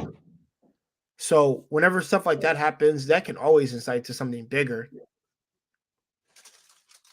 It's just a matter of you speaking louder, and who's ever the loudest believes that they're the one that's right. And it's just like, you gotta, and I'd be like, if I was in a situation like that, which I'm rarely ever in, the thing is for me, I said like, yo, I said, bro, wait, hold on.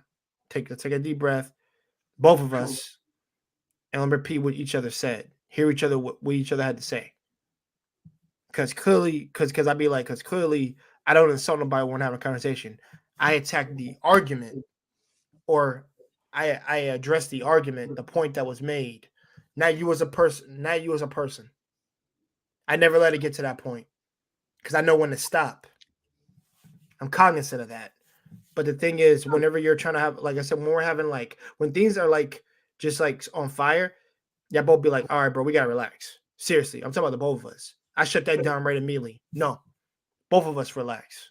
Right. I'm talking to me too when I say that. Both of us. Because we need to let you because we emotional right now. We venting. We shouldn't be emoting like this. If we really want to have a civil conversation, let's relax. Take a glass of water, both of us, chill, and then get back to it. Okay, so let's handle it. Let's have it like civilized men do, not like children. So did you give me an answer on this particular situation, Jay? On this particular situation, I have to give more context, but if it was Okay. like I said, if it was over something like minute or something really huge, or if it was personal attacking, most likely not. But if it's not personal attacking, it was just simple misunderstanding, then yes, it can be resolved. But they have to be, both people have to be willing to go toe to toe, face to face, stand on their own 10 feet, and actually address the issue. All right. Just want to take a second to Ron P said, wow, Rico, salute to my Marine brothers. Shout out to you, Ron P, for service. Thank you for your service, sir. Appreciate you, man. We always like to honor all the vets, man, that come through, man. Appreciate you, brother. And Ron P, no offense, it's just your fellow jarhead called me a coastie, and I was actually in the Army. So that was me taking my personal shot at Marcus Rodriguez, because as you guys say, once a Marine, always a Marine. But I salute you guys. Even I understand you joined the Marine because you weren't smart enough to get in the Army. Oh, come on. That's how we have them service jokes that go back. But you know, that's what the Air Force used to say about the Army. Okay, man. I got it. Yeah, it's always nice to see that that love with the vets, man.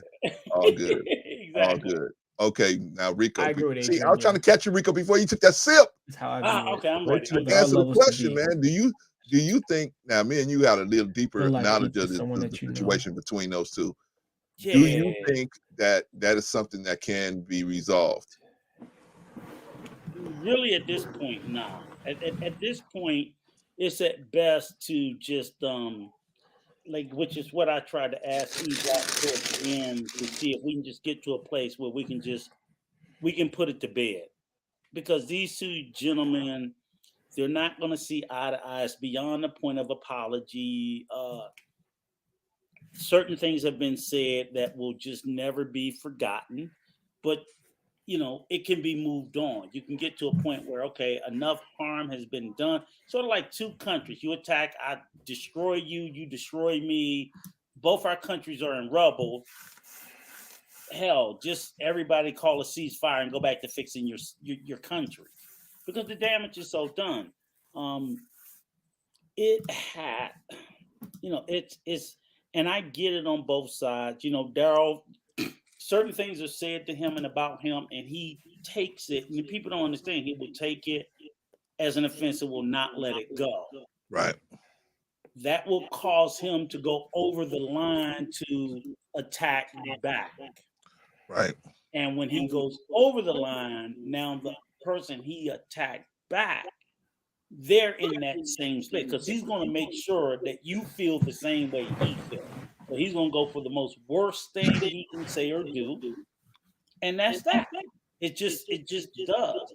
So at that point, when you get to that, all you can do is push for a ceasefire until both parties go back and rebuild your own fucking country, because you know, you guys are on this mutually assured destruction plan where you want to destroy him, he want to destroy you, and it's just best that you do a ceasefire and go back and rebuild your own life, your own circles, your own family. And that's what I would like to see it at least get to that place, because you know, there's no winning. Right. There's no winning at this point. But you can, and no one has to surrender, and no one has to lose. So I'm saying there's not going to be a winner, but there does not have to be a loser, because if you tell either side they're gonna have to lose, you know what it's gonna do? It's like the Russia and the U.S. Well, if we're gonna lose, I'm gonna make sure I destroy you. I'm gonna take you down with me. And right. Same thing with E-Black. If I'm gonna lose, I'm gonna take you down with me. Okay, how about this, guys? Do a ceasefire, and neither one of you have to lose. Ain't neither one of you won, but neither has to lose. And that's the resolution that I'm hoping we can get to a space where we can get one or the other to stop first.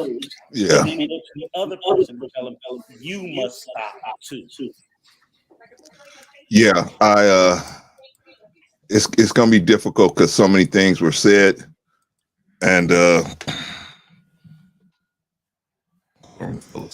didn't say it'd be easy, but I'm saying that's the only solution I see between these guys.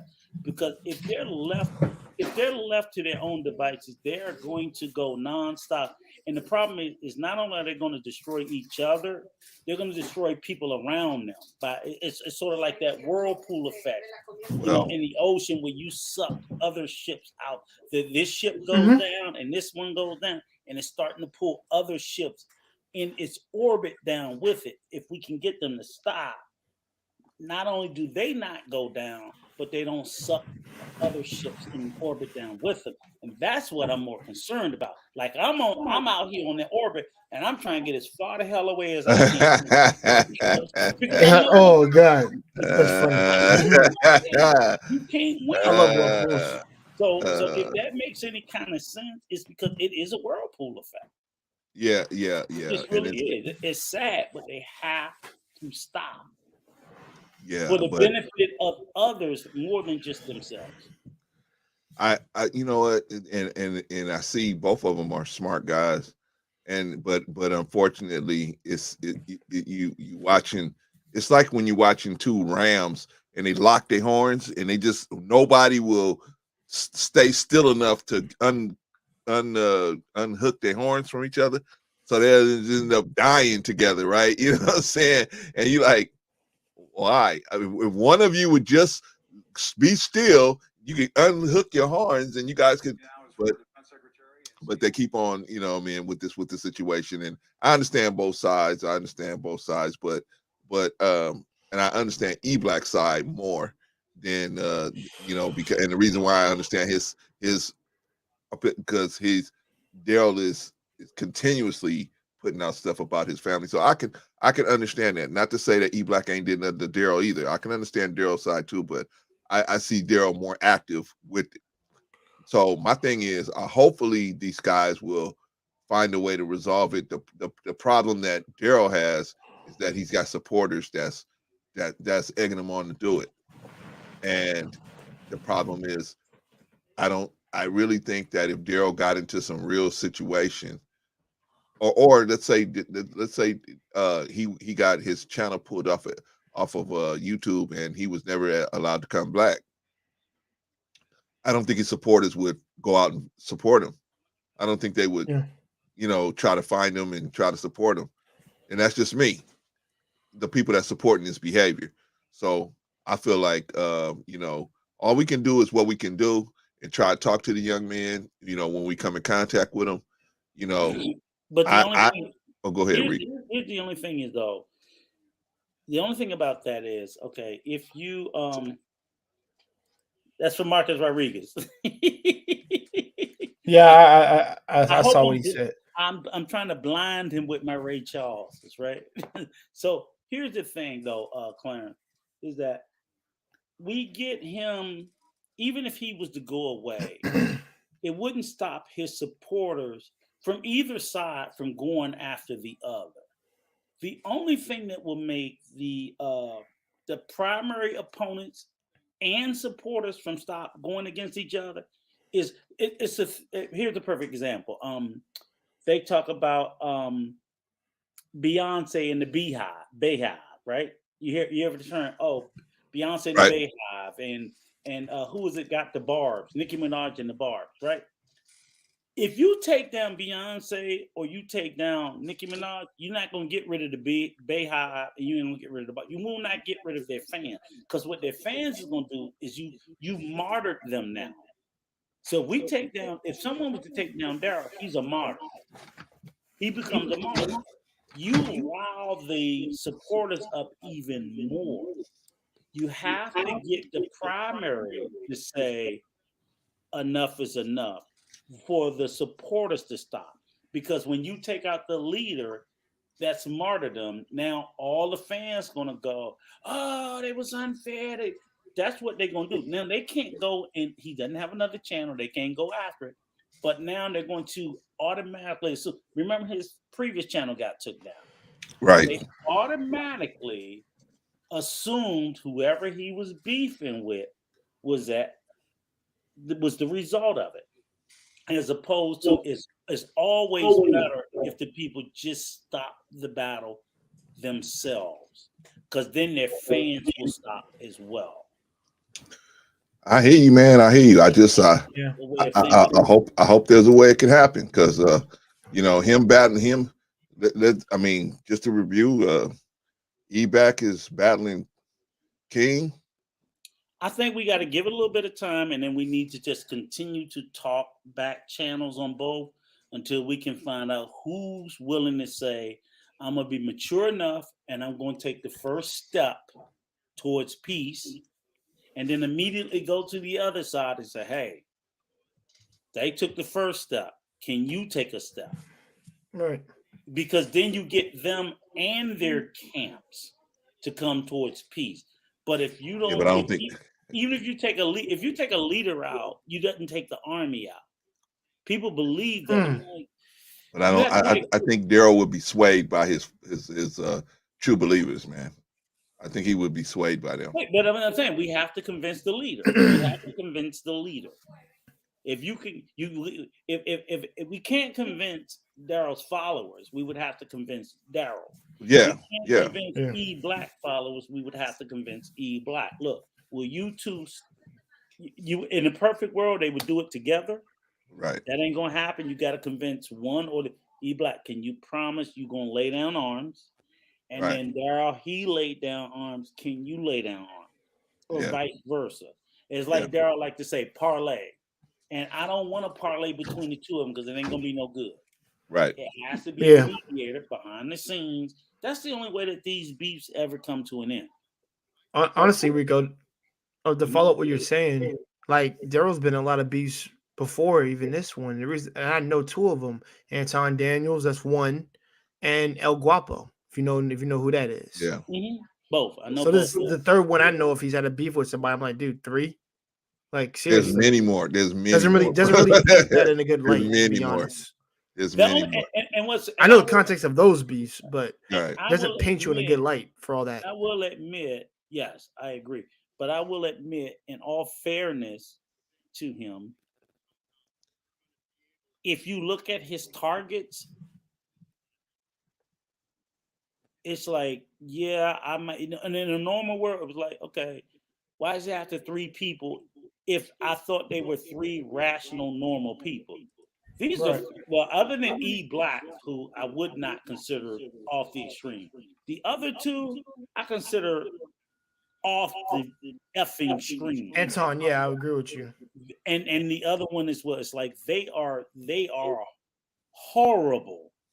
So well, I agree with you, Rick. I agree with you. He had a somewhat he had the courage to go after these people where other people wouldn't. Well, I would say definitely he had a reason to be upset with Anton, and a reason to be upset with El Guapo. Yeah. But there's and been the some. Thing, I think that might be a little bit much, but with the other 2, but no, there's been. I'm talking about Rick. There's been other people that I had to talk to him. You know what I'm saying? So I'm glad, and I'm glad he listened to me because it looks like he did listen to me. Right. But but there's a lot of people that he has went after. So I just and I always tell them, hey man, go after the person and their perspective. Don't go after them personally. Don't But you say you say the same thing. I'm laughing because I don't have nothing to say, but I'm laughing at watching the chat with Adrian Carter going back with. Yes. Right.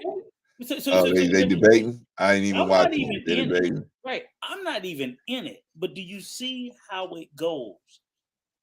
Now he's a fan of. He's a frat brother. Yeah. But this is now Chaotic is saying drop the link.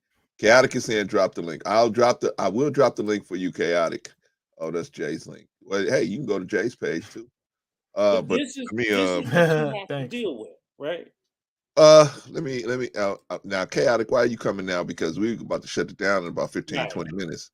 Right. Okay. Yeah, so all night to come up with this nonsense. I was at work, y'all. Because I know brother Clarence, by the time you started yours, I was driving on my way home. So man, I just got brother, you know what?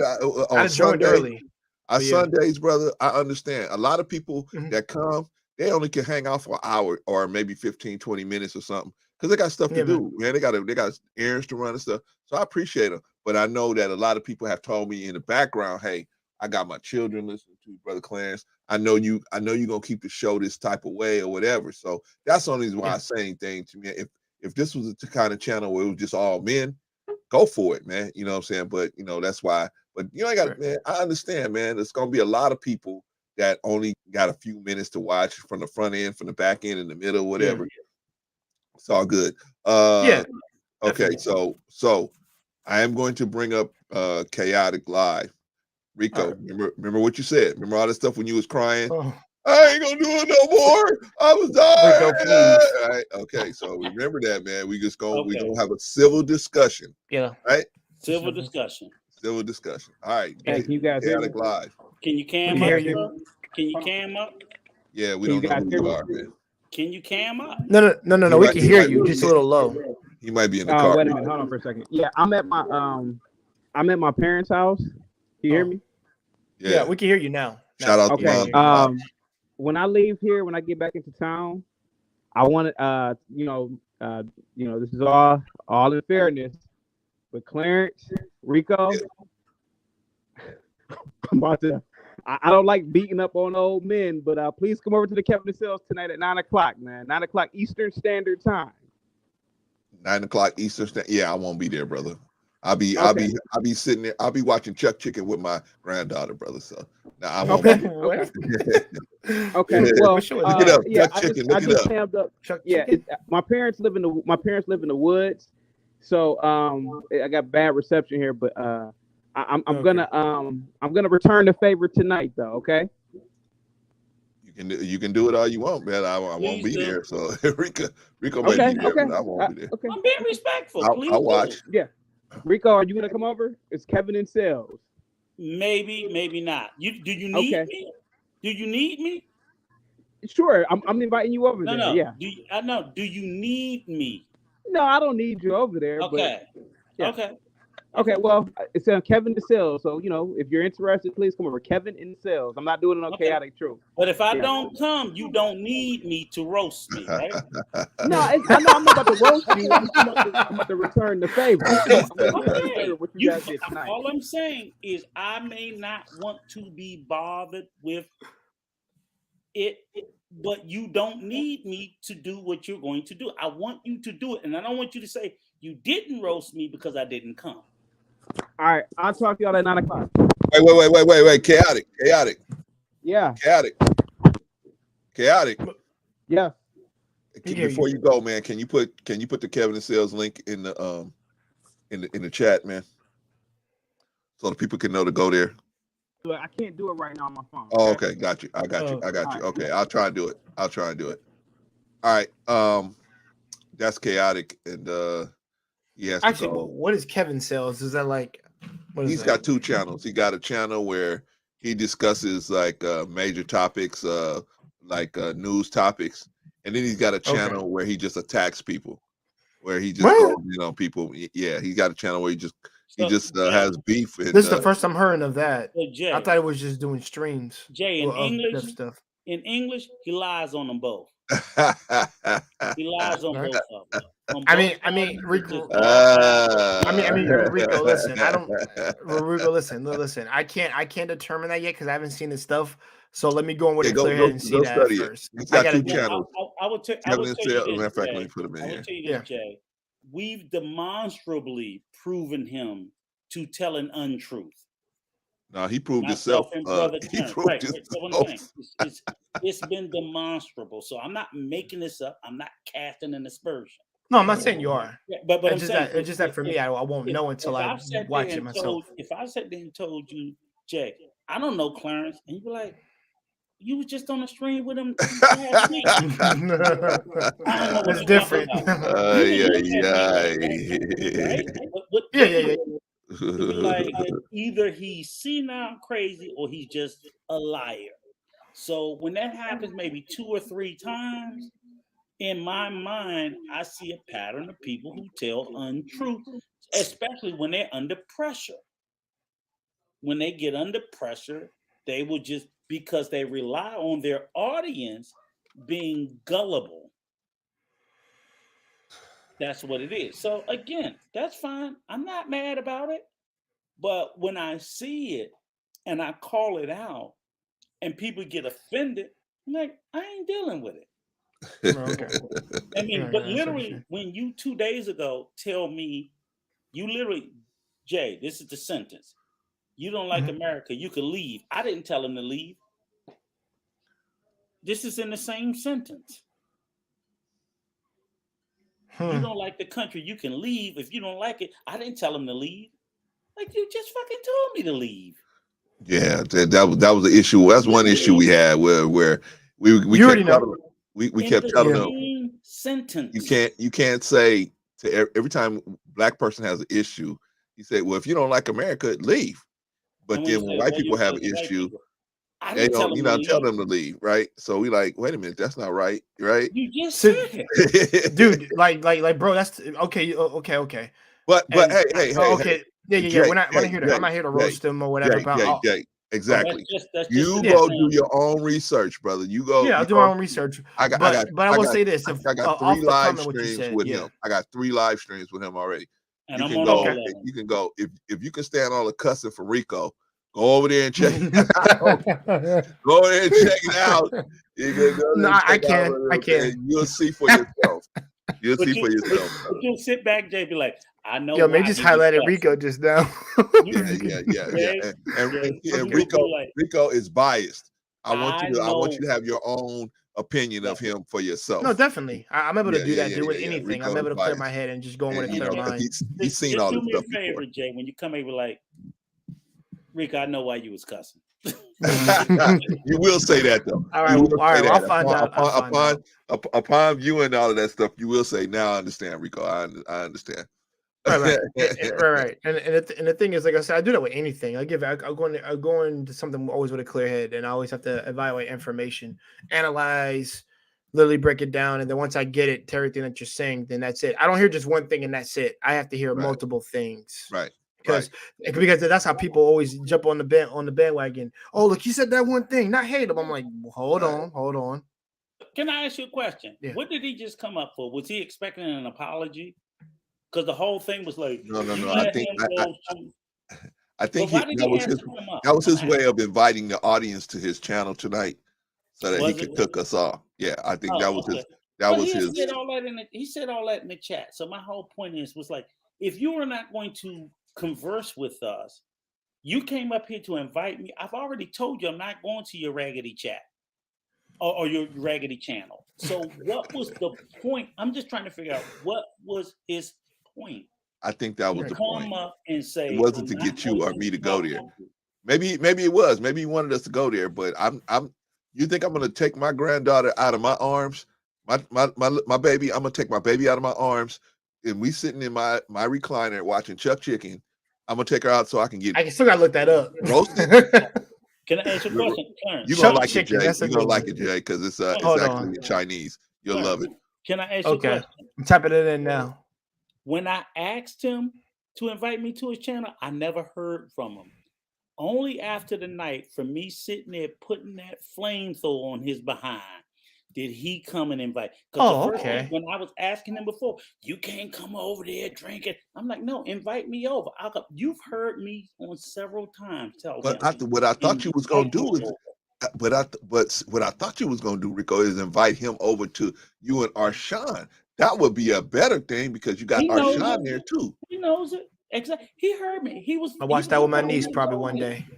I know. I see what you're saying. Drinking tomorrow, 6 p.m.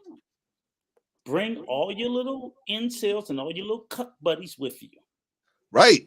Bring them over there, right? Yeah. Right. And the kind of force you guys got over there with the knowledge and relationships, the family over there. I mean, yeah, right. So that's what I was waiting on you to invite him over to do that. I invited him before he come up here with his little sniveling. Don't worry, Rico. I got Rico. Yes, Rico. I got his phone number. I got his phone number, and I got his phone number, and I got his email. I will invite him personally over here. Here's the beautiful thing about it, personally. Here's the beautiful thing. You heard me ask him, do you need me to roast me? Yeah.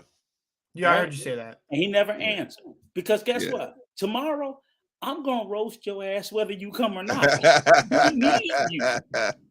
I don't need you. I should not be Be roasted live. I'm going to invite him. I'll invite him over there.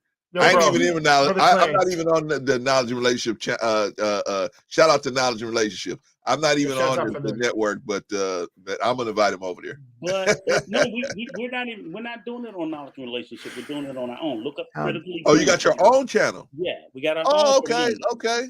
So my whole point is, I don't need you to roast you, but you're welcome to come. So you shouldn't need me. Shout out to Hida Fushi, man. This dude takes really good pictures. Because we Good got the receipt. We got all the receipts. Because again, like I said, I do not condemn you. Your own words condemn you. Yeah, but I want to see it in a setting where he don't have control.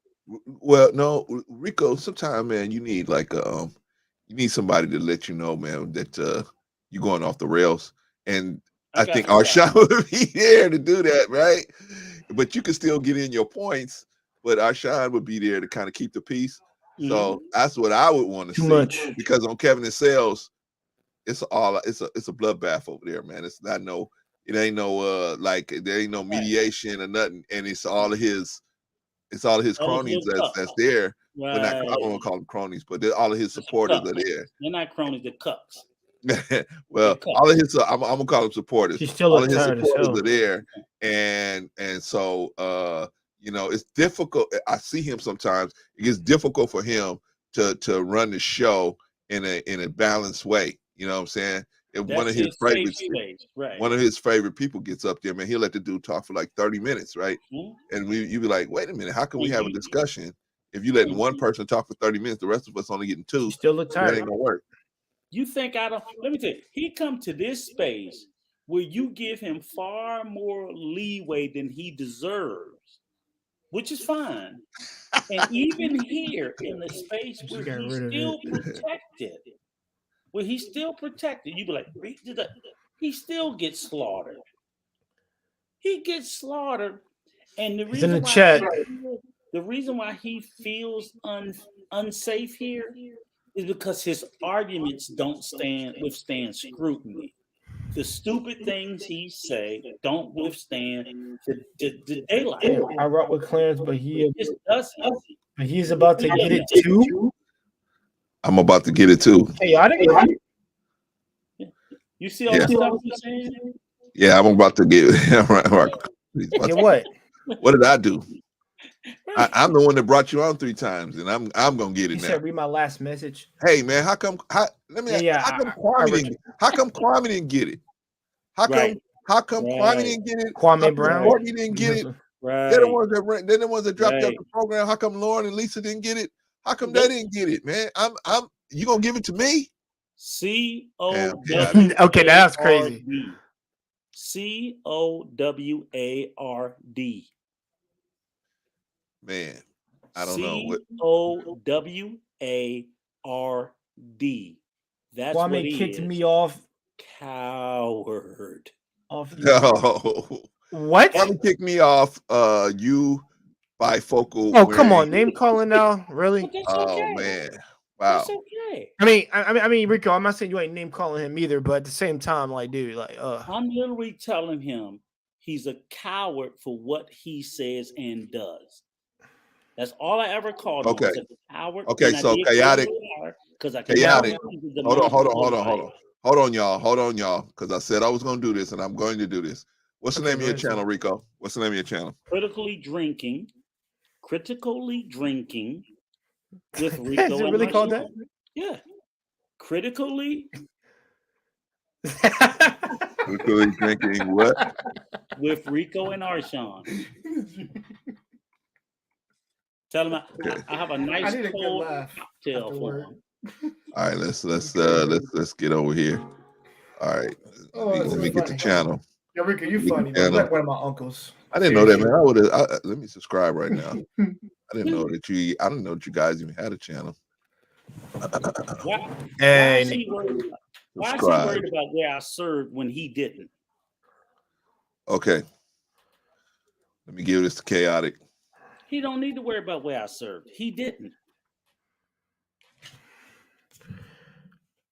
Okay. now you know how I feel when people. You know how I feel when somebody talks about Japan. You know how I am. Okay. So there's Straight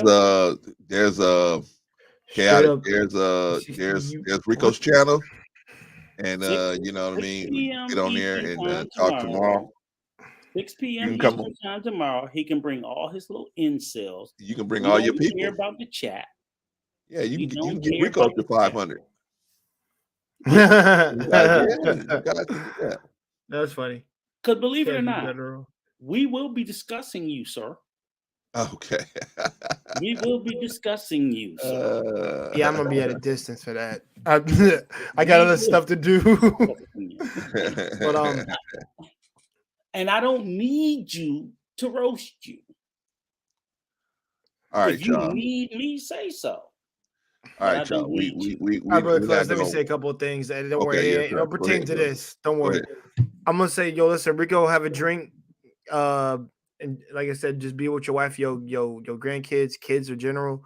Just be you. Enjoy what you got. Me? Oh no. First, I'll get to me last. Brother Clarence, spend time with your niece, your daughter, whoever you plan on watching Chuck with. Granddaughter. Thank you, brother. Appreciate Granddaughter? it. Okay, that's what's up, man. That's even better. Yeah. Yeah, because your granddaughter should have been like up and out. That's what I'm saying. But and I mean that with respect too, like up and growing up and doing their own thing. Right. Yeah, man, just spend time with them spend as much time with them as much as you like. Trust me. I can't wait to do that when I'm like 70 or maybe 65, man. maybe. It's the best, But, bro. It's the best. yeah, trust it's me. like it's like a license to steal, brother. You know what I'm saying? With your own children, all the mistakes you made with them, with the grandchildren, you just chill, man. Yeah, steer them along and just chill out because that's your kid's job now. Yeah, I'll be glad when it's their job. I'm like, yo, I'm done. I did y'all good. I made y'all proper people society. Y'all loved. I was careful. Now y'all get to do it. I'm done. Yeah, right. Right. Trust me, my goal is to be very similar to my grandfather. More often, I just only doing like being retired and just doing the work in the house. Yeah. And that's it after that. Like outside law maintenance, I'll do all that stuff and everything for my wife. I'll do all that. Please believe I'll do it. Other than that, I'm chilling. Hold on, Jay. Hold on. Chaotic and Maybach, man, we don't mind you guys, shooting your shot, but please make it respectful, man. Don't make it disrespectful. Like I said, what you guys do, and I know you guys probably do that over there at Kevin and Sales, but I don't want any of the sisters getting run out of my chat because they got guys like you guys are doing. You guys are tell them keep all their fire on like the this, real like thing. this is cool. I can dig this. Lance is about to get out of the library. I can dig that. But the name calling, man, come on. We got to stop it, man. No. See, for me, I actually like the library. Funny enough, that's where I get all my information from. Tell them keep all their fire at a real man. Yeah. Plus, I love books. Okay. Okay. I'm a nerd in that sense. It's okay. I'm gonna bring him back on, and he's gonna have to answer for all of this stuff.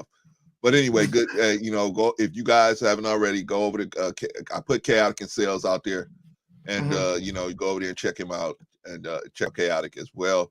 We're gonna get some last thoughts. Jay, you was getting those closing remarks, brother. What you have any further? Yeah, like I said, remarks? shout out to my man, brother Clarence here. Always guys like and subscribe to his videos. Check him out. He's always influential. Like another uncle. I got two uncles here, Uncle Rico and Uncle Clarence. That's how I see it. Right. Rico definitely reminds me of my Uncle Willie. He does. And that's and everybody. That's not his real name. You know the kind of uncle. You know who Rico is. Rico's that uncle that when he's at he's standing by the barbecue grill or the barbecue grill, and he looks like he's cooking the meat, and you go over there and say, "Hey, Uncle Rico," and he slips you a beer. He's that uncle. No. But shout out to the both of y'all. Y'all made me laugh. I ain't gonna lie, especially Rico. Christ. Yo, Rico, I won't lie. And brother Clarence, I don't know if you knew, but we had that family night stream. That was I ain't gonna lie. I ain't never laughed so hard in my life. Like I haven't laughed that hard in months. All right, my man. chest was listen, I was laughing so hard my chest and my sides was starting to hurt, bro. I'm glad, man. I'm glad. Rico, man. I love your voice, man. You made me laugh. Like Oh, man, you should have been a appreciate you, brother. comedian Thank too. you. Same here, man. Seriously, Same here. man. You Keep made me doing what you're you doing. had me rolling about the frog and the firecrackers. I was done. Oh, man. Oh, no, man. I was done. That was too much. When I heard that, I just like, yo, y'all crazy. we did stupid stuff, but not that. But all in all, like sorry I got to derail it, but that was one of the most entertaining streams I've ever been on. Subscribe and like to my man brother Clarence. Check me out, Jay Takashi, guys. I do all types of things. And to all the ladies and men, anybody of any races over there, just be respectful, and that's all it is. Right Other than that, yo, Rico, man, I might watch that stream we had. Yes, I need a good laugh again, man. No, that was good. That was good. That was fun. That was really fun. I like that stream. And that's what me and Archie, because like I said, we do Monday nights, we do our own on our own channel, and then every Wednesday on Knowledge and Relationship. So yeah, we a little small channel, 25 subs, because we don't even promote it. That's the whole point. We don't, because that's a channel with me and Arshawn, we get together and we get off what our thoughts are. And that's the whole thing. It's not about trying to get a following. Either somebody will pick up on it and they will follow it, or they won't. So to be honest with you, the whole conversation that we're going to have tomorrow when me and Arshawn is on our Monday night show, that's for me and him. Right. Me and him, we both have thoughts about things we see in these streets. And unfortunately, this young gentleman has said things that historically we both had a problem with, and we want to unpack it. And we want to unpack it in a serious way. Okay. And that's why he won't be invited up. Let me get animated like it was. It's just to say that because here's the thing. This is what you do. Other people have these thoughts like he had. I know he's not the only one. Right. So we want to unpack the ideology that make people who look like us speak about us in that way. It's something wrong to me when I see Black people talk about Black people this way. So he just happened to be the subject for this week. Previous weeks, we talked about other things. After this Monday of talking about this ideology, not this person, but yeah, he will be called out by name. The following week, we'll talk about something else. It's whatever we feel like. And that's why we don't care about having 100 or 1,000 subs, because we're not going to entertain an audience. That's true. And he may have a gazillion subs. I don't care how they feel about it. It's how I and Arshawn feel about it. We're going to unpack it.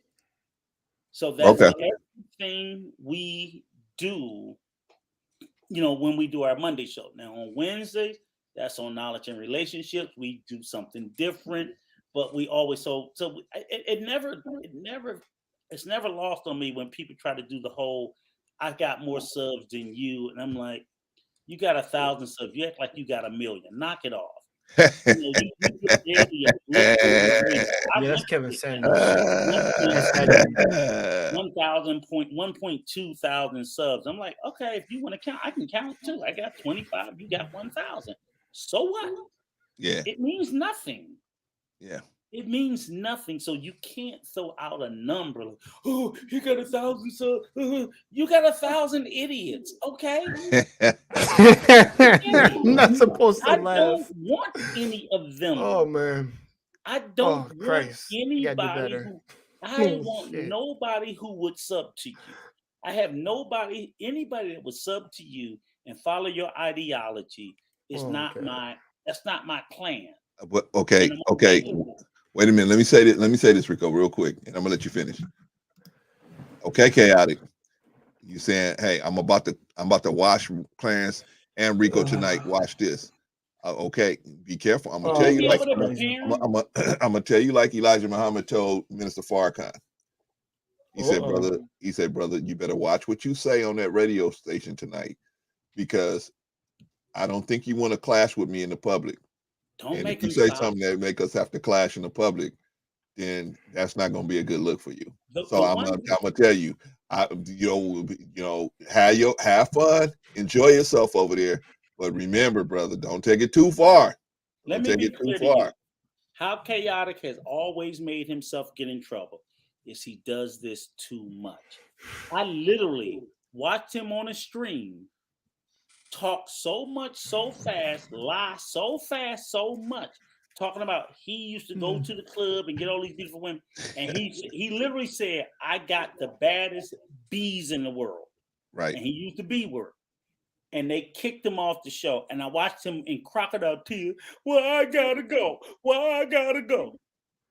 And that's Okay. when I realized he talks too much. He talks himself into trouble.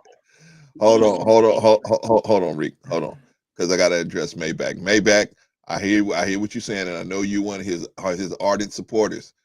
But I'm not threatening him, brother. I'm just telling him the truth. He does not, because we just gonna deal with the truth over here, man. It's not gonna be, this ain't no courtroom where you can do antics and stuff. We just gonna tell the truth, and he knows. Yeah. He knows.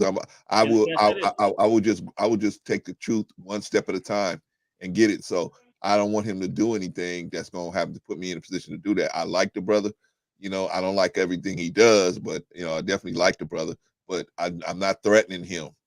So please. Yeah, there's a difference between Huh? between being careful with your words and actually acknowledging a threat. People got to understand that's what I'm this. saying. And see, and I'm starting to think that this cat don't understand the difference between the two. Can I speak to That's not even an insult right now. That's not an insult right there. That's just me hearing what he's saying. Can and I I'm speak like, to Mrs. Maybach? I'm gonna assume that's a Maybach Miss or is Mr. I don't know what that is. I don't know either. Whether but you the be way, Mr. or her. The way she talks, I'm going to assume it's a woman. I want those problems. I want those problems, Mrs. Maybach. You know where my non-existent channel is. Bring me those problems, Mrs. Maybach. I want them because I know that you and Chaotic, as I just said, y'all do a lot of this and nothing more. To include these little crazy, these little fatal threats. That mean the fact that you even said it shows the level of. See, that's all you can fall back to. I'm a delusional fool. No, follow through on your threat. I'm begging you. I'm imploring you. Follow through on your threat. Not on Clarence. On critically drinking with our. You know where to find. I just love the name in critically the chat. drinking. Right? And when nothing happens, it's going to further expose them for the frauds that they are. Because nothing's going to happen from him or Chaotic. They're going to have that little dry roast over there on Kevin Sales. And I'm going to tear apart every word he has said out of his Man, mouth. I'm going to go right through it on Tuesday. I'm thinking. More I keep hearing Kevin Sales, brother Clarence. I'm not trying to cut you off. I apologize. But more I hear Kevin Sales. I think it sounds like Kevin Samuels. Right. Which that's what would make be. Oh no. I put it out here, man. I think I put his link out here, Kevin Sales out here somewhere. Yeah. Is that the name of his show, Kevin Sales, or is it just a No, that's the page. That's the page. It's Kevin and Sales, all one. Kevin and Sales, okay. Kevin in, like I'm Kevin sorry. in the door. I keep hearing Kevin Samuels when I hear that. I know what Kevin sorry, Sales brother, is. Kevin. It's Kevin. No. You cool. I'm talking about like how it's advertised. Yeah. I didn't say it right. I'm sorry, brother. It's No. Kevin That had in nothing Sales. to do with you. That was just how it sounded to me whenever I kept hearing Kevin Sales. Not that you guys are saying something else. Let me show you. I just want to let you know right now. I want that let me show you gentlemen in real time. I told him, please bring that smoke over to me. Nobody's going to your channel. See how quickly it became nothing? He threw up, you don't want this trouble. I want it. Bring it to me. Nobody's going to your channel. No, bring it to me. Bring it to me. Rico. Please bring it to me. See, and that's what I'm saying. We need to call out these little false threats from these little false idols for what they are. Because if you wasn't prepared to follow through with it, you shouldn't have issued it. You shouldn't have issued it. Rico, I'm not sweating none of this stuff, man. I'm not sweating. No, he's not. It's just that it's Maybach. Mrs. Maybach. I'm exposing Mrs. Maybach. All the little stuff that she says in the chat. She don't jump from, you don't want this problem. No one's going to your channel. You unintelligent. No, bring me right. Keep there. Stay there. Mrs. Maybach. I want that. Don't skip to everything else, Mrs. Maybach. Mrs. Maybach music. See, you started with that. Stay in that same energy. Guess your I see you height. tomorrow at 6 p.m. 5'9". Mrs. Maybach. Mrs. Maybach, or Miss, or Mrs., or Mrs., or Now- Mademoiselle, or Miss Princess, whatever you are, Maybach, because you're not a man. Love the You white would have horse. stood behind this if you was let a man. me give you an example. Let me give you a suggestion, Reek. Set them up first. Take an hour to set everything up before you let them come on, and if you talk to them, if you I'm not decide to talking to talk, them circus monkeys. I'm not. Are you kidding me? you're not gonna pull them up. I would rather throw poop with circus monkeys. It'd be the same thing. Oh, I said poop. Okay. I said poop, right? Thank you. Thank I you. said poop. Thank you. Thank you, right? That's nasty. I don't know, what you Agent mean. Carter. I don't know what's going on either, Because Agent when I Carter. think about them, that's the I mentality. gotta reel this thing back in, That's man. the mentality. So, No. I mean, you get ready to close off, right, brother? yes. So Yeah. I'm just So like, you know, let me just say this. Thank you, brother Go ahead, Rico. Clarence. Thank you. Oh, Again, man. they can throw out all of it because see now they running. Now Mrs. Maybach is running scared. She don't want to bring the smoke no more. Okay. But Rico. thank you. Rico. Chaotic is back. Jay, Chaotic is back. So I'm gonna bring him up because he must have something important to say. Maybe this. Oh time. man, I gotta go. You back in? Okay, I'll hear what Cat has to say. I'm just trying to go, you man. got I him. gotta take care of something. All right, go ahead.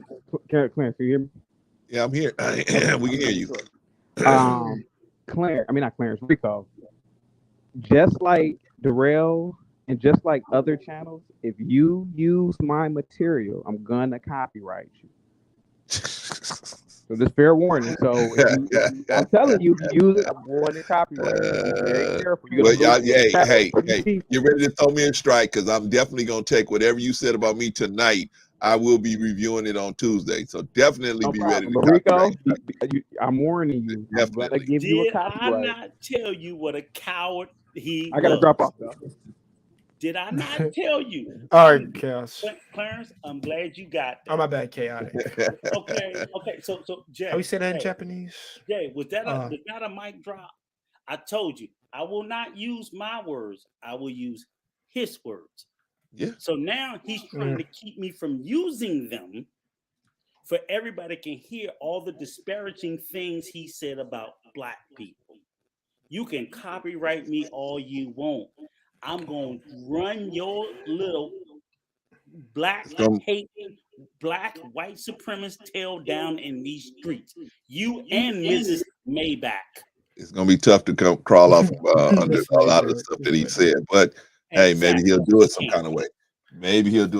All right, gentlemen, I'm going to close this. I'm a copyright. You know that's the sign of a cow. I'll say a few words in Japanese is what I'll tell them. Hey, chaotic. Go ahead and just write me down for a copyright now. Just go ahead and write it down because anything you say about me. Pull it up in the chat because he know I'm going to use it and I don't care. Okay. Yeah. He said if you use my video material, I'm going to copyright you. Hey man, just go ahead and save me a strike now because I'm definitely going to review it on Tuesday morning at about 10 o'clock in the morning Pacific time. I will be going over it. So don't even sweat it. Just go ahead and write me down for a copyright right now. And I will be on the screen with him while we're reviewing it. Okay, if Rico's available, he'll be there too. So we will be going through it, and Rico will be going through the parts with him. I'll be going through the parts with me. If you talked about Jay, I'm gonna go contact Jay and have Jay. Oh man, dude, listen. If I get put on some stuff, I ain't gonna worry about it. But yeah, I ain't gonna worry about it.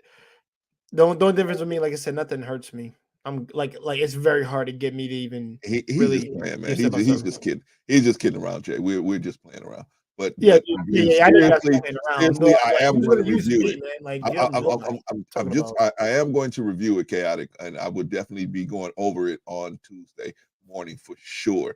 And if Rico is available, I will have Rico on there too, and we will be going over it. And Jay, you're available. Adrian Carter, shout out to you. We're gonna go through it on a live stream, and we're gonna check it out. Okay, I'm gonna put you guys down, man, because I'm gonna get out of here, man. 4 hours, 53 minutes. and your brother's hungry. Do want to do? I just got Before done I eating, give bro. you a I got it. I strike, got it. I'm gonna give you a strike. Brother Clarence, I just got done. I know you're gonna hate me, but I got done having steak and some steak, green beans, and some potatoes, like a Good for baked you, potato. brother. Good for you. Yeah, bro, I Brother. cooked Good that, for bro. you. It was good. It Good was for real you. good. And also Good Japanese for guys. Oh, yasumi nasai, mina.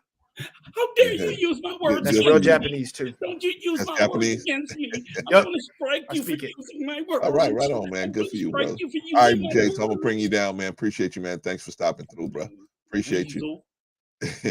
This Man, is you got any last Rico? Do you have any last okay. word? See, my whole stream was supposed to be staying out of beefs, and I got an elder This is creating not a beefs. beef. No, this is not a beef, Clarence. This is sitting there putting a mirror up to them to face what they say. And the minute you do, this is what they do. Shout So out to Arshawn Dave. if you don't want people to hold a mirror up to you to the words you say and the things you do, you need to think about how you move. And the Shout out to only thing Intellectual I've ever Soapbox. implored for him and anybody else, watch how you talk about my people.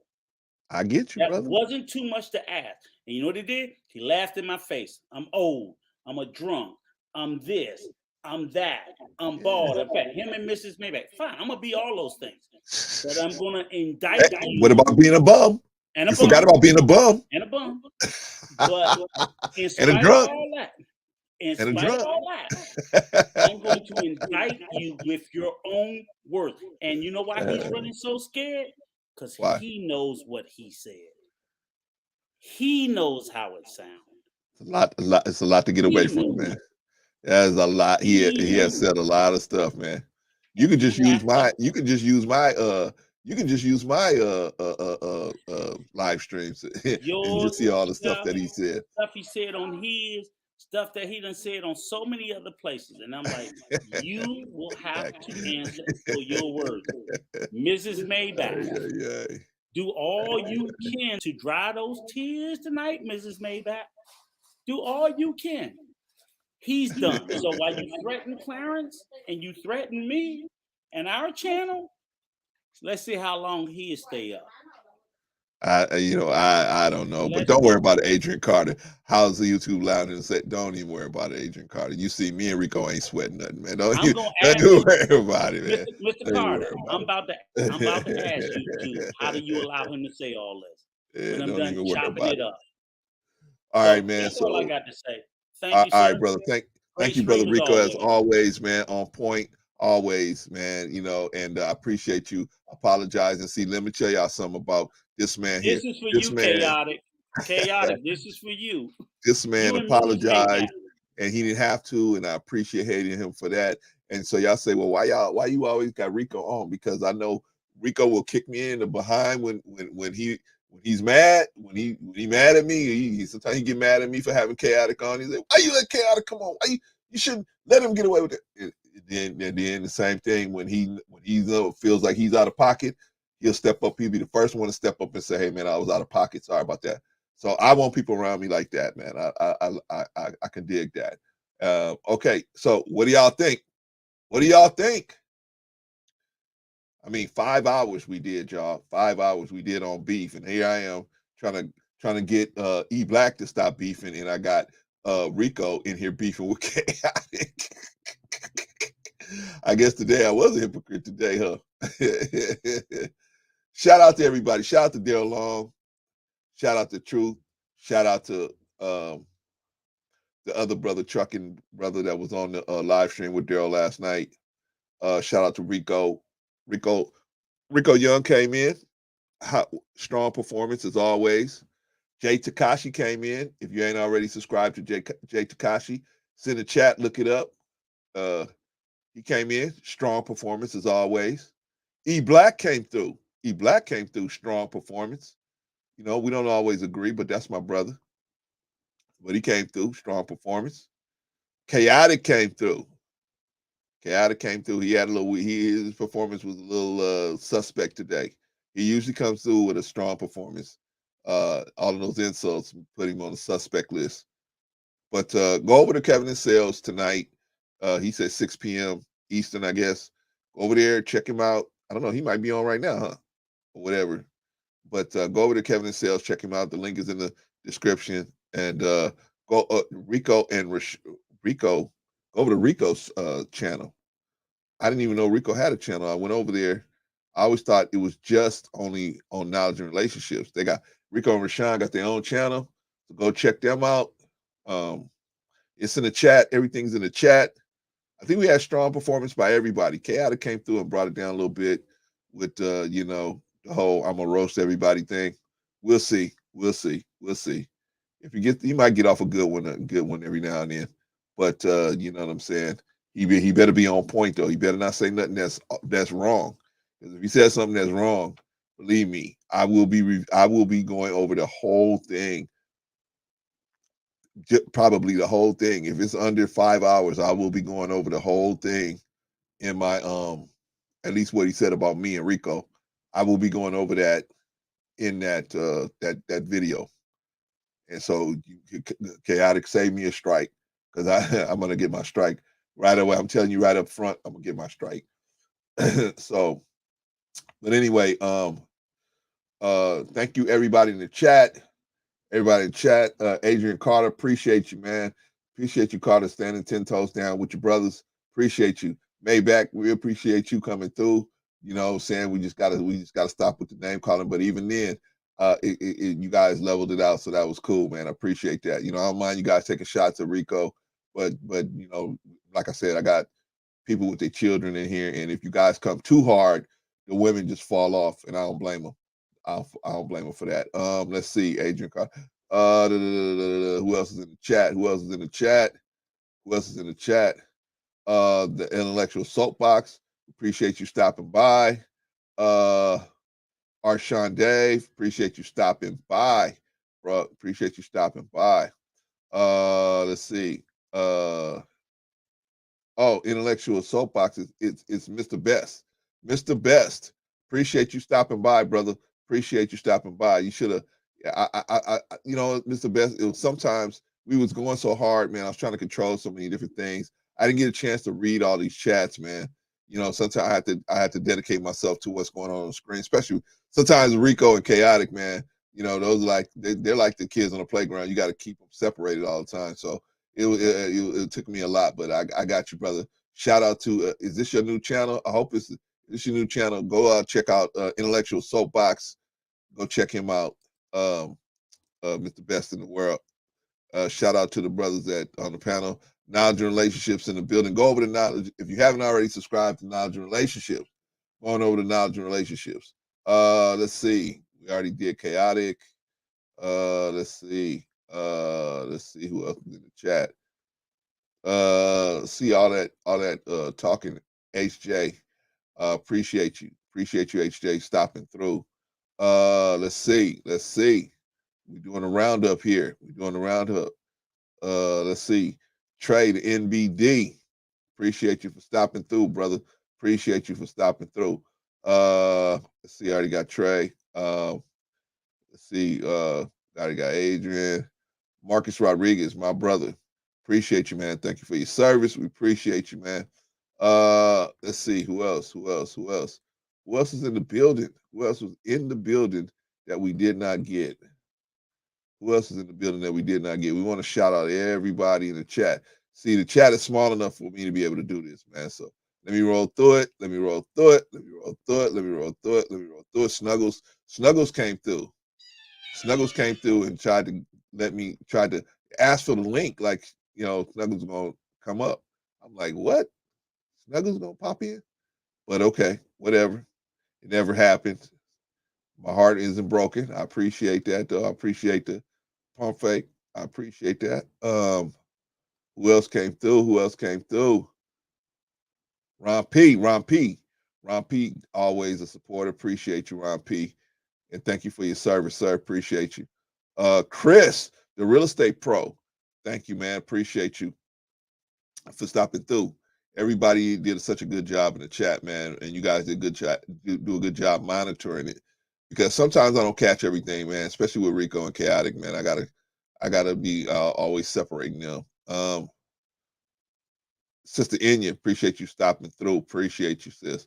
Risa Neal, appreciate you stopping through. Appreciate you stopping through. Thank you for spending your Sunday with us. We appreciate you.